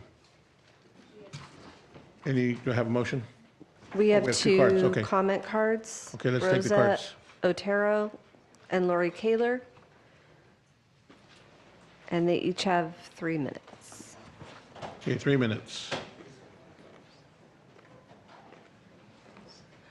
Regarding the approval of, or suggested of the superintendent, the last board meeting or previous, there was some union people in the crowd that that actually directed their comments to Mr. Gonzalez and even asked him if he wanted this position.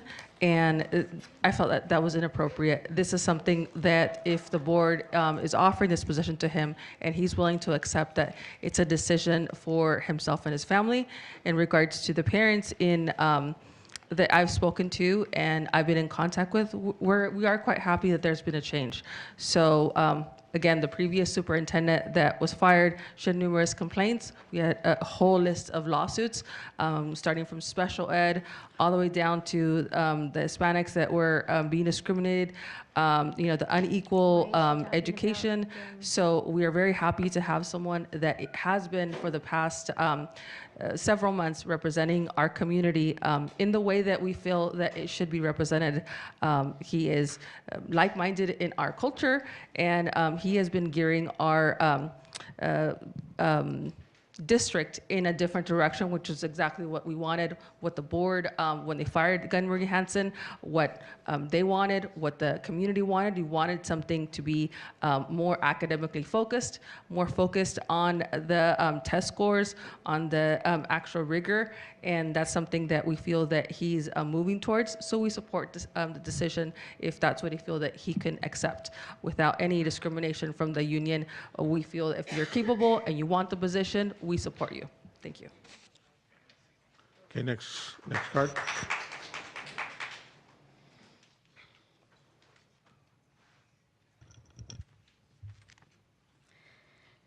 The board has been able to accomplish many good things since establishing a new contract with a new superintendent, such as extending an offer to a charter school, Explorer Academy, which will help our English language learners immensely in the upcoming school year. Restored parental rights with implementing a parent bill of rights and a parental notification policy, encouraging more parental involvement.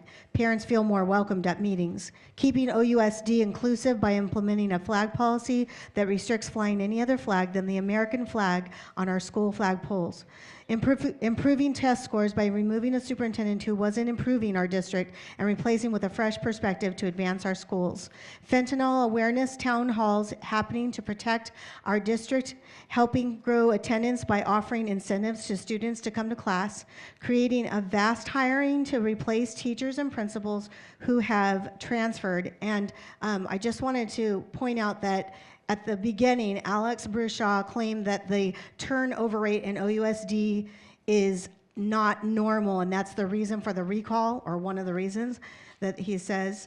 And yet, eStrategy, a private schooling surveying company, looked into 6 large school districts over the time period of October 2022 and October 2023, and determined that the average turnover rate for the districts was 35%, which means OUSD is 10% lower than their statistics. So it is normal.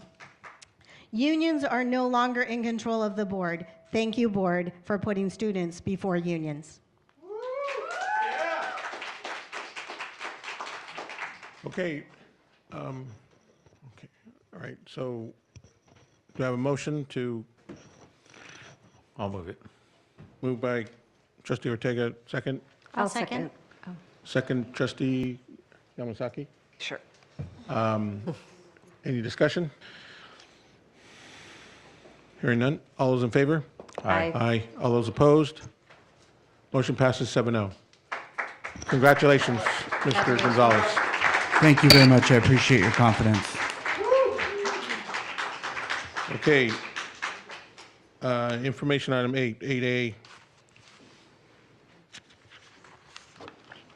We have no comment cards on 8A. Okay.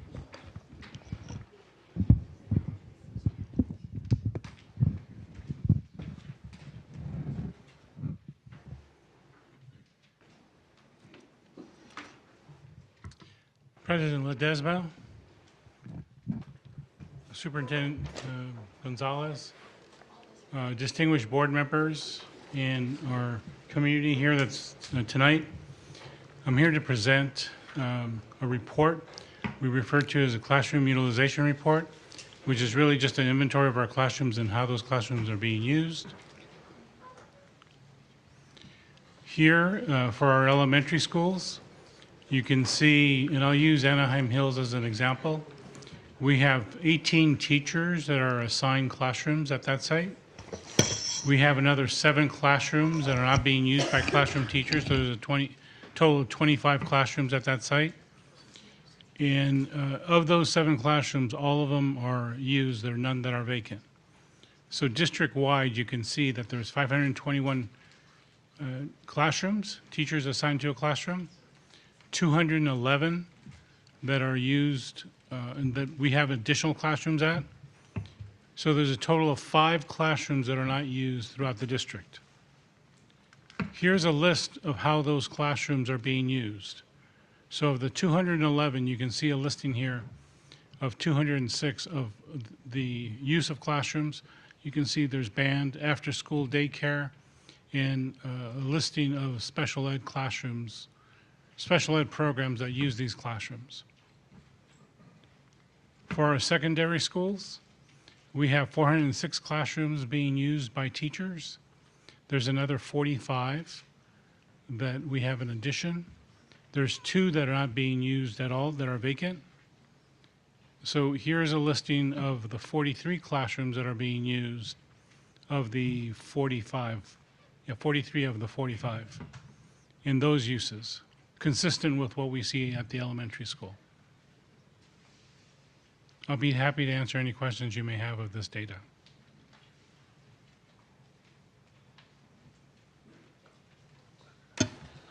Any questions? I do. I have some questions. Trustee Erickson? Yeah.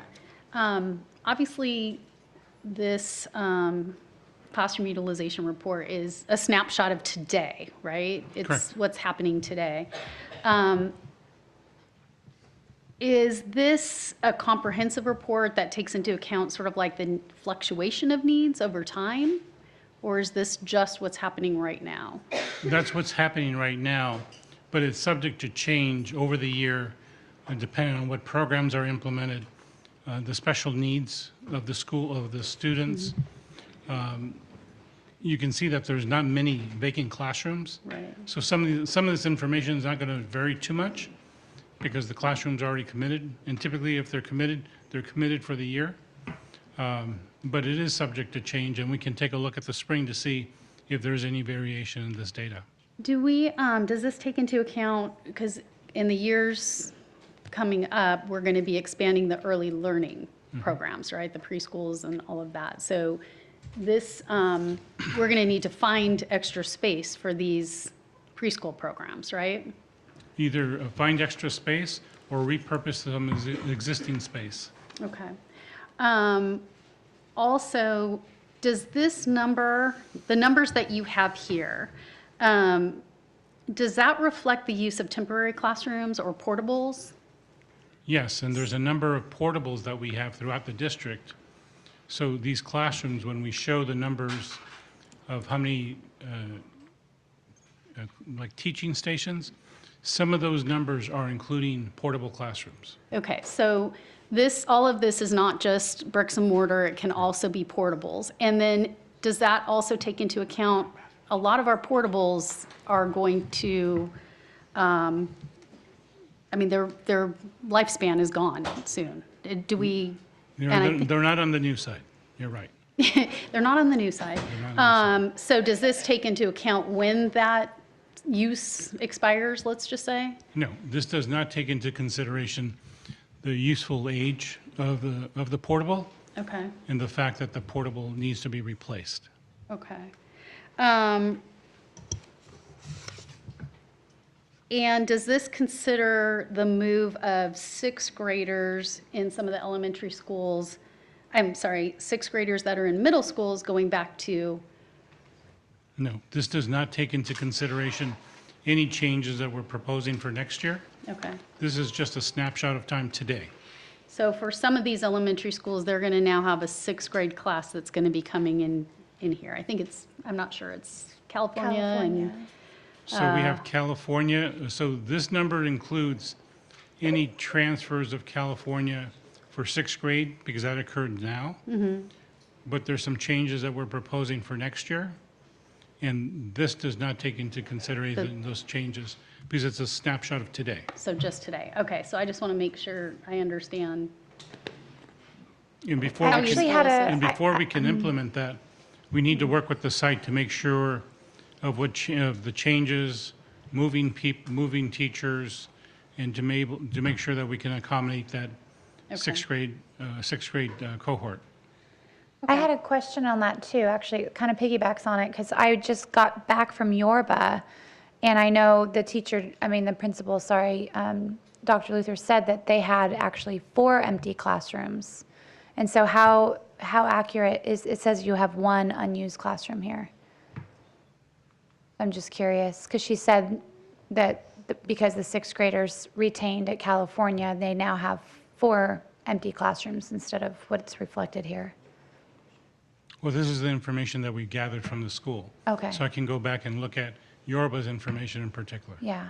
Well, I mean, yeah, that's what I was wondering though, is how is that in other schools too, right? Because Lamson's through 6th grade, and then Sycamore's through 6th grade. West Orange has the option of moving to Portola or staying at West Orange. Is that correct? We're in discussions right now. We haven't finalized those plans yet. Okay.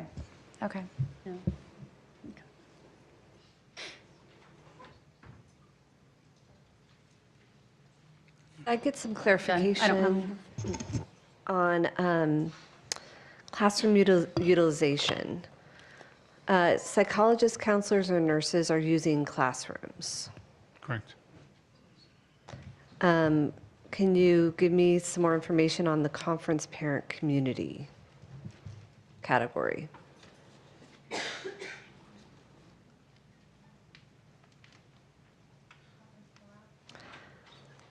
Conference parent. So community. conference parent community, Okay, the 2 classrooms. Yeah, I don't have the information with me as to which sites are using that for that specific purpose.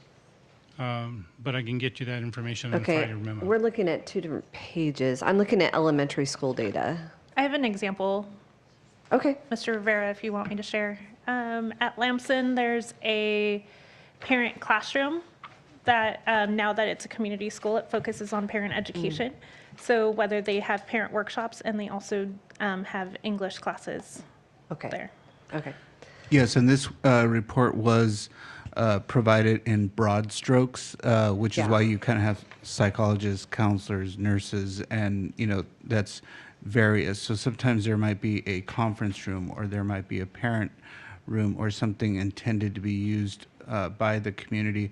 But all of those different ones were kind of put into general categories, but specifically like how much of the day or for what specific purpose for conference, whether or not it be for administrative conferences or IEPs or parent conferences. We didn't get into the detail on that for this report. Okay, so if they weren't to use a classroom, would there be another place for them to go? I think generally speaking on these, as reported on the other slides, to run a school, yes, you do need the classrooms with the, with the teachers, with the roster. But if you only had that and a front office with somebody with a phone, you couldn't run a school. The school requires more than just the classroom itself and the front office, especially in some of these that you see where the original building itself didn't account for the level of counseling service or psych services a school site might need. And that's when you see some of that spill out into other areas. At the time that these schools were constructed, STEM labs weren't, something that was common. So you find a lot of the school sites using additional classrooms for all of those different items that you see there on the report. Yeah, Mr. and I Gonzalez is understand and support that as well. Mr. Gonzalez is exactly right. The biggest challenge that we have in education right now is that we have some older schools that were built for one purpose, and now the needs that we have and the services that we're providing have significantly grown. So we don't have as much office space as we need, so we're having to use the available space, which are typically portables. And the portables are being used as pseudo offices because that's all we have at that school, availability to serve our students. So, so we're blessed that we have low enrollment now, then, right? Because now we have all that space to work with these other programs. I would never say I'm blessed to have low enrollment. Well, I mean, what would we do if we had, some increases in at some of these schools in enrollment? We get With portables. using up all these classrooms for We get portables. different programs. I don't want to take up too much time, but I've got quite a few questions on all these, what we're using these classrooms for, and like how many hours per day, what are the number of students that we're serving on a daily basis, all those kinds of things. So that's just, that's more of, I think after this meeting, I'll submit some of those questions and, Certainly, we can follow up and provide you that information. yep. Well, I can just give an example of when my kids were young. I remember that we didn't have enough classrooms, so it's great that we have classroom space for our students. I recall some of the teachers were doing pull-out, and they would be in the hallways, and there was no privacy, and there was a lot of distraction. And so, trying to do, use whatever space they can was something that they used to do, and I'm really happy that they can use space now to be able to do what they need to do. But I find this whole report really interesting because I wanted to find out, like, is this a common report that you give us? Because I don't really recall seeing it. Yeah, this report was produced as a result of a board member request. So a board member requested this report? Can I just find out, like, who requested it and for what purpose does it serve? It looks like, to me, it's the utilization of our classrooms, understanding that. Yeah, but How many teaching a stations trustee. and Yeah, but utilization of classrooms. what purpose does it serve when they're already in our schools? Are We you are trying to look for in the space for a process, charter school? We are in the process of future budget and understanding what's happening. But these are set. So how does it affect the budget? I don't know. mean, you're not going to be I adding find more classrooms. this information very telling on what's happening at our schools. Yes, it's telling and because you're and looking for utilization. room for a charter school.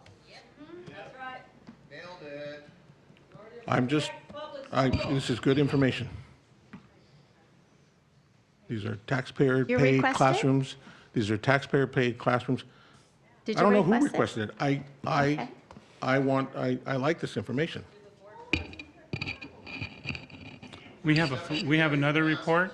What's that? We have another report to provide that's adjacent to this. Yes.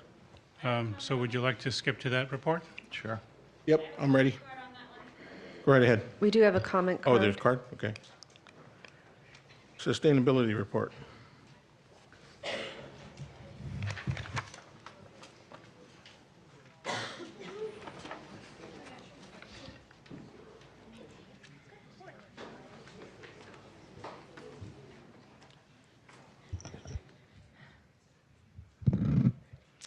My name is Michelle. I'm an OUSD parent of 3 graduates, an OUSD taxpayer, an OUSD resident, an OUSD homeowner.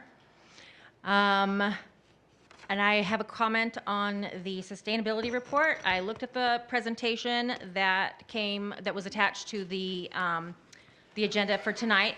And I realized that we have, as he's going to tell us, but the comment comes before his report. So we have 15 schools that are over 53 years old, and we have 5 schools that are over 63 years old that have never been modernized, these schools, that are over 53 and 63 years old. They've never been modernized.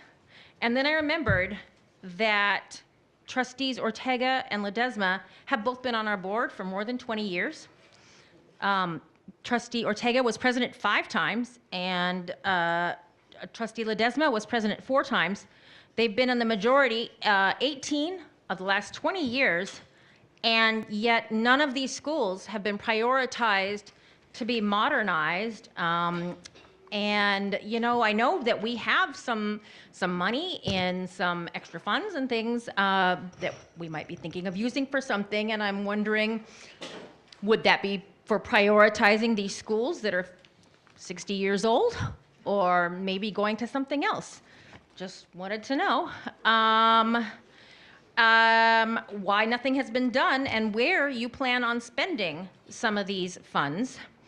And I also want to point out, while I'm up here, that the RevCom group somehow knew to come early last month when none of the rest of us knew to come early. The only other people who knew to come early were the What extremists. does this have to do with the sustainability? And what has what to do with Stay on it? topic, please. Stay on Okay, topic. context. So other people were allowed to comment on callback things. So they don't know anything about our minority trustees, those RevComs. They know chaos. At any rate, they are not OUSD. You, with no kids in OUSD, are not OUSD. You, with no kids in OUSD, are not OUSD. I'm just a graduate of We OUSD. are OUSD, not you. I'm just a graduate of OUSD. All right. Mr. Rivera?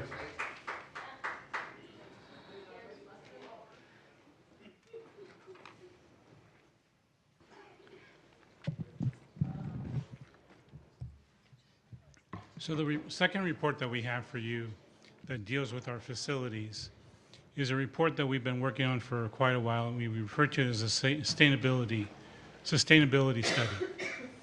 And we have been working on this actually before the pandemic. We started, and then we put everything on pause because during the pandemic, we were just worried about our daily operations. And we've come back to this report. I have Mr. Holash here, which is a director with our consulting firm, which helped provide this report. We provided the information, the data, and then they put together the study and the report that the board received. So I'll let Mr. Holash introduce himself and go through the report, and I'll go through the back section of the report. Thanks, Mr. Rivera. My name is Rick Holash. Eric Hall was a mentor of mine. He asked me to join his firm when I retired in 2021.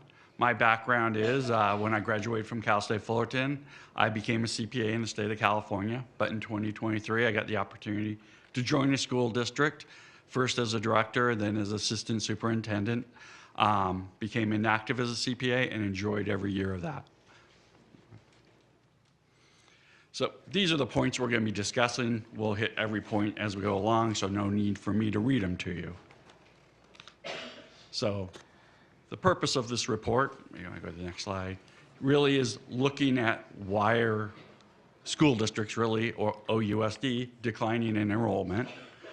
The rationale for the report is looking at declining enrollment, projected birth rates, elementary school capacities, which Mr. Rivera just showed us. You're looking at facilities master's plan, pulling this all together. It's gathering the data for your district and looking at why there's less students at your schools. What we don't include are contract class sizes. We're not looking at full-day programs, your LCAP, unduplicated pupil population, and the impact maybe of inter-district transfers. This was very useful. This is a map of all your elementary schools currently in your district, which really helped us help me where the schools were, how close they were to other schools, and maybe how far they were from other schools. So go ahead. Declining population. As we know, California lost a representative for the first time in history due to the census. Families are having less kids than they used to before. We've seen the decline in birth rates since 1990, dropping and dropping. And there are more options out there. There's online schools, there are private schools. There's many more options for families than when I went to school. Declining birth rates.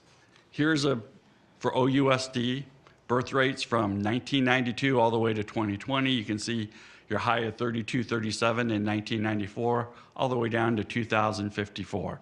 This is gathered by the demographer.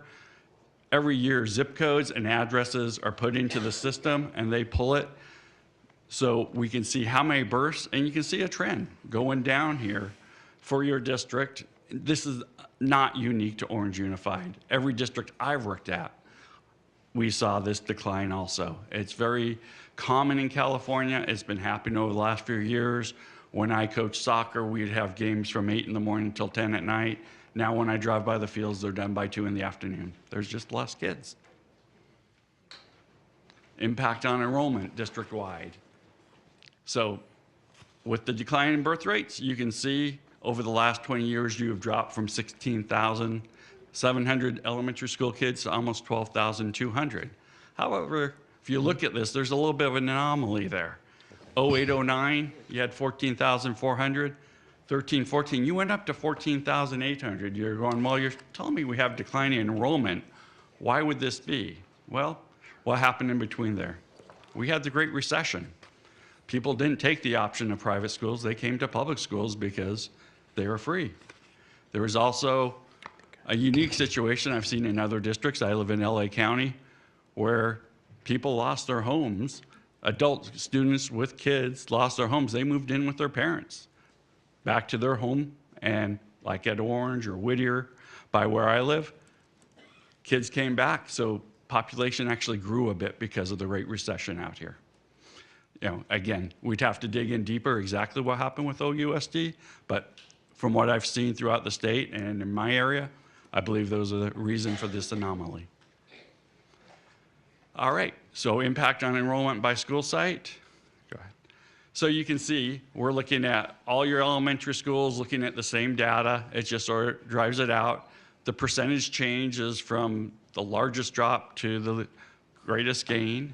Down below, I do need to point out Canyon Hills over this time has been converted to a school for special needs, so it's a little bit different there. Crescent Intermediate has become Crescent School, so that sort of makes that a little bit different. And over the last 20 years, Riverdale and Silverado were closed. Retention of students at schools. You guys have an open enrollment policy. Students can go whatever school they want to.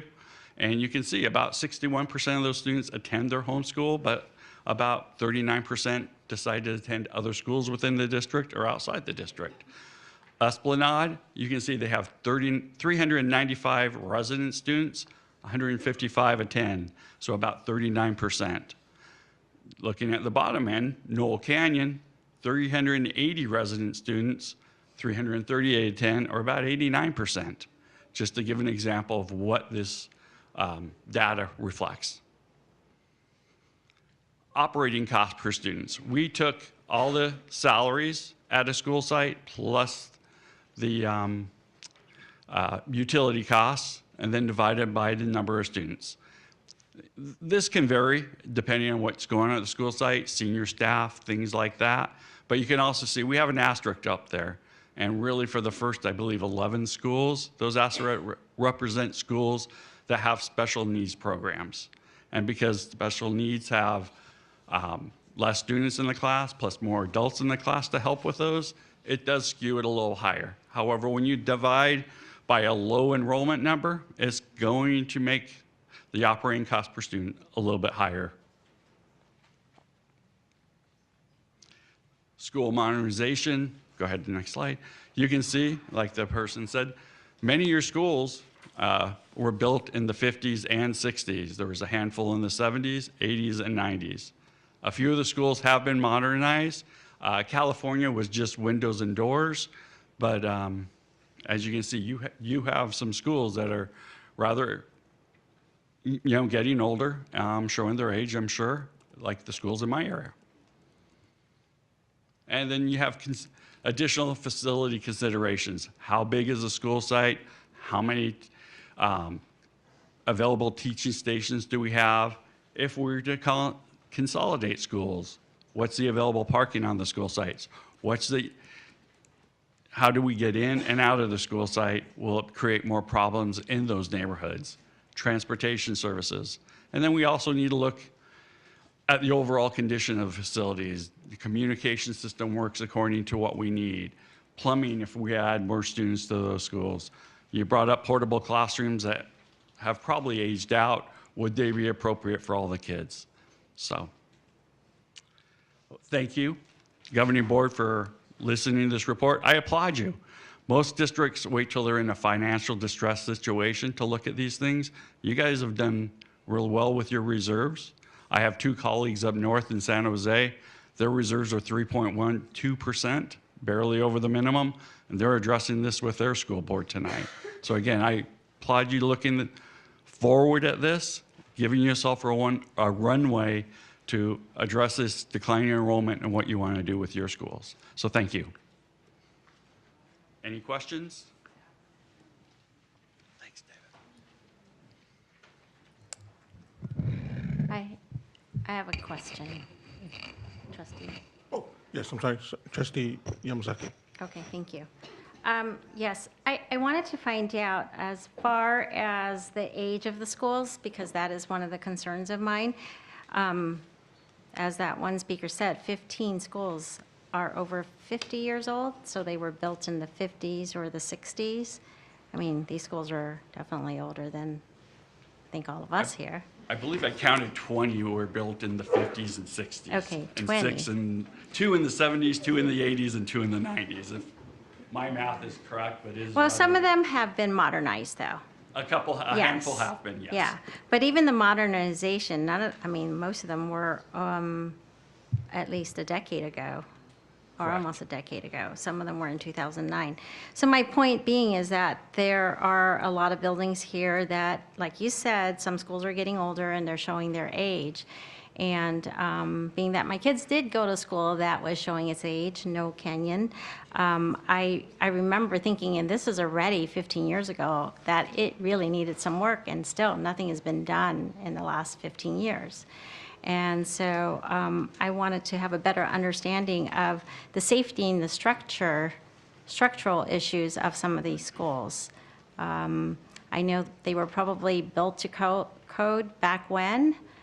Safety codes have, changed, and the requirements are different today, and that's part of our modernization, correct? So the modernizations that you see here, except for California, were to bring up the school up to code at that time.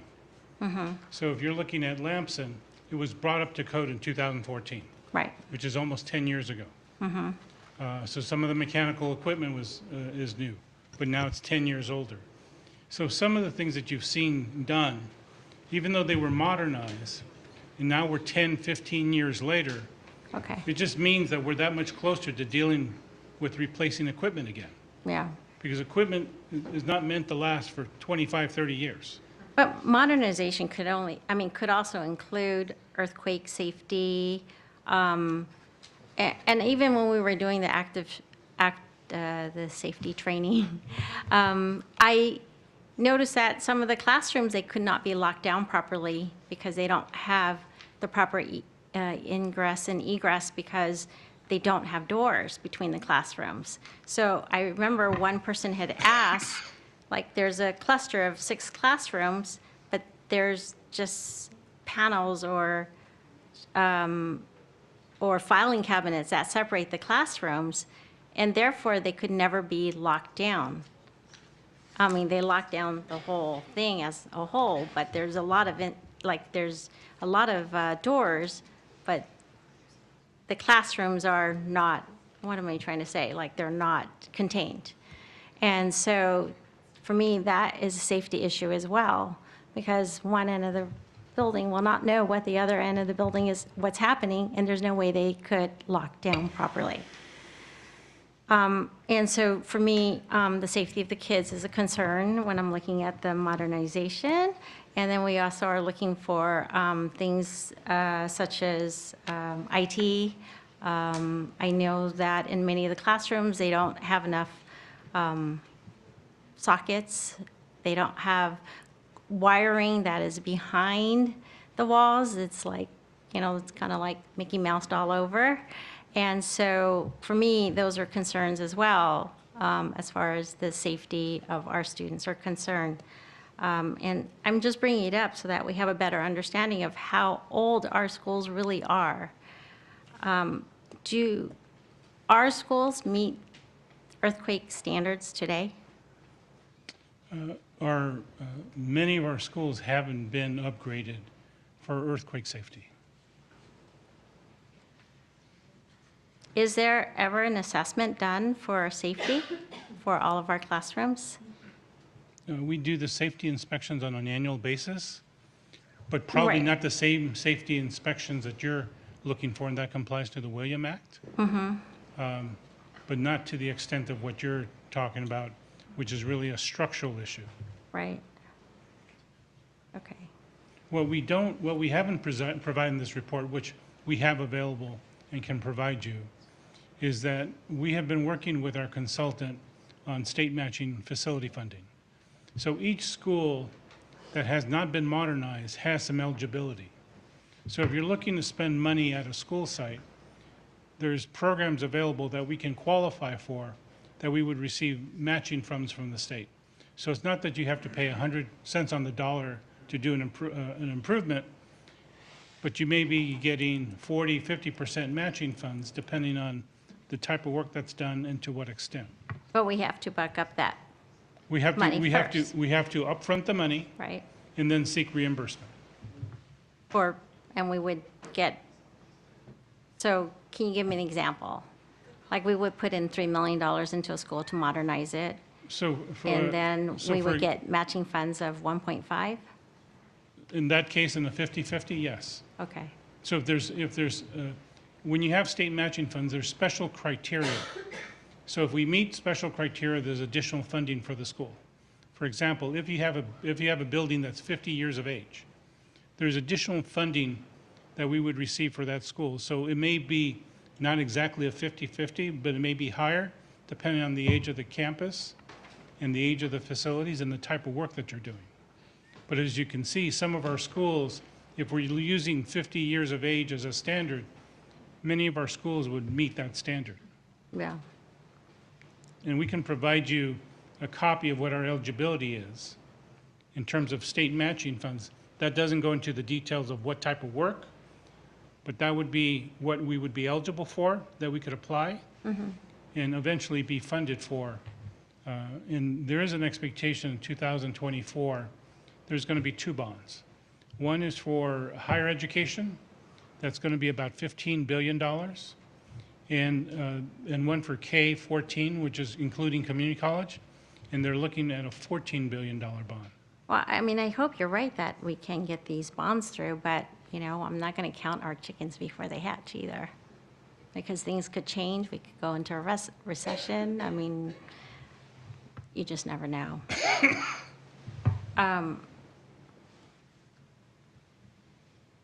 Those are the questions I have for now. I might come back with some more. Anyone else with questions?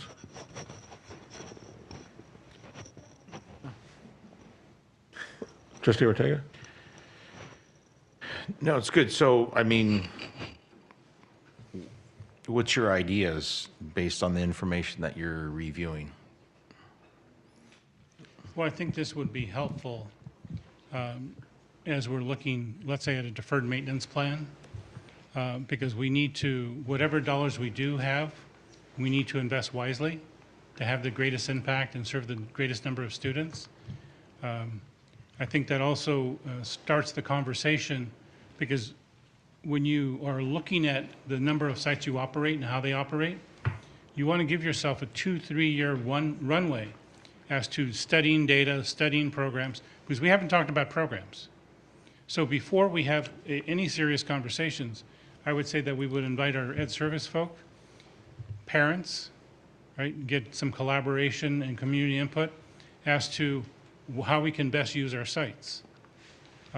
So let me interrupt real quick, is that, and I appreciate that, is that also over, I would say, probably, what, the last 5-6 years?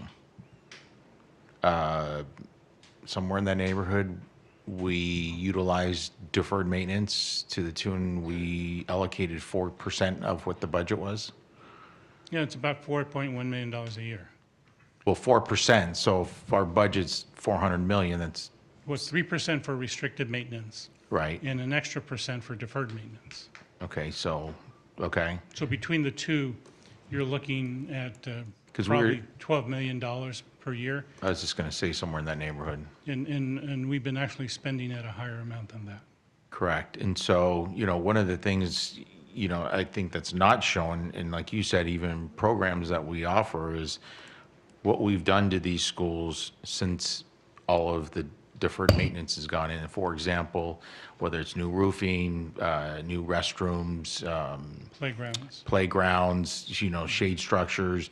So there's a lot of things we have done. So it's not like the school's been sitting there since 1969 at Old Canyon and zero's been done.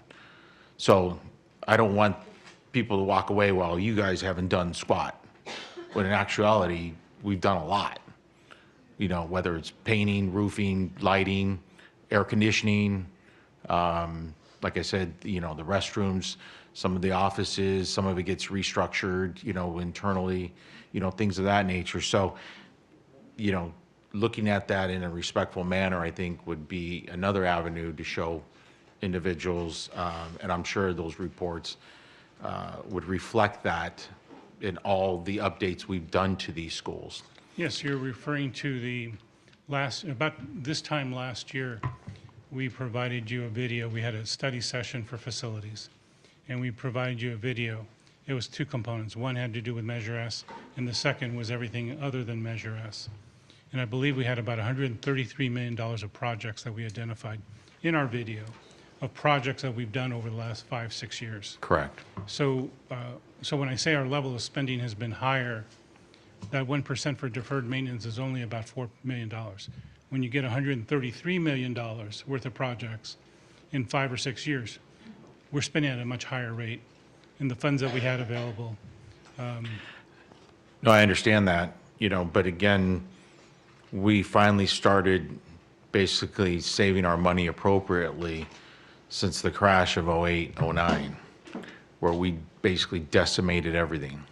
And just basically had a teacher in the classroom, custodian every other day, and that was it. There was no frills, no zero. We slashed every program that we had. So the board at the time basically made a promise to the public, we will never do that again. And that we will be forthwith, we will be proactive in our budget, we will look at measures just like you're presenting tonight, to be effective, to be fiscally conservative, so that we can sustain ourselves. And I'm sorry, I don't remember your name. Rick. Like Rick stated, districts are operating at a 3% reserve. And there's a lot of districts who are having to make cuts. So we're trying to be proactive, as we've been for so many years. And I won't be ashamed for our budget, for what we have.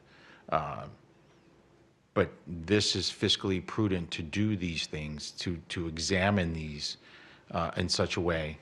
The other big thing that, that's never being mentioned is we're sitting on over $100 million worth of property.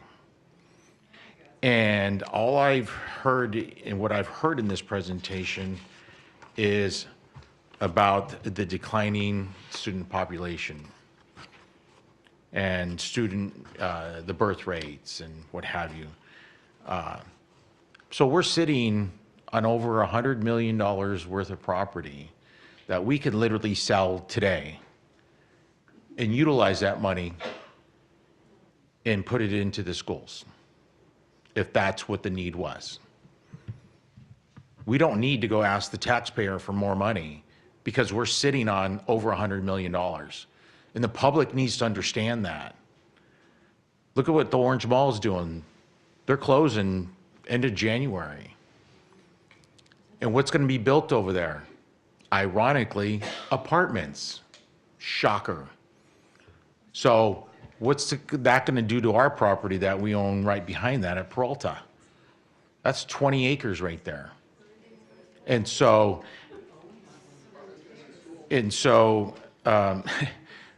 you're not demographers, so you don't know. So anyway, the idea is, we're on this property. We've talked before at the other one. So, I mean, there's many ways to look at these things appropriately. But I do like, I don't know if we're going to do a study session, Mr. Ledesma, to really dive further in asking staff to really look at the feasibility, operational cost. Could we sustain these in the, 5-year, 10-year? Looking at the budget shortfall, it may maybe won't be as dramatic as the 30 to 35 billion, because they get to do a sliding, budget approval, unlike the rest of us that we don't.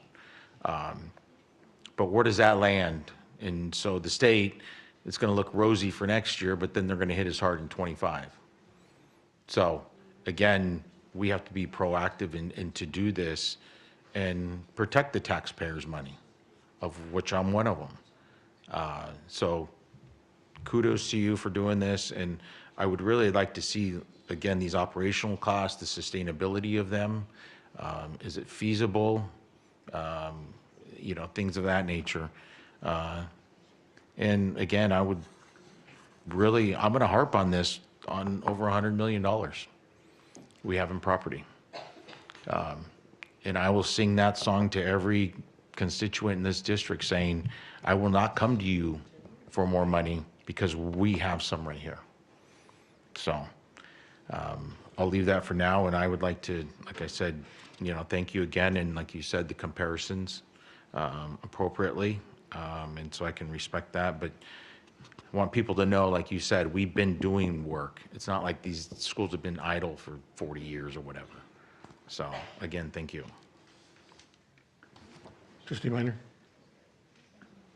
I have a couple questions. You answered one of them with the cost of modernizing $133 million. Is that right? Is the cost to modernize all the classrooms? That was in the video you said. What work we've already done is about $133 million. Okay. And what we have left to do is, what's that Well, the amount? master plan has $1 billion worth of needs. So- Okay. And Mr. Rivera, in addition to the master plan, which are more about like larger modernizations, you also have a menu of other things that are more deferred maintenance that include HVAC system upgrades, roofing projects, all of these things that are kind of queued up to for the board if they'd like a presentation on those things as well. Yeah, thank you for bringing that up. We have been preparing a worksheet for you that shows you different options of different things to do at each site. And also been looking at grant funding to support that work. Most recently, working with the Anaheim Public Utilities. Utility companies are great to work with because they're willing to give you grant funding to do some work that increases your energy management. So for example, lighting, air conditioning. It doesn't pay for the whole project, but if you get partial funding, that's helpful, because then you can combine that with other funding sources that you have. Yeah. So we've been preparing and getting ready to have a conversation with the board and talk about the menu of options that you have to choose from, and then different funding sources of how to make that happen, including grant funds. So we can be ready to provide you that information whenever you wish to review it. But $1 billion is a lot. Well, I'm not talking about the master plan. I'm talking about general maintenance to the facility. Right. So the roofing, air conditioning, alarm systems, some site beautification. We're not talking about big construction. We're not talking about constructing new buildings. We're talking about just maintaining our existing buildings. Well, perhaps you can give Trustee Minor an update on what the facilities master plan is, because I don't think she was on the board when it was developed. So we went through a process. We hadn't updated our master plan since about 2003-04. So we had a stakeholder group that had about 100 people, and we went through a process with hiring an architect and working with each site individually to identify the needs, getting input from the community. And this process was led by Mr. Harvey, and it took about 2 years to complete. It was right in the middle of COVID, so we got delayed some. So from that, the board approved the master plan in its final concept. And in the middle of our process, the state changed the laws that before you're seeking grant funds or state matching funds, you have to have a master plan. So, so we have that now, which allows us to go after grant funds. And it's broken down by school site using our demographer information about how many projected students we have and then what the classroom needs. So it talks about classrooms, classroom improvements, overall facilities, you know, like plumbing, roofing, windows. So it's very comprehensive. It's probably 1,000 pages. Yeah. Pretty close to 1,000 pages. So it's good reading material for if you have trouble sleeping at night. I mean, That's I just want to add that it was a really intensive, comprehensive plan, and there was a lot of work that went into it. And we used a lot of stakeholders, not only to develop the whole overall plan, but at each site. I know the principals met with the parents and the teachers, and they developed each site and what their needs were, and identified to you what their needs were, right? And so then they categorized it into like something they need to do now, you know, whether it was HVAC or, and then something is like more like something they want to do. So, but I recall there were $1 billion worth of needs, and it's nothing fancy. It didn't include a pool, but I just thought that that was important process because we involved the community, we involved our parents, we involved our stakeholders, and that is a document that we were supposed to refer to whenever we do anything. And so I think some of the things that you're talking about actually is covered in the master plan that we did. Correct. Can I also clarify on that? The facilities master plan actually was only the elementary schools and middle schools because we already had, so that $1 billion was just for the middle schools and elementaries. And then we also have High school our separately. high school master plans that came about through Measure K and Measure S. So that's separate and apart. Obviously, we're making progress on that with the bond, but that $1 billion doesn't even count for high schools. So including Orange, I've gone through a process with 4 districts to do a master plan. And that master plan was a roadmap of what the community wanted. And it allowed us to be successful in passing bonds 3 for 3. So the bond was already passed here with Measure S. So the master plan was something that we were doing after the fact. It had nothing to do with the passage of the bond. But it's a roadmap. It has community stakeholder input. It's very clear what the needs are. And then we go back and update it and have these conversations with the community. So when we're talking about identifying needs at a school, it's very easy to do that when you have a game plan. And that's really what the master plan is. Because the master plan that we had prior was outdated. It was almost 20 years old by the time that we updated this master plan. So I think what I'm hearing is, and what you kind of stated was that we're going to serve the greater number of students first, right? So you said it's helpful in looking at the deferred maintenance plan. You said serve the greater number of students first. In reference to that, so that means, like, for example, we have open enrollment right now, and I'm noticing that there's a lot of schools that are benefiting, maybe from, or children that are benefiting from that open enrollment. But when it comes to the schools, there's schools with All the projects is one indicator as to how you go about and prioritizing in phases. You also can't do all the work in 1 year. So you need to break down the projects in phases. So if you're going to be doing air conditioning and the air conditioning units are on the top of the roof, then you want to take a look at the roof projects and do them at the same time, right? Snowball. So you're going to be phasing projects to do a certain number of schools that you can operate over the summer, because many of these projects have to be done during the summer. So we can come up with a priority system that makes sense based off the age of the facilities and the urgent need to make these repairs. Yeah. I think we have a lot of that information and share that with you. If you'd like to have a study session, we're welcome to do that and prepare for that. And just, let's go through the list of what makes sense and how we can best improve our schools to create a better learning environment than what we have now. I guess my last statement or comment or question, I'm not sure what it's going to be at this point, but with enrollment continuing to go down, like there's not a trajectory for a population boom at any point, and obviously that's money that the district isn't getting, how long can we stay afloat at the rate that we're declining?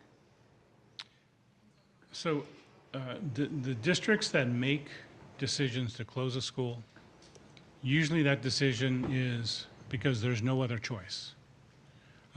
Because for them to meet the minimum reserve level, which is usually 3%, they have to do everything, right? So lay off employees, close schools, they go through the laundry list. So they're basically doing the kitchen sink, and that is like the last stage effort. And Mr. Holash, over the last couple of years, has gone into those environments where districts had to make an immediate decision. Well, we've been working hard over the last 5-6 years to build adequate reserves. So you have adequate reserves. So you don't need to make decisions today. You don't need to make decisions tomorrow. And we can bring you back information so then that way you have more informed decisions about what is the cost of keeping these sites open versus if you're looking at consolidating sites, because we're also talking about boundary changes, looking at some demographer information so that way you can understand where the kids live, transportation services. So there's and the programs, what programs are being operated at a site and how is that program going to continue if it was combined with another location. Right.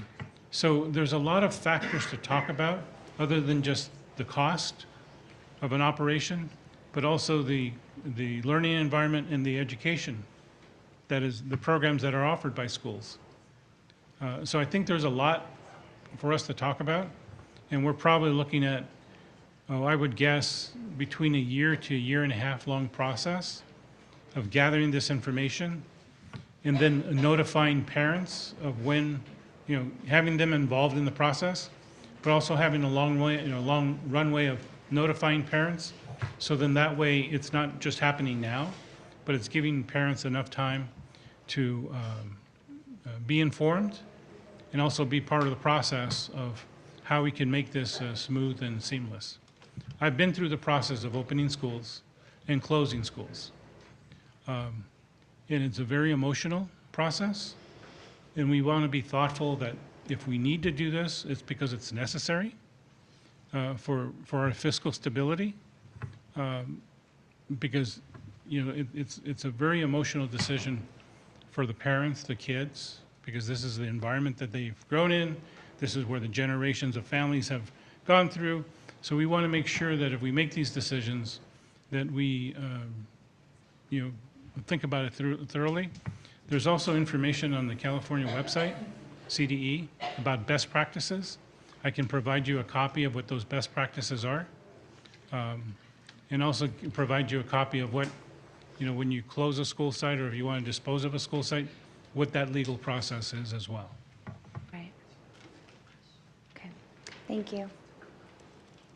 I just have a quick, if we're going to do a study session, there was something you and I had spoken about a while ago, and I'm not sure, I'm not saying I want to do this, but there was something that you talked about where you said the current space for like an elementary school is much smaller than it was, like, for instance, in 1951 or 1968 when they were built. So we do have quite a few elementary schools. I'll think about La Vida because that's where my kids went, where my husband went, actually. It was a lot newer when he went there. But I think about like that field out there and how much space there might be that we could maybe shrink that footprint, still keep the school, maybe shrink that footprint and then bring some of whatever we do with that property, if we were to sell off that extra property, bring that revenue in and then invest it into the school. So that it's kind of self-contained, but we're not necessarily selling, a big property in the middle of the district, but we're utilizing those funds in a way that's responsible and makes sense. So what you're referring to is an asset management plan? I guess, yeah. I don't know. Yeah, That thing that you talked about, Just yeah. trust me, it is. That But- would be it. You know, it's just like having a two-bedroom house on an acre. Is it really functional? And can we look at other purposes to dispose property? Because some of our schools, the kids don't play in the yard. They don't play in the whole, you know, the 17-acre property that we have. And there's even pylons out there that you'll see that kids can't go past that pylon because we don't have the staff, right, for the safety. So we have that at a number of our sites. So we have some options to look at, because to look at a scenario like that, and let's say you turn into residential housing, now you have additional kids, right? So it can pay for itself in terms of having a developer come in and build it. At the same time, it could help us with enrollment. And then the sale of that property, that could help for us to take that money and commit it to some repairs on our sites. So you can do all of those things through an asset management plan and look at some sites that it makes sense for us to do that and not really impact the operations of the site, just utilize the property that's not being fully utilized. And I think I'd just like to add, in terms of what we're hearing about with asset management plan, facilities master plan, deferred maintenance plan, these reports that you're seeing here, the conversation that you've seen, this is a very complicated and layered conversation. So I heard something about a study session. If the board would like, that's a good time to talk about some of these things, because it is a complicated and deep conversation. So it's kind of hard to have that when you've got like 8 other agenda items that you're trying to work through on a regular board night. So, if the board lets staff know, we'd be happy to prepare, parts of that or all of that, depending on what the board wishes to do. We can plan for that. Actually, I'm getting my second win, so if you let me stand up here long enough, I may give you some answers. Well, I think it's a very important topic, and based on these reports that you've given us, I think that would be very prudent of us to have a study session. What does everybody think about over the next couple of weeks? Maybe first week in November. Yep. What's that? Is that even enough lead time, though, to put together something that It in-depth? sounds like it's Well, it very depends on what we're intensive. going to talk about, because Well, there's some... it's going to be a time to really talk and see what kind of, that's when we present all our questions to you. So And you say, is the intent of the study session is to drill down on information you're going to be wanting, and then we're going to come back with that information? well, that's part of it, but part of it, I would hope that I know myself, I'm going to submit some questions Yeah. that I hope will at least be addressed at the meeting or answered at the meeting. So I think we can look at a schedule that we can have information ready. Some of the information we have readily available. Some of the information to be ready, I'm going to have to be reliant on our consultant to help us with, to make sure that we can meet your timelines. So it would be, again, it would be a study session where we share ideas, discuss, and then we if there's additional information necessary, you could give us some feedback as to when that information might be available based on what's being requested. So are you talking about having a study session in about 2 weeks? I don't know, when is the first part of November? We're already in I just think, November 19th, and- I think this is a very important Oh, topic to I us. mean, I don't say it's not, but I'm thinking about the timing. I want to be respectful of our staff's timing too, to get them to rush through something that, Well, nothing- I'm not sure. Well, nothing's being requested, other than, let's have a meeting to talk about things.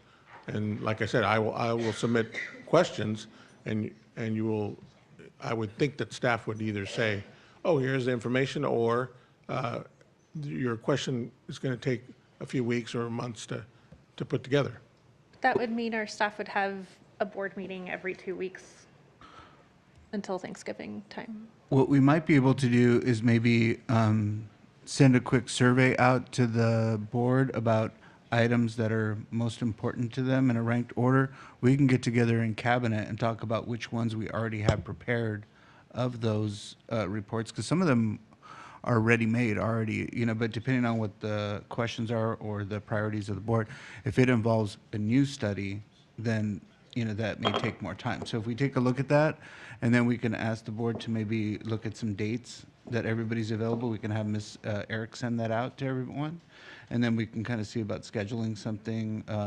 I'm hearing, try to get something scheduled before the next board meeting, but I think if we talk internally and it looks like something, maybe shortly after the next board meeting. The only reason why I'd say, again, it's just to gather our questions and the requests. We can have a dialogue and see Yeah. what we can turn around shortly and what we need to spend more time on. Right. Like I said, I looked at this and it, I've got some questions in mind and I want to share them and those can, the result of those questions can be shared at the study session. I want to express my appreciation for Mr. Holash assisting in getting this information ready. He's done this report for other districts, so it's helpful having a content expert that is prepared, that is used to preparing information like this, so then that way it could be understandable for the board. So thank you, Mr. Holash. Thank you. So can we get maybe kind of like have Ms. Erickson find? I think what I'd like to do is both, I'll get together with Mr. Rivera, we'll identify some reports and some information that we can have, send that out to the board with some requests for feedback on it, and then with dates that the board might be available for a study session. And then we'll discuss that together as a team. Thank you. And then we are doing I will do a quick time check. We're at 12:10, and we've got one more information item on the Villa Park High School pool presentation, if I'm not And we have cards. mistaken. And then we have consent items and cards. Yep. We better move along here. We have Thank you, Ms. Rivera. 11 cards, or 8C. So 11 would mean 2 minutes. Well, I was just going to ask, do you want me to take kind of a roll call of who's here in this Sure, stack? sure. Well, we're going to proceed with the cards here, and you take a roll call, and Jenny Sloan, JJ Mice, Nicole Jones, Eddie Kim, Kim Flint, Lori Kaler, Darshan Smolodin, Alex Broussard, Louis Salomon, or Luis, sorry, Coach John Kulisic. I'm sorry, I don't know how to say. He left. Okay. Rosa Otero. yep. So we have 10. Okay, so 3 minutes. Yep. Okay, first card. Jenny's, and then JJ Mice. Hi, I'm Jenny Sloan. I'm a parent of 2 kids in OUSD, and I really appreciate the report that we just saw about sustainability. And I actually went and read a bunch of the report on the schools and what needs to be repaired, and that was done in 2021. And I read that it took 1,000 stockholders to put this report together, hundreds and hundreds of hours of time from teachers and administrators and parents and people who live in the area. And the idea that you might just go, you know what if we just bought a pool though? Because I know the school was built in 1969 and that there was an earthquake in Sylmar in 1971 that completely changed how we build buildings, and that these are our children in elementary school in these buildings. And oh yeah, there's this thing with active shooters and the windows are wrong and the doors are wrong and we can't have our kids feel safe. But you know what? A fancy new pool, that would be so cool. It's disgusting. It's just disgusting. We've got this report. We've seen, those of us that drop our kids at elementary school every day, I have a kid at Levada, I know that school needs help. Okay, all of us do. It's right in front of our faces. The idea that anyone could come up and say, let's get a fun thing for a group of 100 students to swim in for $25 million instead of fixing air conditioning. We had a school this year, I think it was Esplanade, 2 weeks, no air conditioning in August. Schools without heat in the winter. It's disgusting.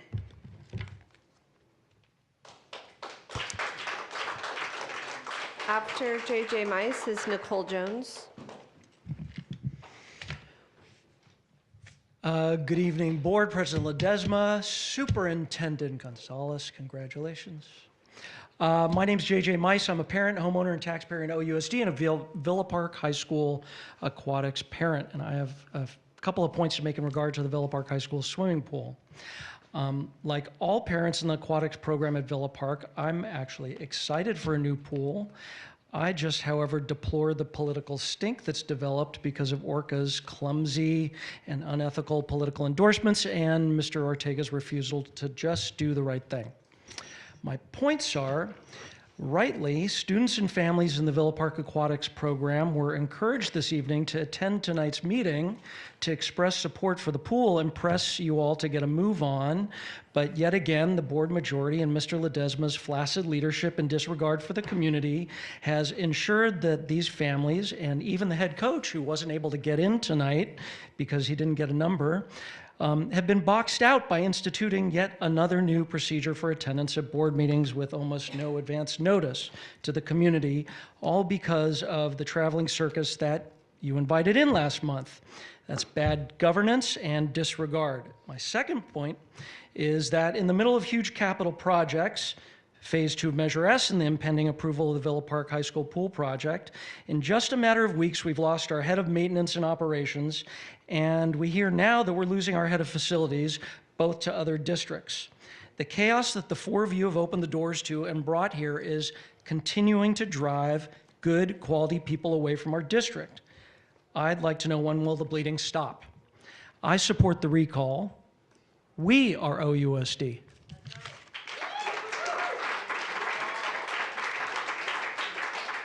Eddie Kim is after Nicole Jones. Good evening, Orange Unified School District trustees. I am a parent in the district, and I'm super glad that there is this presentation tonight about old facilities, because you know what's old? The Villa Park pool. And student safety. We had a child get cut on our deck because it is in such disrepair, so now our teams can no longer do push-ups on our deck.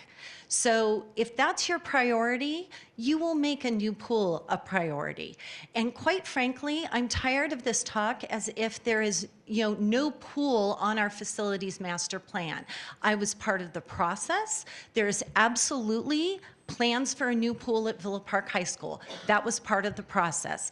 And just like when the air conditioning went down at a school over the summer, that got moved to the top of the list. The fact that our pool is breaking should also move that to the top of the list. And it's more than 100 students. So I'm deeply concerned, actually, that this is just an information item. I know later on in consent that there's approval for plans, but I really want to see this coming forward as an action item. We don't have very much longer with this pool. We saw what happened at El Medina. We saw the decimation of their program when their pool went down. We can't have that happen to another program in OUSD. So please make this an action item at your next meeting. Thank you. Eddie Kim, and then Kim Flint. I want to thank you for the presentation about the facilities and the current population of our students at OUSD. I just wanted to give you some advice in the sense that 65% of this country identifies as Christians, and we have these guys wearing orange shirts that represent the teachers who are openly attacking Christians and then saying, I don't understand why the enrollment is so bad. Please speak to the item. Please speak to the item. Okay, yeah. You see them? Also, Rick, I would really appreciate when we're sitting back there, if you could control these guys with orange shirts. They've been rude and nasty the whole time. And they're the ones that represent OUSD. And Please. honestly, they're the worst of... I understand. I've already, these are our teachers and our parents that. Okay, I'm here just to clear the Trustee record. Erickson says are. Her supporters, I know. Go ahead. I'm here just to clear the record. I want to address the recent smear and hate campaign created by OUA and their signature gatherers about our dedicated trustees, Madison and Rick. The alleged and spread lies. Can you please speak about the pool? It is the pool. Please. They allegedly spread lies that Rick and Madison approved a $40 million Villa Park pool solely for the benefit of their wealthy white friends. We all know it's a lie, as we are here discussing it. The pool project has not been approved, and the board majority's intentions were never to favor anyone unfairly. Their commitment is to all residents and students. I hope the people of Villa Park, and especially the families of Villa Park High School who signed the recall, recognize that Madison, Rick, and the board majority are diligently working to find a financial, responsible solution for our aging pool. I hope you guys find a solution that fits in our budget and that you guys are able to provide a pool for our students at OUSD. On deck is Lori Kaler and then Darshan Smolodin. First off, I feel compelled to say this, that someone pointed out that Madison doesn't have kids in the district. This is all regarding the pool. And that Rick doesn't have kids in the district, but yet their kids have graduated. So if they're not OUSD, then you're not OUSD. Right. I'm OUSD because I have kids here, and I have kids that are going to be here for a while, so I'm here to stay for a while. You can't get rid of me. Please address the board. So my concern is I went out and I listened to these orange shirts trying to collect signatures to put it on for the petition to recall you guys. One of the lies they stood upon was sitting there and saying anywhere from, as Jenny Sloan just said, $25 million. I heard several people say $30 million. They're hijacking this pool and using it to their benefit. I just want the people out there watching this at home to know that these are the kind of lies that these orange shirts told, and that's just the tip of it. There's a lot more lies, and this is how they are.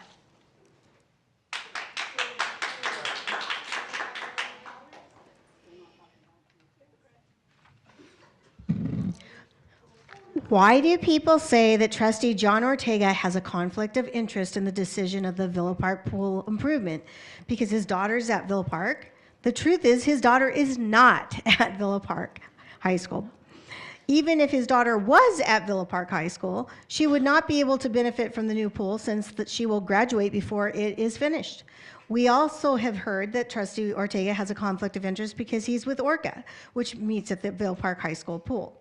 He's no longer with Orca. There is no conflict of interest.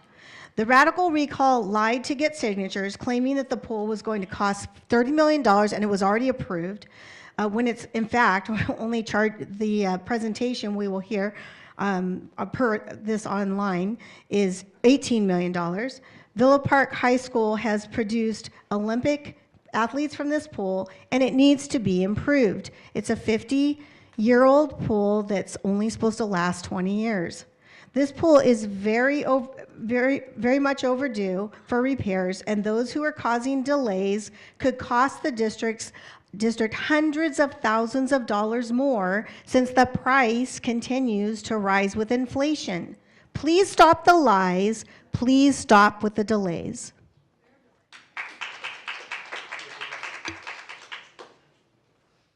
After Darshan is Alex Broussard and then Luis Salmon. Please proceed.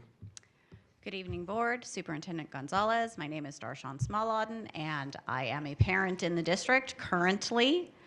I wanted to give a little bit of reference, since I actually got 3 minutes. I wanted to talk about the money that is in the reserves and how it's there, because I was one of the people who worked hours upon hours every week. Are you gonna connect this to the pool? Yeah, how are you paying for the pool without using the Measure S matching funds? Please don't interrupt me. I speak every time. Just gotta and make I'm sure. always, Just gotta make I have sure that you never stay on topic. been That's all. off topic. That's all. Ever. Well, So, $288 million were passed in a bond by our district. That money that is sitting in the reserves came from Measure S. We told people, as matching funds, we told people, because that is what the plan was, is that that money was going to go to our elementary schools. Because, as we all saw, they are in dire need of updating. So just in case anyone didn't read it, I would like to read 1977, 1958, 1951, 1968, 1961, 1965, 1960, 1962, 1968, 1962, 1968, 69, 51, 51, 65, 65, 1962, 1956, 1956, 1961. I cannot believe that we just had a presentation where you were told that the buildings have not been retrofitted for earthquakes, and you're going to build a pool.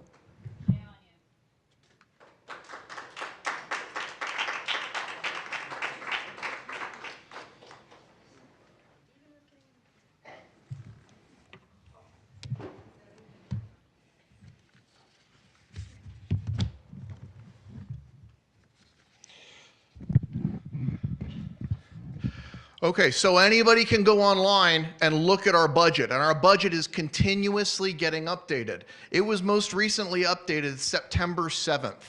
Our facilities reserves are reflected in that budget. You can see right here, it is $26,074,917.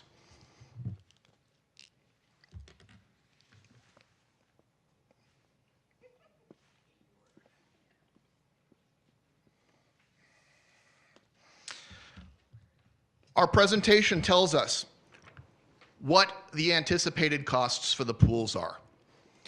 We have the cheapest option, option 2, that you'll see in the presentation, is $21,424,402. Right there.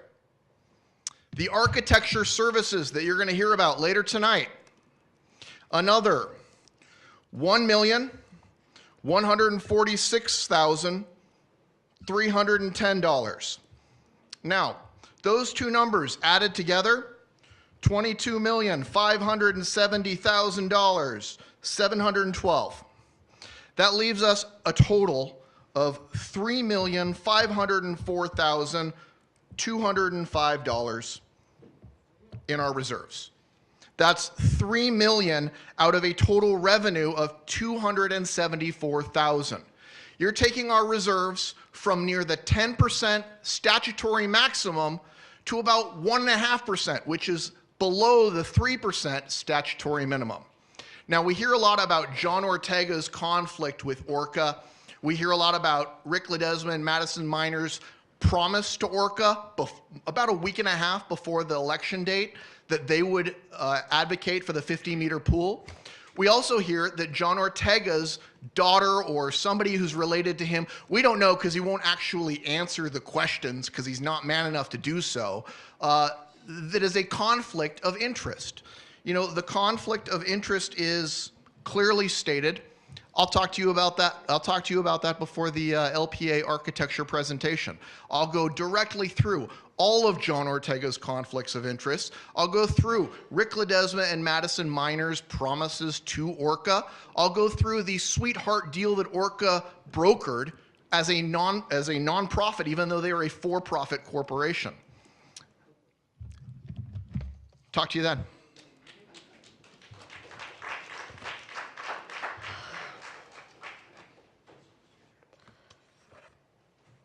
Lois? Sorry. And then Lois Solomon. Yes. You're up next. Rosa Otero. Hi, everyone. Louise Solomon. Now you know the proper pronunciation, but I'm not that sensitive. Anyway, It appears to me this is a wealthy school district. You have about, I heard, $100 million in real estate. Seems to me you have a lot of options. And it seems to me with the proper financial management of those assets, you could have everything. You could fix the broken down schools that, frankly, whenever I drive around California, it looks like a third world country. The schools are as old as me, okay? And you know, that's really not a nice thing.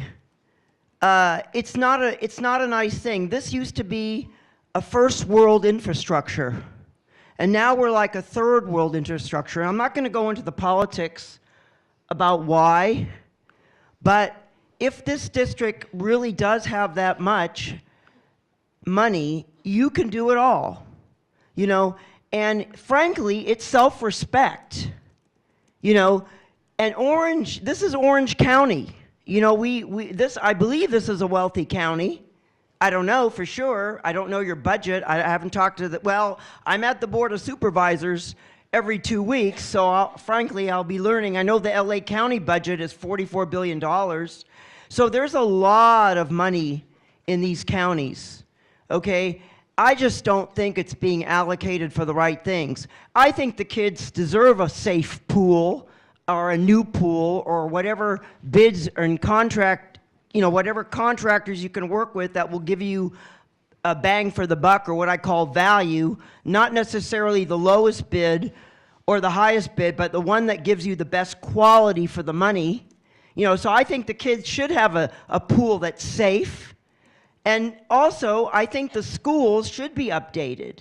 You know, they should be updated to current standards. You know, at least minimum current standard. I don't say you have to put $1 billion into this, but I mean, if you look at each school on an individual basis and just do some of the basics, and you get some really good, reasonable contractors, you know, that are going to give you value for the money, you know, I think you can do a lot. You know, I run a startup real estate business, and I'm a very small real estate investor. And, you know, there's a lot you can do with very little. We've come to be very spoiled in this country, but right now, at the present time in this country, with the current political situation and everything going on, you know, we have to get off our high horse and start doing things with a little bit of money and do a lot. Thank you very much for listening.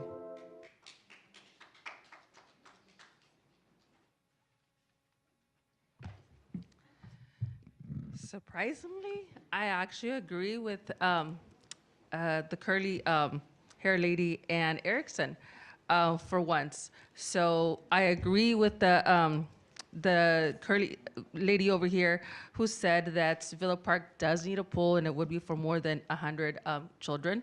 And I agree with Erickson what she said, that that we should look at the properties and minimize the impact to the schools and see what could be sold off, so that we can better use these funds. So that is surprising, but I would like to ask, in regards to the Measure S, which was passed, if all the schools are really indeed needed so much updated like this report had, then why wasn't any of that Measure S allocated for that versus $1 million for a STEM lab in Villa Park and other very expensive aspects?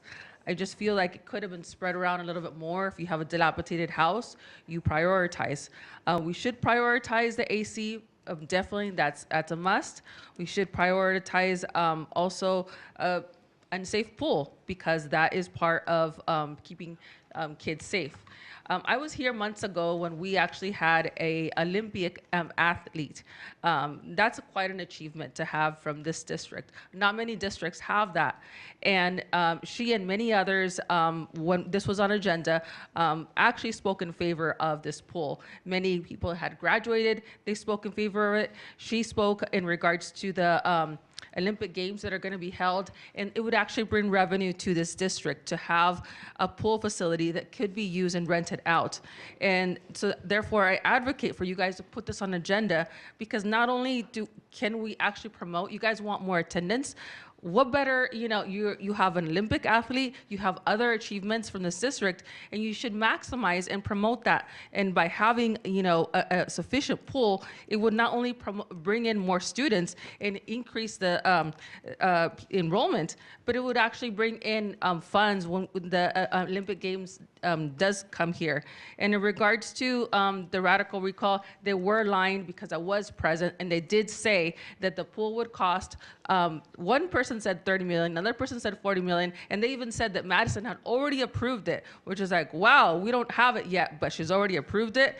And in regards to you asking about the RevCon, why don't you ask Soren? Because we actually have pictures and video. We have pictures and video of him standing multiple times and speaking with them and laughing. We do have that on evidence, and we have that. Please. Why don't you ask him in regards to that? So, Please. yeah, in regards to the pool, I also want, we have it on camera. And we want to thank Madison and Crystal Miles for the fentanyl that I did go to. It was very informative, and we actually need to have it more. Thank you.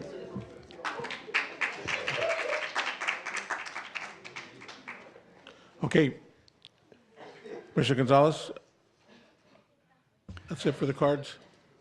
Yeah, so we have a presentation Mr. Rivera is going to present on this, and he's told me his presentation is 10 to 15 minutes, and I know that we have a 1 o'clock stop.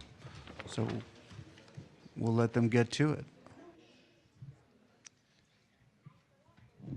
So we have prepared for the board. We have Mr. Levy here from PBK Architect. He's a principal. He's going to be doing most of this presentation. I'm going to cover some of the recap pages at the back.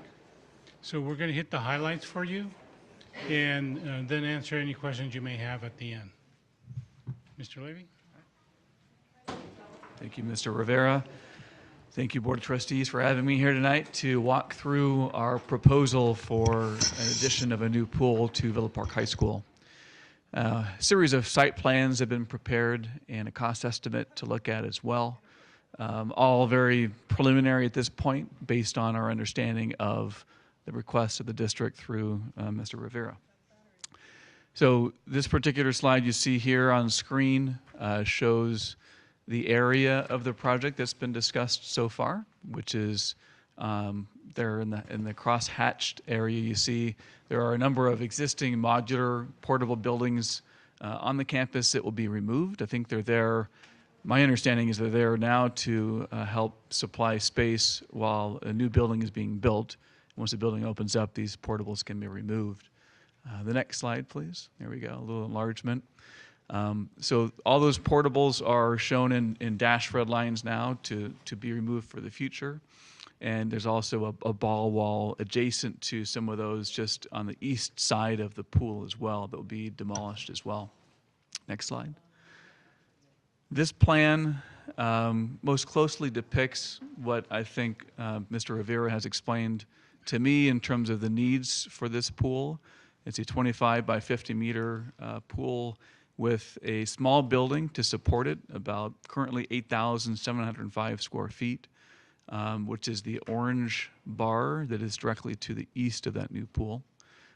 The area on the south and the west, and also in orange, those are small stands for seating for folks to be able to watch events there at the pool. The blue dash line is a fence line around this new complex, and the yellow buildings on the right are 5 portables that will remain in that parking lot and 1 restroom building as well. Again, this is all preliminary information and adjustable depending on what the actual building program turns out to be. That'd be the next step for us if we're authorized to proceed with this project. Where in the next month or so, we dig in with the high school participants and make sure we have the right ingredients for this project, if you will. Next slide.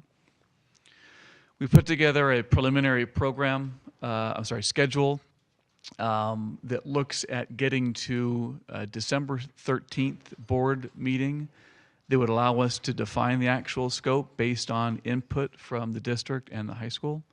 And that would be able to be used to select or at least provide information for a leaseback contractor to be potentially selected to do the work. Our preliminary schedule has, I think, our contract documents being completed by June of next year.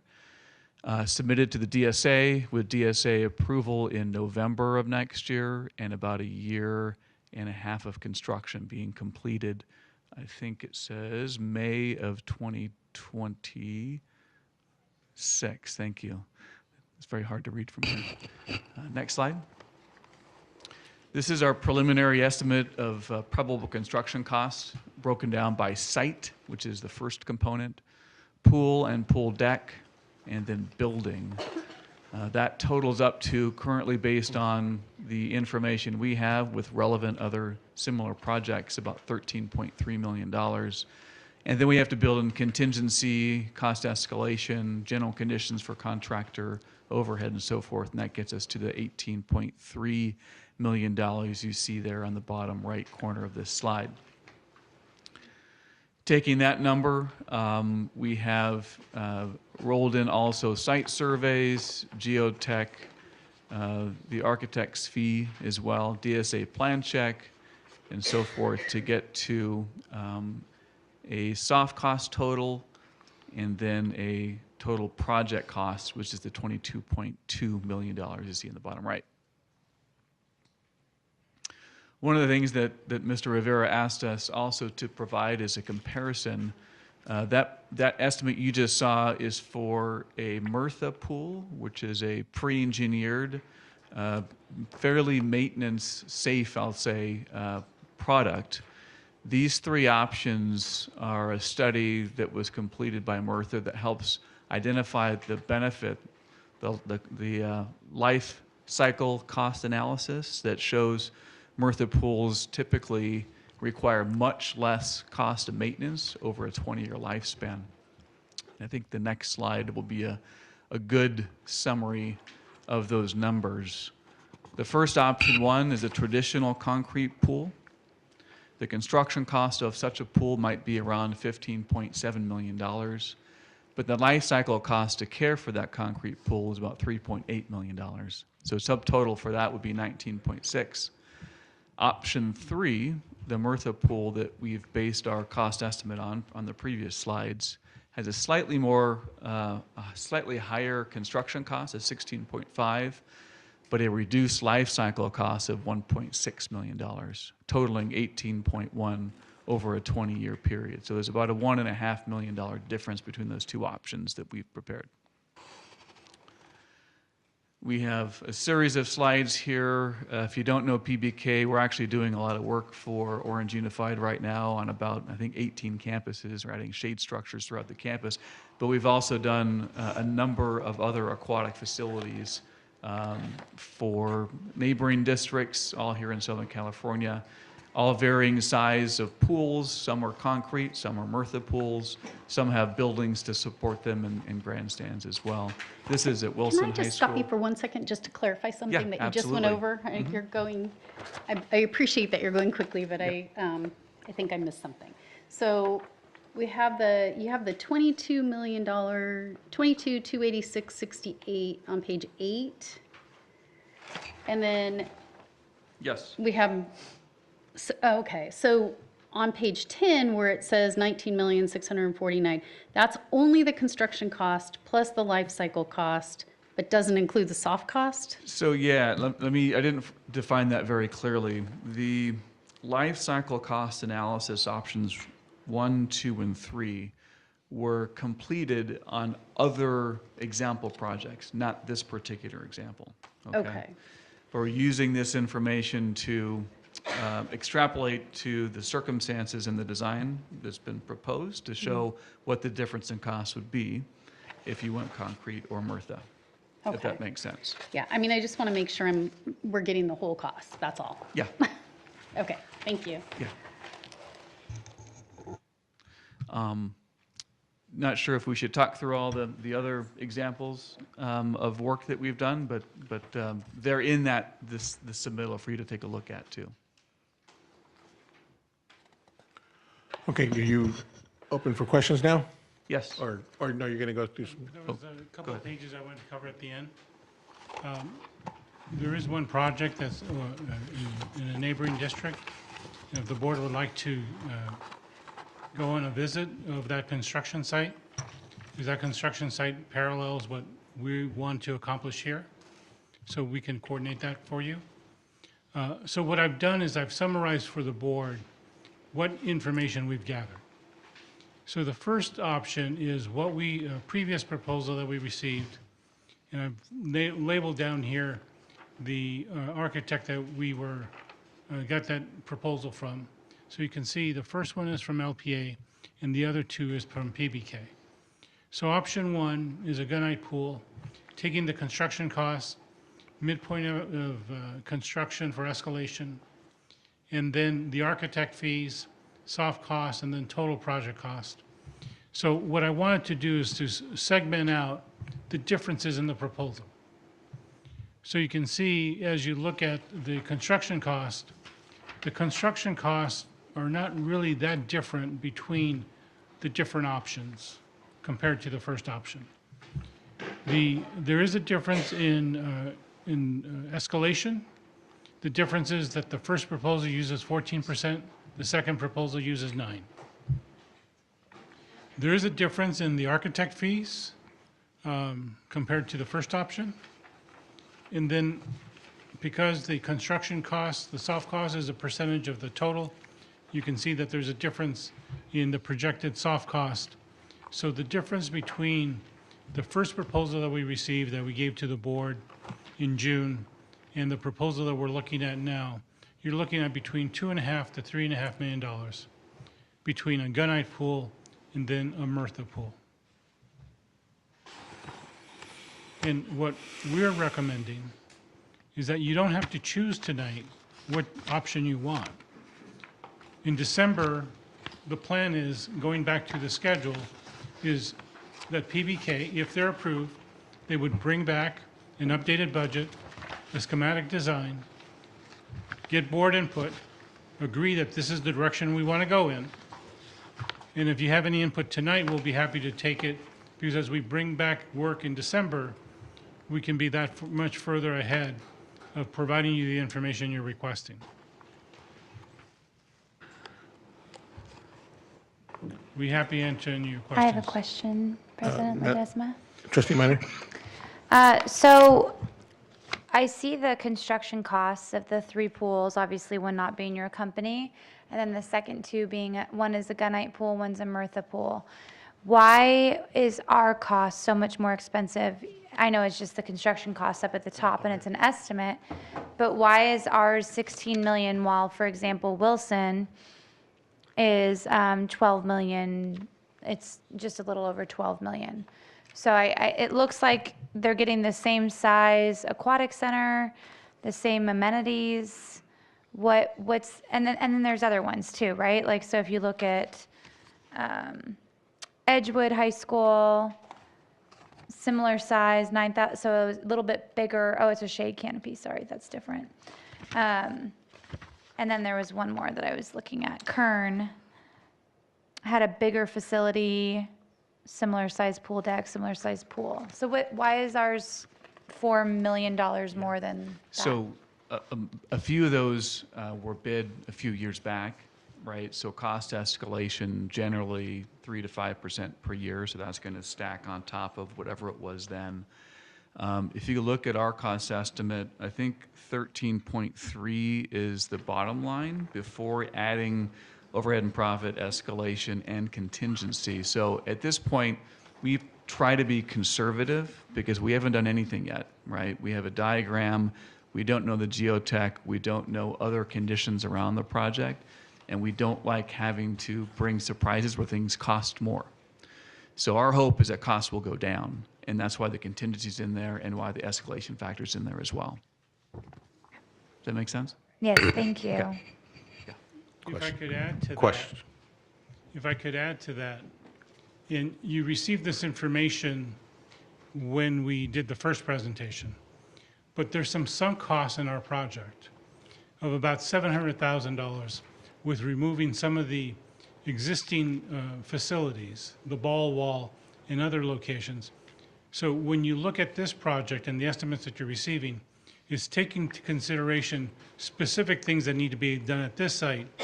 So if you're comparing cost of this project versus another location, you may not have those same costs at that other location. So it's like comparing apples to oranges. So there is about $700,000, I think $680,000 worth of infrastructure or facility cost to make space for the pool where the pool is being designed. Mr. Ortega? Yeah, quick question, because we only have a few minutes. You know, you're looking at demo, and just keep that up, you're looking at demo costs and removing all the portables when the new building does open, so that was going to be covered in their Measure S, correct? Yes, that was planned to begin with, that we were going to leave 5 portables behind. Correct, but overall, where the portables and everything is, that was going to be all reconstructed under the bond. Well, we were going to leave 5 portables behind. You know, I don't, And then we were going to create, as is stated here, a parking for more parking spaces and things of that nature. And that's what we talked about even way back when, even before any pool. Mr. Ortega, are you saying that all that demolition, all that with the Right. portables is all Measure S funds and shouldn't be in this? let me confirm how those costs are being allocated out. And I believe you're right, that some of those costs is part of Measure S, but let me confirm that. Mr. Harvey's not here, and he's probably the best one to answer that, since he lived with those budgets on a daily basis. Okay, because I Let me remember confirm that. during those conversations, we were talking about that kind of stuff. And what is earthwork? Earthwork would be some excavation for the pool, grading, smoothing, preparing it. Basically digging the hole? Yeah. Okay. Correct. You know, and so when you're looking at these, and again, we don't have any control of inflation, unfortunately. Wish we could have done this several years ago when we didn't have such high inflation. But when we look at, a lot of the costs, and so going back to the building itself, just so I have visual. So we're estimating in here roughly about an 8,700 square foot, let's just go even 9,000 square foot building. Do we truly need a 9,000 square foot building?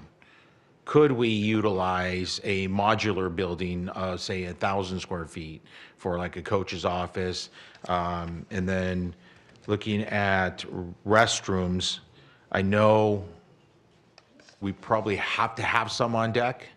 I'm sure DSA would tell us if we didn't propose it with some, no, you gotta, or you have to. But seeing how adjacent to the gym and the lockers are, couldn't we use that? I mean, it's kind of for both of you. Couldn't we use and utilize that to minimize a lot of the space and greatly reduce the cost in a modular, which is already DSA approved, that we can get in immediately and move on, deck? So let me answer the question about using the gym restrooms, is that you're going to have situations where the pool is being used by the community. And if they're going to be relying on going to the gym for the restrooms, where we have our student athletes and our students, that's not a safe environment. So we want to contain the pool restrooms separately from our gym restrooms, which are being utilized by our students. There's also a requirement of DSA and the health department, because this is a pool, about facilities. So I'll let Mr. Levy. Well, address that's why I stated what I did, is I understand you're going to have best restrooms on deck. I get that. But operationally, when the pool's being used, it's first and foremost for the students. And so utilizing it in that manner is what I'm speaking of. Now, if the community is going to come and use it on off hours, or, when there's no students in the area, you're still going to have access to the restrooms anyway. So that's what I'm kind of getting at. Do we really need a 9,000 square foot building in that sense? So from our perspective, Mr. Ortega, so many of the things listed in the building are things that we'd recommend, but we don't know if you need yet, because we haven't had conversations with the campus and the district in detail. But things like the team room, even locker changing room, those add up to geez, those two items there are 4,200 feet. And that'd be half of the 8,000, 9,000 square foot Right. building. So if you didn't need those, you would cut the building size in half, and you'd probably save about $3 million in construction costs just to do that. Yeah, That's huge. yeah. You know, I remember being taking a visit to Estancia and looking at their fairly new, I think it was built in 21, 20, probably somewhere around there. And beautiful aquatic center, 50 meter, the whole 9 yards, tremendous amount of pool deck. I felt they probably could have used some more, bleachers. And that's the other thing. We don't need, I think it's in here somewhere, 500 seating capacity, maybe half that, coupled with, as you said, if that saves us $3 million to slice that in half and we do a modular in that respect, these are the things, to start estimating. And so, and as you stated as well, you put in there for, what's the word? What is it? Not inflationary cost, but the So we had a contingency and cost escalation. Exactly. Thank you. Right. For potential. So again, obviously, if we don't use it, then we don't spend it. So I mean, just right out the gate, if we can mitigate this, and that's why I go back to when it's student used and no adults or community around, that we could utilize the locker room in that instance. So, things of that. So again, we're coming up on our time, and those are things, I mean, if we can mitigate some of that, that's $3 million right out the gate, and then potentially some other cost savings, elsewhere, coupled with, maybe utilizing like outside showers instead of, locker rooms, things of that nature, to where we can really do some cost savings in that manner. And gosh, there was and I mean, the fact is if we're able to get a Murtha pool, that would be phenomenal. I mean, from what we were shared with, a couple months ago at the presentation, I mean, if the Olympics use it, why can't we? I mean, I believe that would hopefully draw some students, to our school district. But, we want to be able to do this right, because what happened at our other facility is not going to happen here. It's just not. And that, anyway, we don't have time to get into it. But, okay, I appreciate it, the fact that you want to be able to sit down. I know some of the coaches were here earlier, but it's too late. I know students, wanted to come and speak and things of that nature. But if we can really, and if you could, Mr. Rivera, look at that too on the Measure S as far as the demolition costs, So potentially, I mean, just in this short conversation, mitigating it, we can do somewhere between $3 to $4 million savings right out the gate. And with soft costs, that's, about 18 million. So, and we can even potentially go further than that. And just to touch back on the schedule, Mr. Ortega, we established, if we did proceed, in the next week or two, coming back to the board by December 13th for a recommendation on scope and program that could go to a leaseback contractor. We've used that approach many times with other clients to help deliver this type of project as well. So very comfortable with their early input on cost.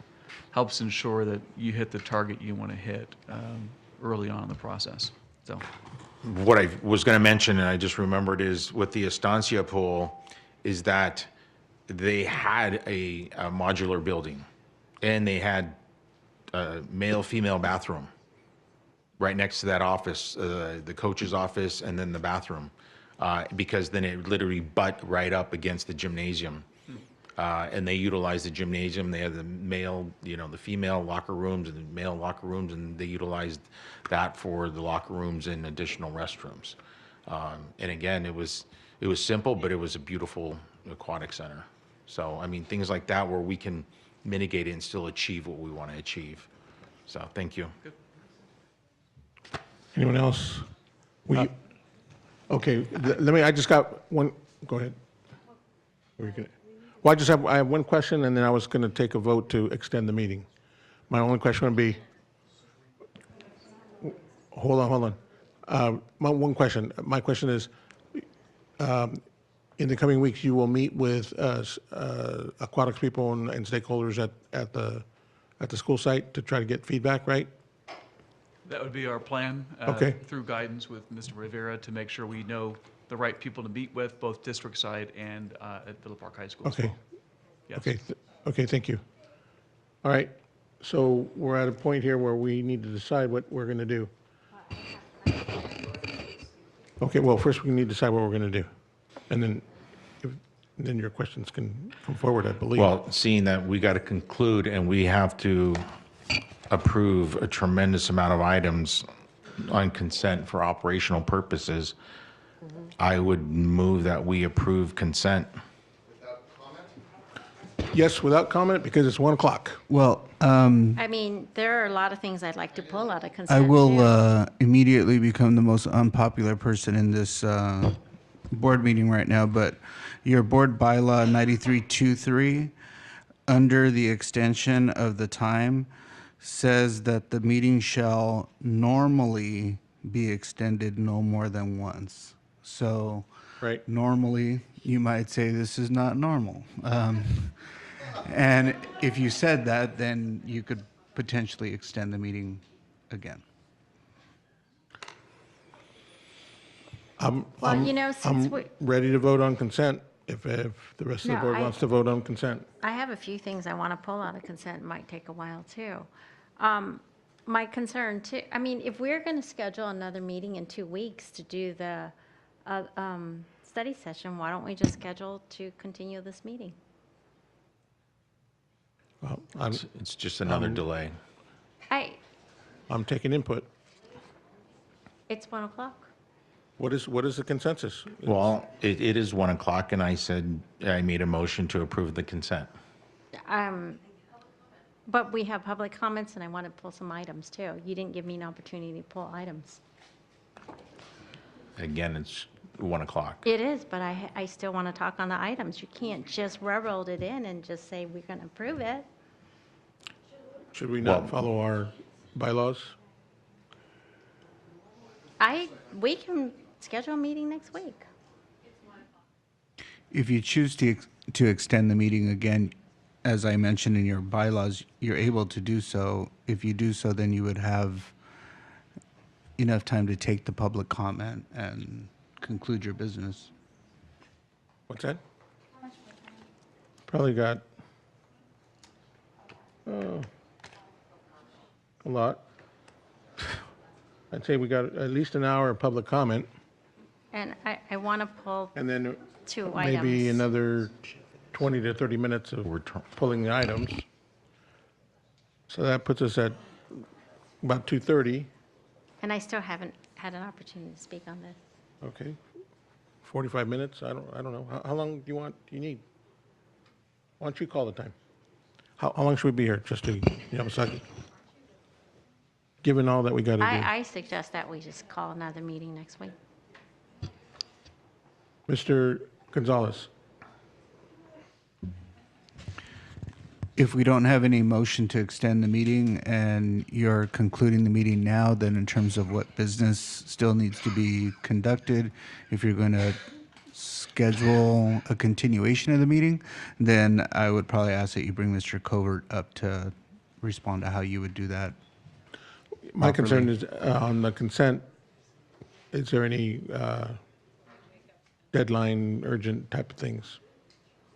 Typically, without going line by line, there would be things that, we do need to approve in order to conduct the regular, business of the district. But, the public comment on those consent items is also, of high importance as well, in consideration of those approvals on those consents. So, we could ask Mr. Covert what our options are right now.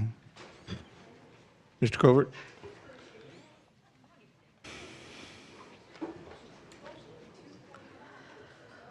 I was also made aware that we have study trips on the consent items that also need to be approved so students can attend their trips. Well, I was going to first say that you might go through the cards and determine the consent calendar items that there aren't any comments on, and then take action on that. That's one thing you can do. Another thing you can do, of course, is conclude the meeting and call a special meeting, or you can adjourn this meeting to another date and time certain. Or you can, as the policy was brilliantly written, this happens to be, you've got a lengthy consent calendar that you still have important items to approve, I mean, we'll be which here would for move it on another to hour. staying later. We have comment card on 11D, 11F, 11H, and 13J. So Do those correspond with? I definitely am in favor of Those are what at we just least said. voting on the consent items that are not these. Okay. And any that are pulled, right? Correct. Yeah, we Right. pull Yes. those that have cards. But I think Ms. But also if, Trustee Yamasaki had indicated she had. Trustees want to They pull one. so far they correlate. I want to do 11H Yep. and, So we can pull these, right? Right. and So we're going to pull 11D, 11F, sorry, 11H, and 13J. all right, And then what's 13J?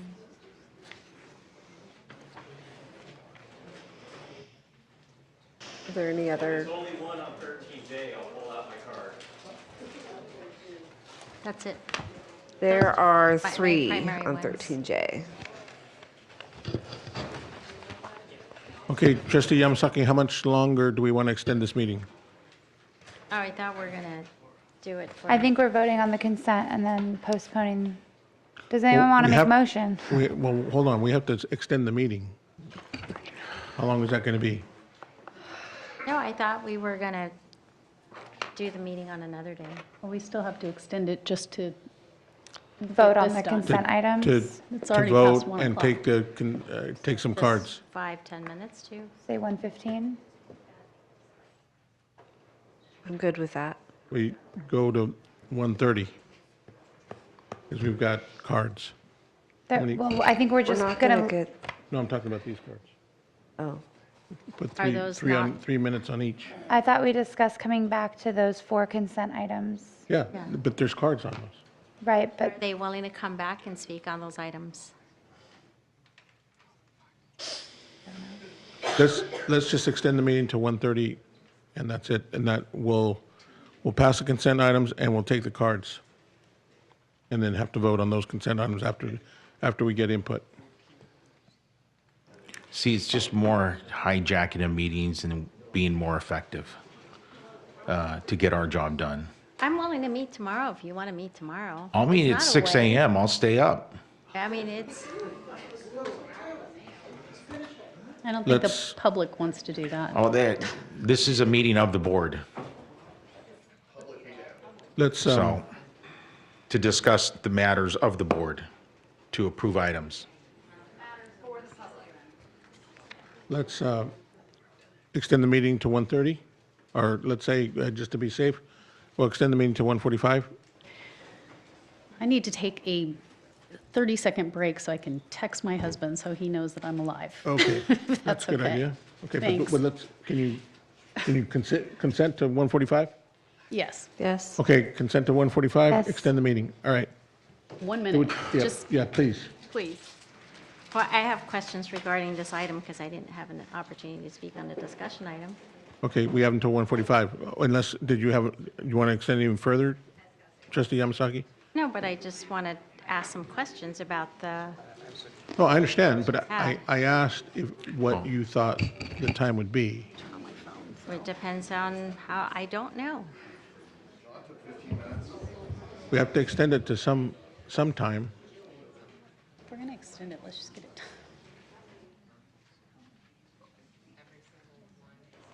Okay, can we, Mr. Rivera, can we bring the pool?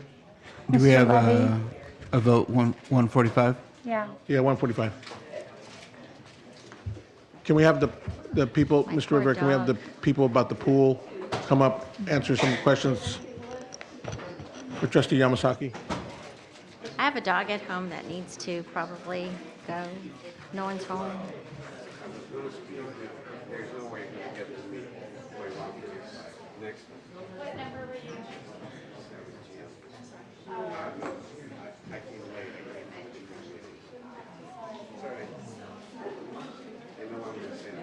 Have a good night. Where's Mr. Rivera? Trustee Yamasaki has questions about the pool?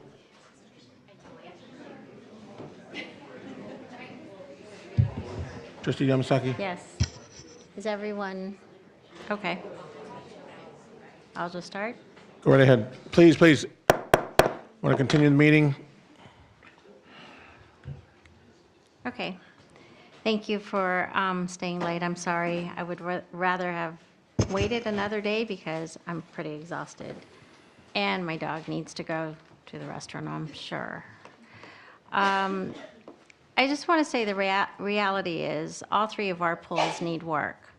In an ideal world, I would love to have all three of our pools updated, upgraded to a 50-meter pool. Heck, I want a performing arts center in our district as well. And, you know, honestly, I don't have a problem with upgrading the pool. It's just, is this the right time?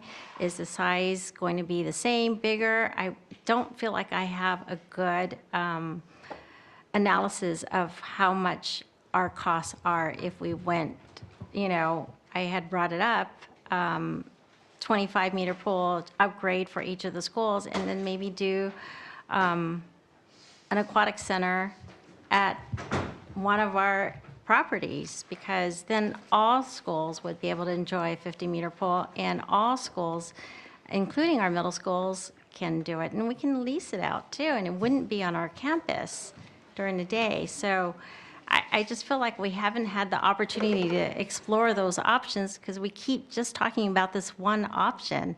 And to me, that would be the most prudent thing to do with our money. I want to save our district money. I want to be a manager of our resources wisely. And the other thing is that we have $28 million or so in the facilities reserve. And we just had a report done on a sustainability study, and it talked about the conditions of our schools right now. And I cannot, in good conscience, just spend that money on a pool when we need to also focus on our facilities and classrooms, I should say, in our classrooms. Because I think about the safety of our kids, I think about the safety of our employees, and I think they need to be in a safe environment. We just talked about, you know, a lot of these schools are not retrofitted for earthquake. We talked about how they're not necessarily the safest if there is an active shooter because we can't contain the classrooms. And then on top of that, you know, if you've ever been in one of those classrooms that don't have a wall, it's hard for the kids to actually concentrate because they can hear the classrooms next to them.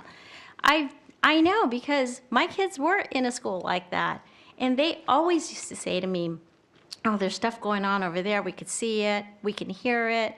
It's you know, we're talking about schools that are over 50 years old.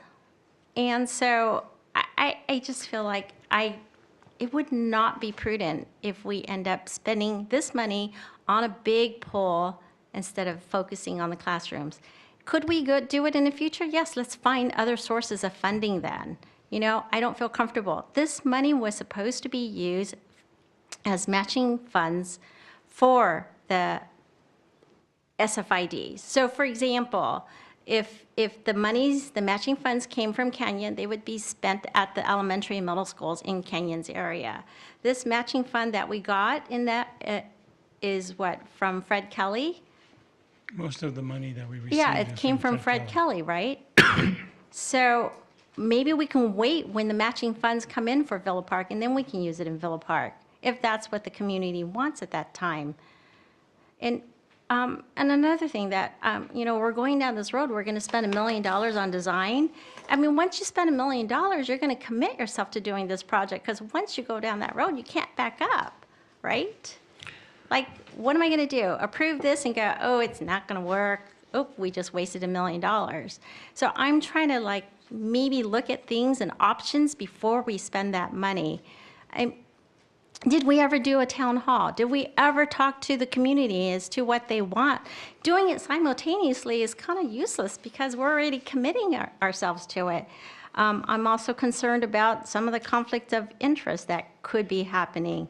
I am also concerned about, why is it on Villa Park's property right now? Is it because the person knows a board member? I mean, that just doesn't seem fair. Please stop, all right? I've talked Just to a lot stop. of people at Kenyon High School, and they would love a pool as Then much let's as build Villa 2 Park. pools. And you're going to ignore all the elementary schools and middle schools? And I their just needs? told you we have over $100 million in property money. Well, why don't we sell them before Let's we do commit? it. Let's be on the next agenda.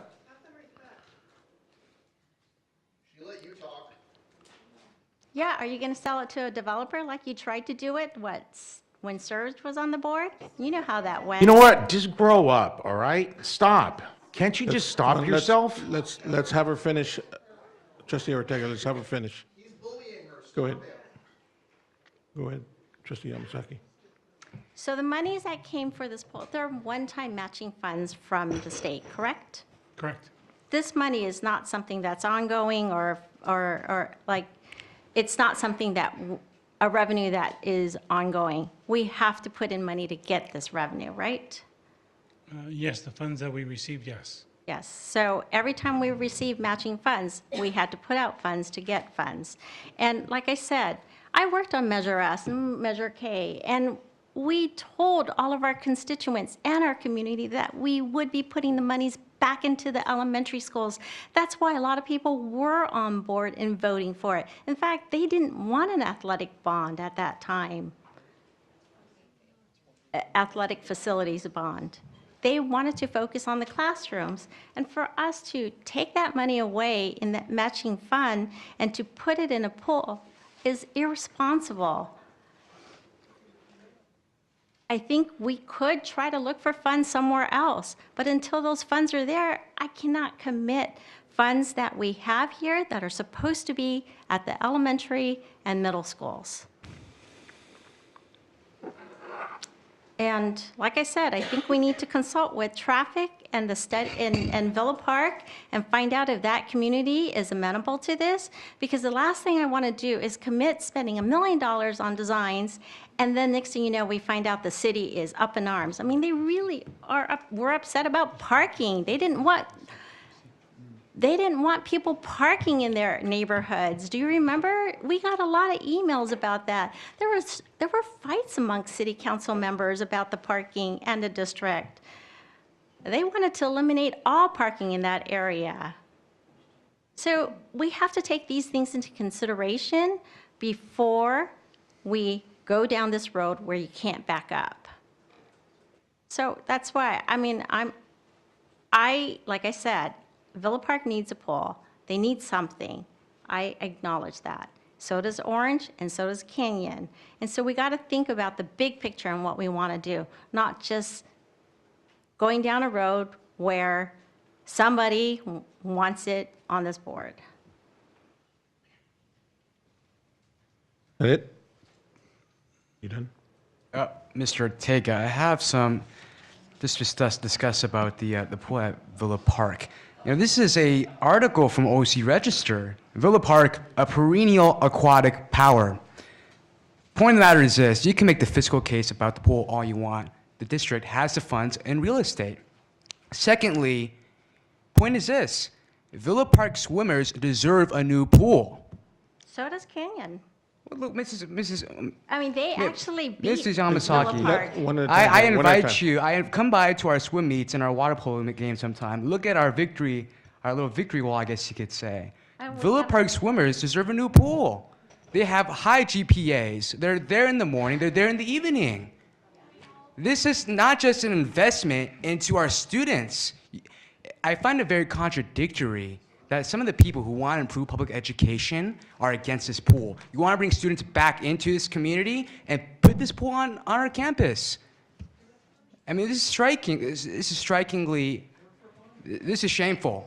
You know, This is shameful what this is. Let's not get into debate here. I'm sorry, Trustee Mr. Yamasaki. Mr. Ledesma, but depriving students of what is necessary and what they deserve is not okay by any metric. I kind of think, I agree. Depriving you. elementary and middle school students from what they deserve is unconscionable. Trustee Yamasaki. We could afford that, there's- Mrs. Yamasaki. No, let's not Pardon? debate. Let's not debate, please. What? Please, we got to move on. We got to move I on. mean, we are supposed to deliberate, right? With student board members? I believe this is meaningful conversation. I think Well- I think student voices and student concerns are just on an equal level as yours. Thank you, but let's just stick with your statement and move on. Okay? There's just unnecessary. Well, one other thing I want to mention is that, you know, sometimes some people on this board, Appreciate it, they though. tout Appreciate your themselves input. as being the fiscally conservative. And this move is not a fiscal conservative move. I'm sorry, but it isn't. Okay, thank you, Thank you, Trustee Yamasaki. All right, so if no one else has any comments, we're going to move on to consent agenda. Real quick, I do like the fact when staff had proposed to go with LPA, we're saving $1 million with PBK. So between LPA and PBK, we're already saving $1 million in architectural and design. Okay, thank you. All right. Consent items. Consent items are acted upon by one motion. However, any such item can be considered separately at a board member's request and will be acted upon following approval of the consent items. May I make a motion to approve all the consent items except for 11D, 11F, 11H, and 13J? Okay, do I have a second? Those are the ones that have the comment cards. 11D, 11F, 11H, and 13J. Those are the ones that comment cards were on. Okay, and Trustee Yamasaki, are those ones? Included hers. Okay, all right. So there's a motion. Is there a second?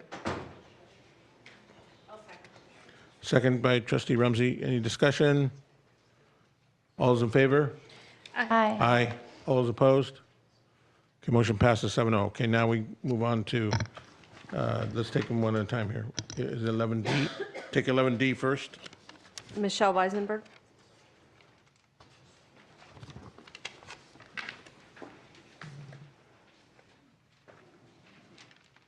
Um, 11D is about the bid for work at Elmo, and I just wanted people to be aware, since things aren't always very transparent around here, and we've had a lot of last-minute changes over the months to things on the agenda, as we know, that if this choice is anything other than who staff has recommended, then John Ortega should recuse himself, because the Nazarian Group, who's one of the bidders for this project, gave John a $1,500 campaign donation. Who, what? Do we want to keep going here with the comments? Is there another? No, That no. was 11D, now it's 11F. Okay, we got the input for 11D, 11F. Should we just vote for this while we're going?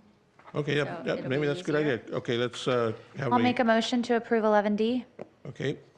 I'll second. Motion by Trustee Minor, second by Trustee Rumsey. Any further discussion? All those in favor? Aye. Aye. All those opposed? Motion passes. All right, so 11F, Alex Broussard.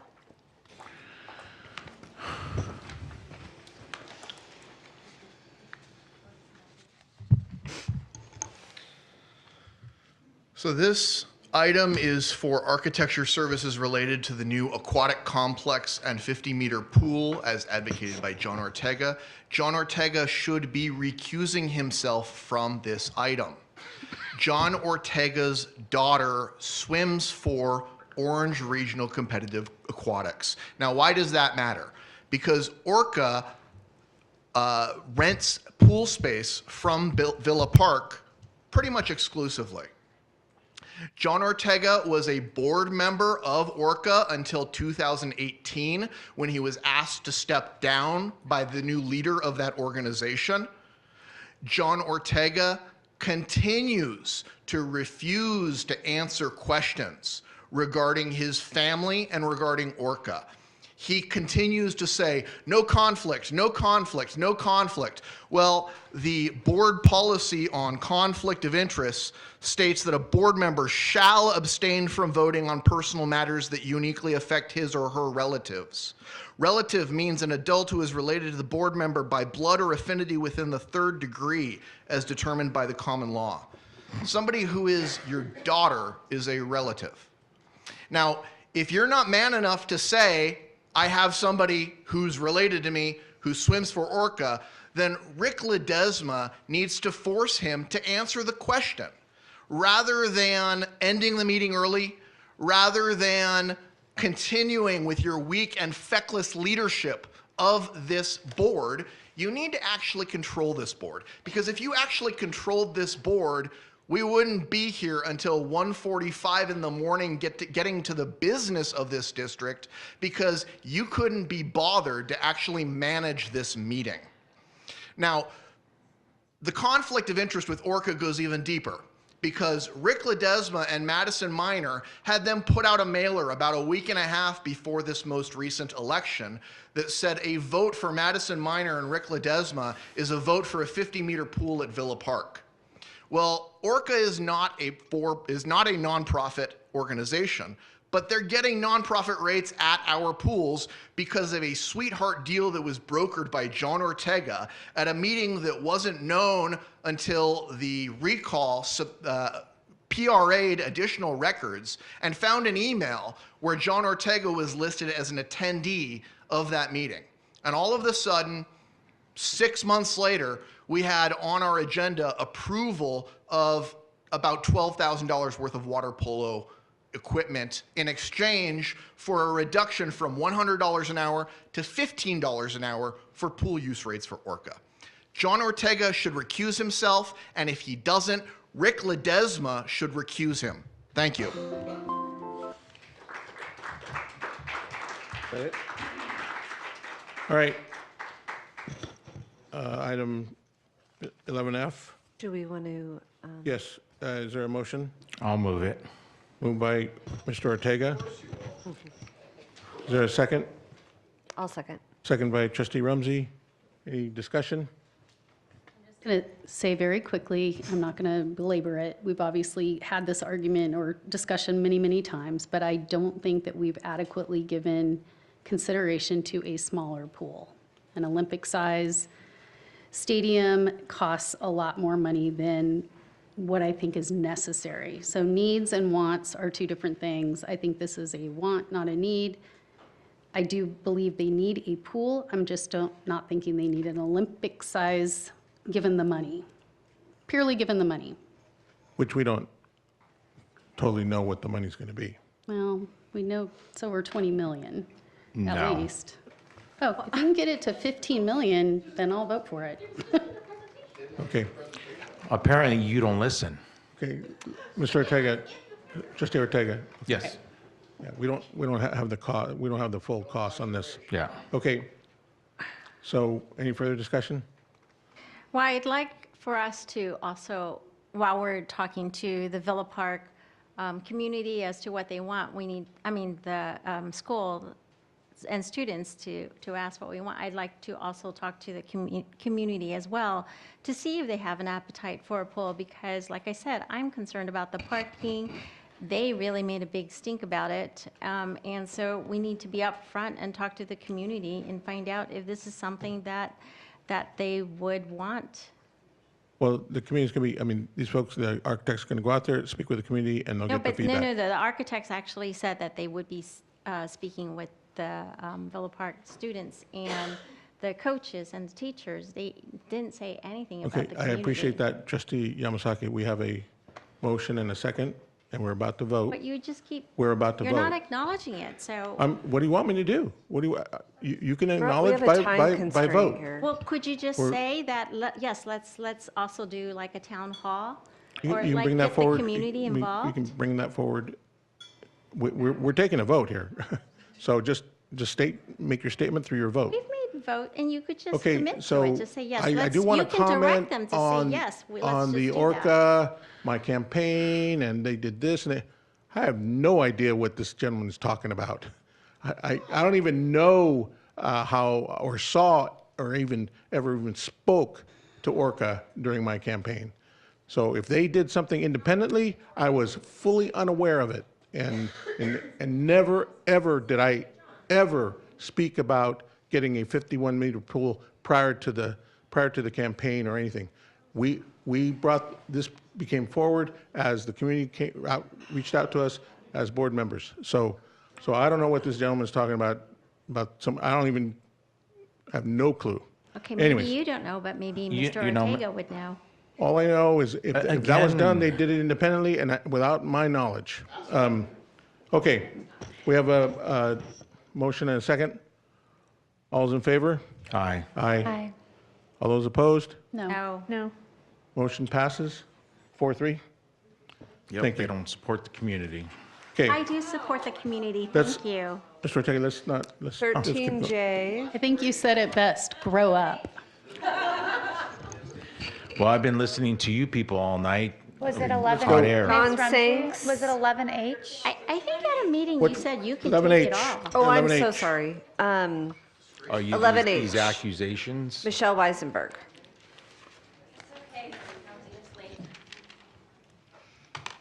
Okay, so 11H is the use of facilities schedule, the new one that you're going to be hopefully approving.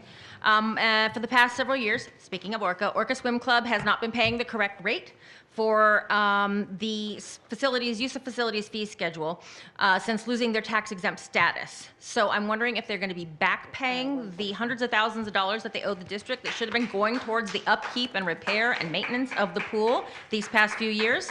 They've been paying $15 an hour, the Group A rate, and they should have been paying the Group C rate at $100 an hour. Going forward, I'm assuming they will be paying the Group C rate since they, as far as I know, they haven't cleared up their tax exempt status. So they should be paying the Group C rate of $122 an hour, and I plan to make sure that that happens. So just look forward to that.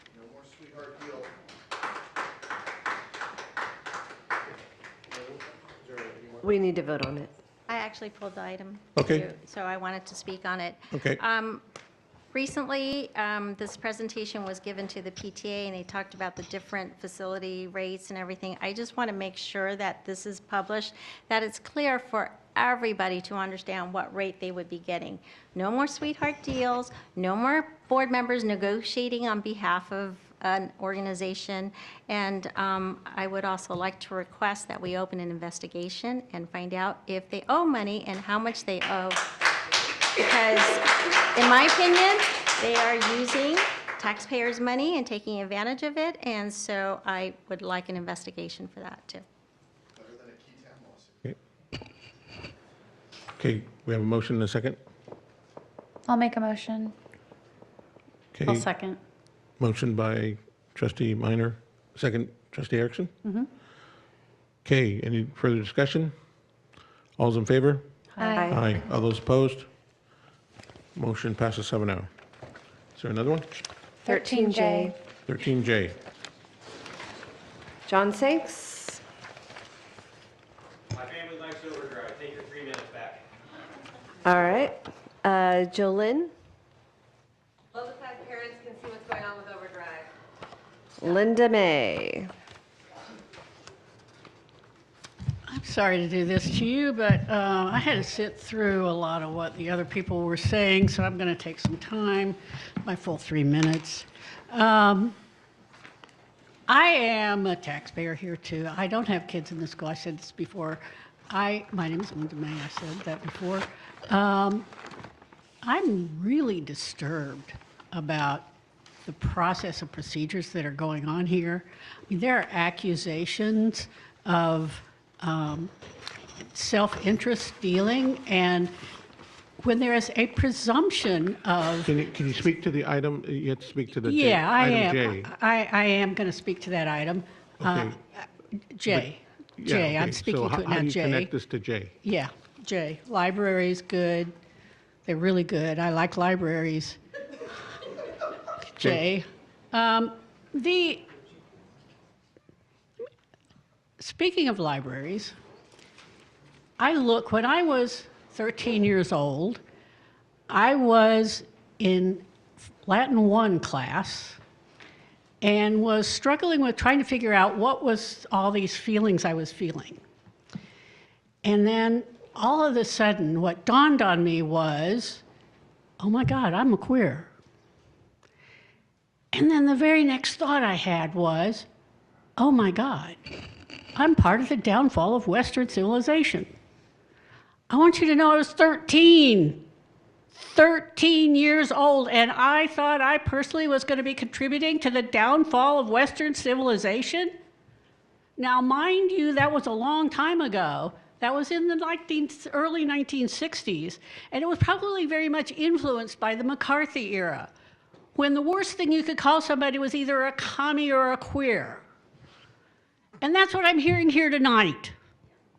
Calling children and people commies and queers.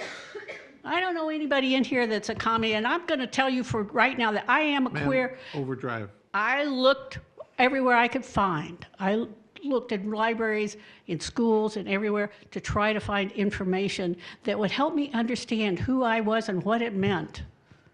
And all I found was stuff that talked about how horrible I was, what an awful person I was, or how my parents screwed up, and all this stuff. That's how that's related to libraries. I didn't know exactly what this topic was. I thought you were going to be talking about something else having to do with libraries. So I picked this topic. I also had, later on, but I know that's not going to get to it, I'm going to have to come back to some more of these board meetings because this is disturbing. This is really, really disturbing. And all I can say to you is the McCarthy era, the answer to that was, have you no decency?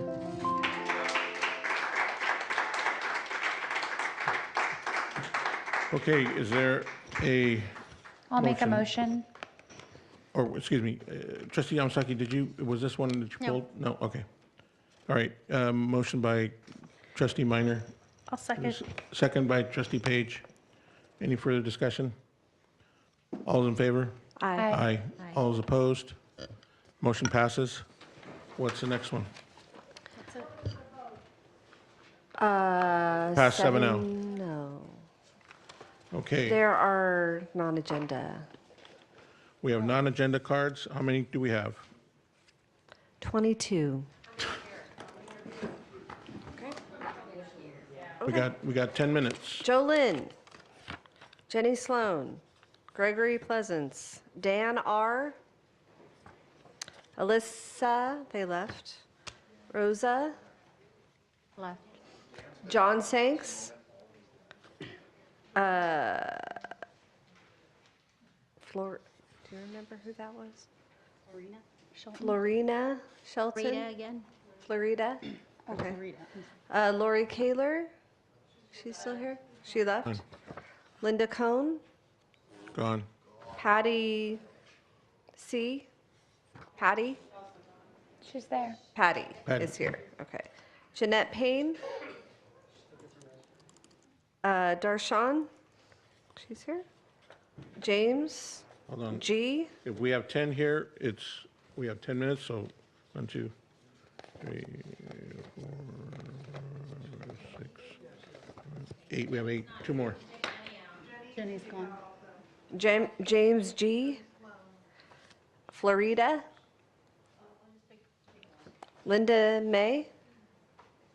Are you guys? Eddie. Okay, is Florida, on were you here? going to speak? I don't think so. Were you going to speak? Just once? Okay, Oh. so that's, We had two of them in there. Oh, she had two? Yeah. Okay. It's in there. All right, so we're taking this one? That's 9. Linda May, Cecilia, Gone. gone. Alex Broussard. Okay, that's the last one. Okay. One.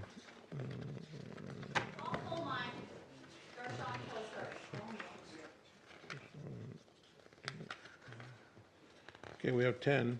You want to add one more? Because Darshan's going to be, Lois. Louis, I'm so Louise. sorry.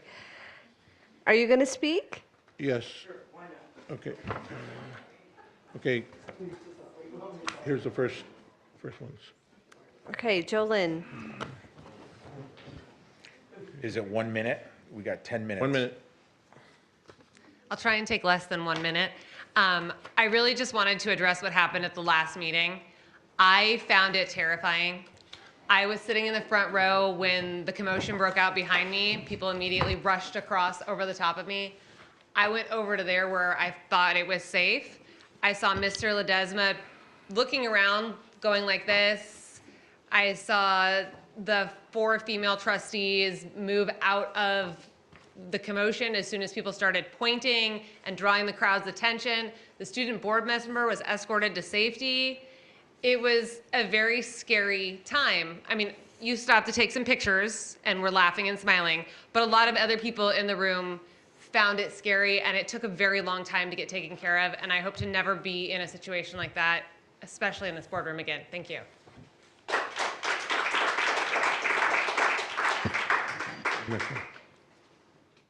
Jenny Sloan. Not here. I'm so sorry. Uh-oh. Oh, that was mine. Gregory Pleasance. Yeah, those two have already spoken. I want to take I'm Gregory. I'm a proud parent of 2 in our public schools. I love our public schools. I believe in public education. I want to take a minute publicly to thank our teachers in our district. They have suffered through the politics of what we're dealing with right now. And the budget shortfalls we have talked about and all the other challenges attendant to doing a good job. And of course, my thanks extends to the administrative staff. I think you guys are doing a great job and a Herculean job, and I really thank you for it. My kids are thriving in public school. So many kids and parents I know are having the same experience. I'm going to do trunk retreat this Friday. I'm stoked about that. My kid is going as a skeleton and a zombie. I love horror movies. It's going to be great. I just went to teacher conferences. The teachers knew so much about my kids. I was so impressed with them. My kids are learning so much Spanish. Sobre los insectos is what we're reading right now. I'm going to start running club next week with the kids again at Jordan. I thank the teachers and the staff. Thank you. Dan R. And then John Sanks.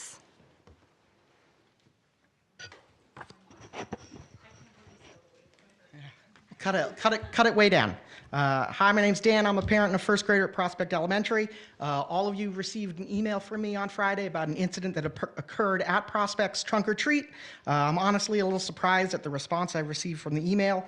When this whole recall business started, I'd only recently moved to Orange, and I thought it sounded like a lot of sour grapes. Someone starting a recall, how bad could they possibly be? It's so early. But the one thing that I kept hearing was that the board majority was for parents' rights. Well, I'm a parent. I have rights. And when those rights were violated, not a single one of the parents' rights trustees said sorry or even responded at all. That really made clear to me that your meaning of parents' rights does not include me. I've made up my mind to support the recall, and to help show my support and provide support to all the other OUSD parents that have been ignored by this board, I'll be matching all donations up to $1,000 made to the recall through this Monday. Thank you for your time.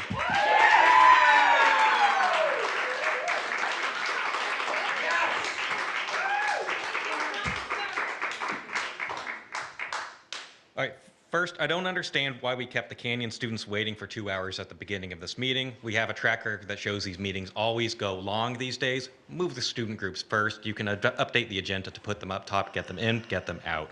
My main point here, I'm frustrated with the last meeting that the that the admission system was changed with no notice to the parents.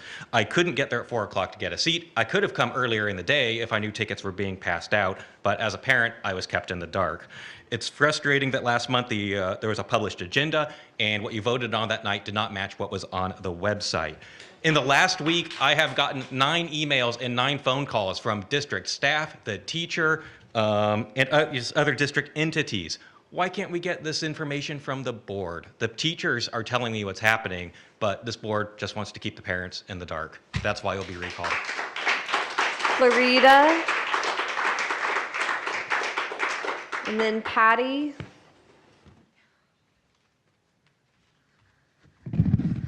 I just want to give the board an update. So I did meet with Mrs. Green, Director of Curriculum. We did review CHOIA. And we did see that the policy did not explicitly prohibit detransitioning information, which I believe is a big gap. I went ahead and sent all of the board members information in regards to detransitioning. So as far as I understand, CHOIA, under the information provided under that bill, sexual orientation, gender identity is very fluid. So the gap is that there isn't any representation within the curriculum right now to go ahead and support the return of biological sex. And so I just wanted to let you know that I did put that forward and they are looking into it. Thank you. Patty. And then Linda May. Good evening, board. I wanted to address the comments that are continuing being made about the last meeting. It's actually, I was really offended by the comments that Trustee Erickson made. We had a diverse group of people. See, a lot of people keep referring to the incident that happened here, which nobody had any control over. It was communists that were brought here by a woman who actually, she mobilized it. She runs around like a terrorist and associates with people in this room. My point being, ma'am, you addressed people in a really disrespectful manner. And mind you, we were here as residents of this community. We were here gathered as Christians, Catholics, and Muslims, praying together outside, being in here, supporting one another, because we don't want this garbage to get to the kids. That's why we were all here, for that. Thank you. Linda.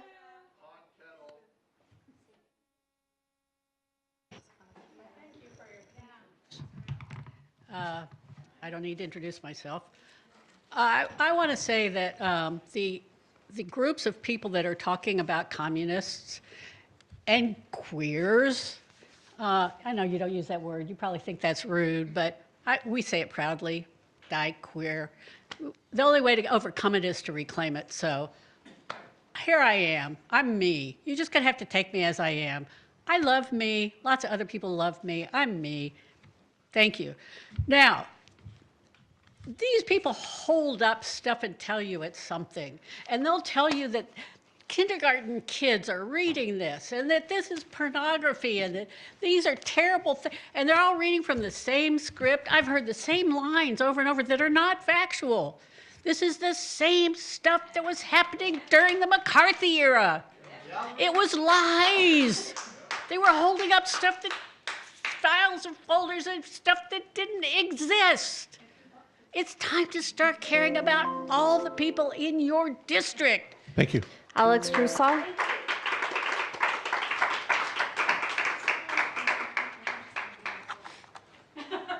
Who's on deck?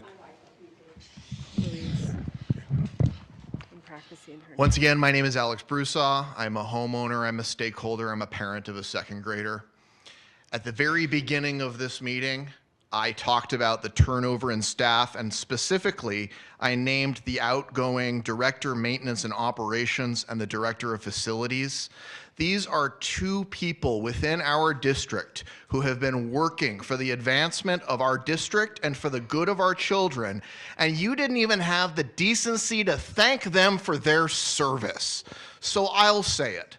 To Tony Niquette and Scott Harvey, we wish you well. We wish you happiness. We wish you prosperity. And shame on you. Thank you. Louise Salomon.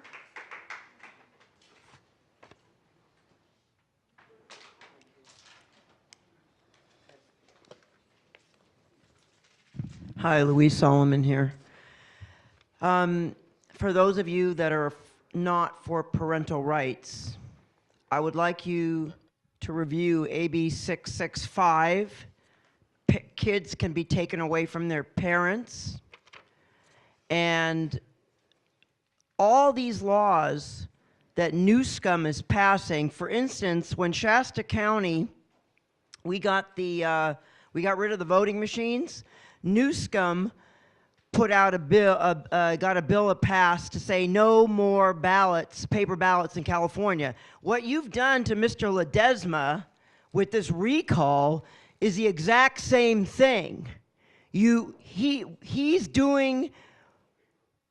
He's following the Constitution, as is Miss Minor, as is this lovely gentleman, and what's so funny?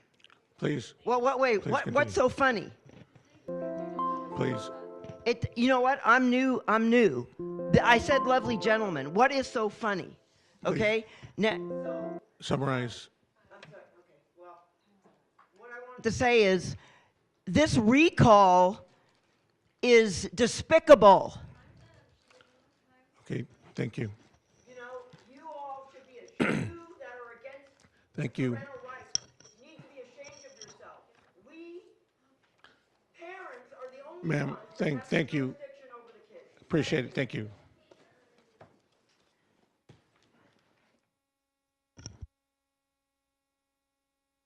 Let's adjourn this meeting at 1:49. Thank you.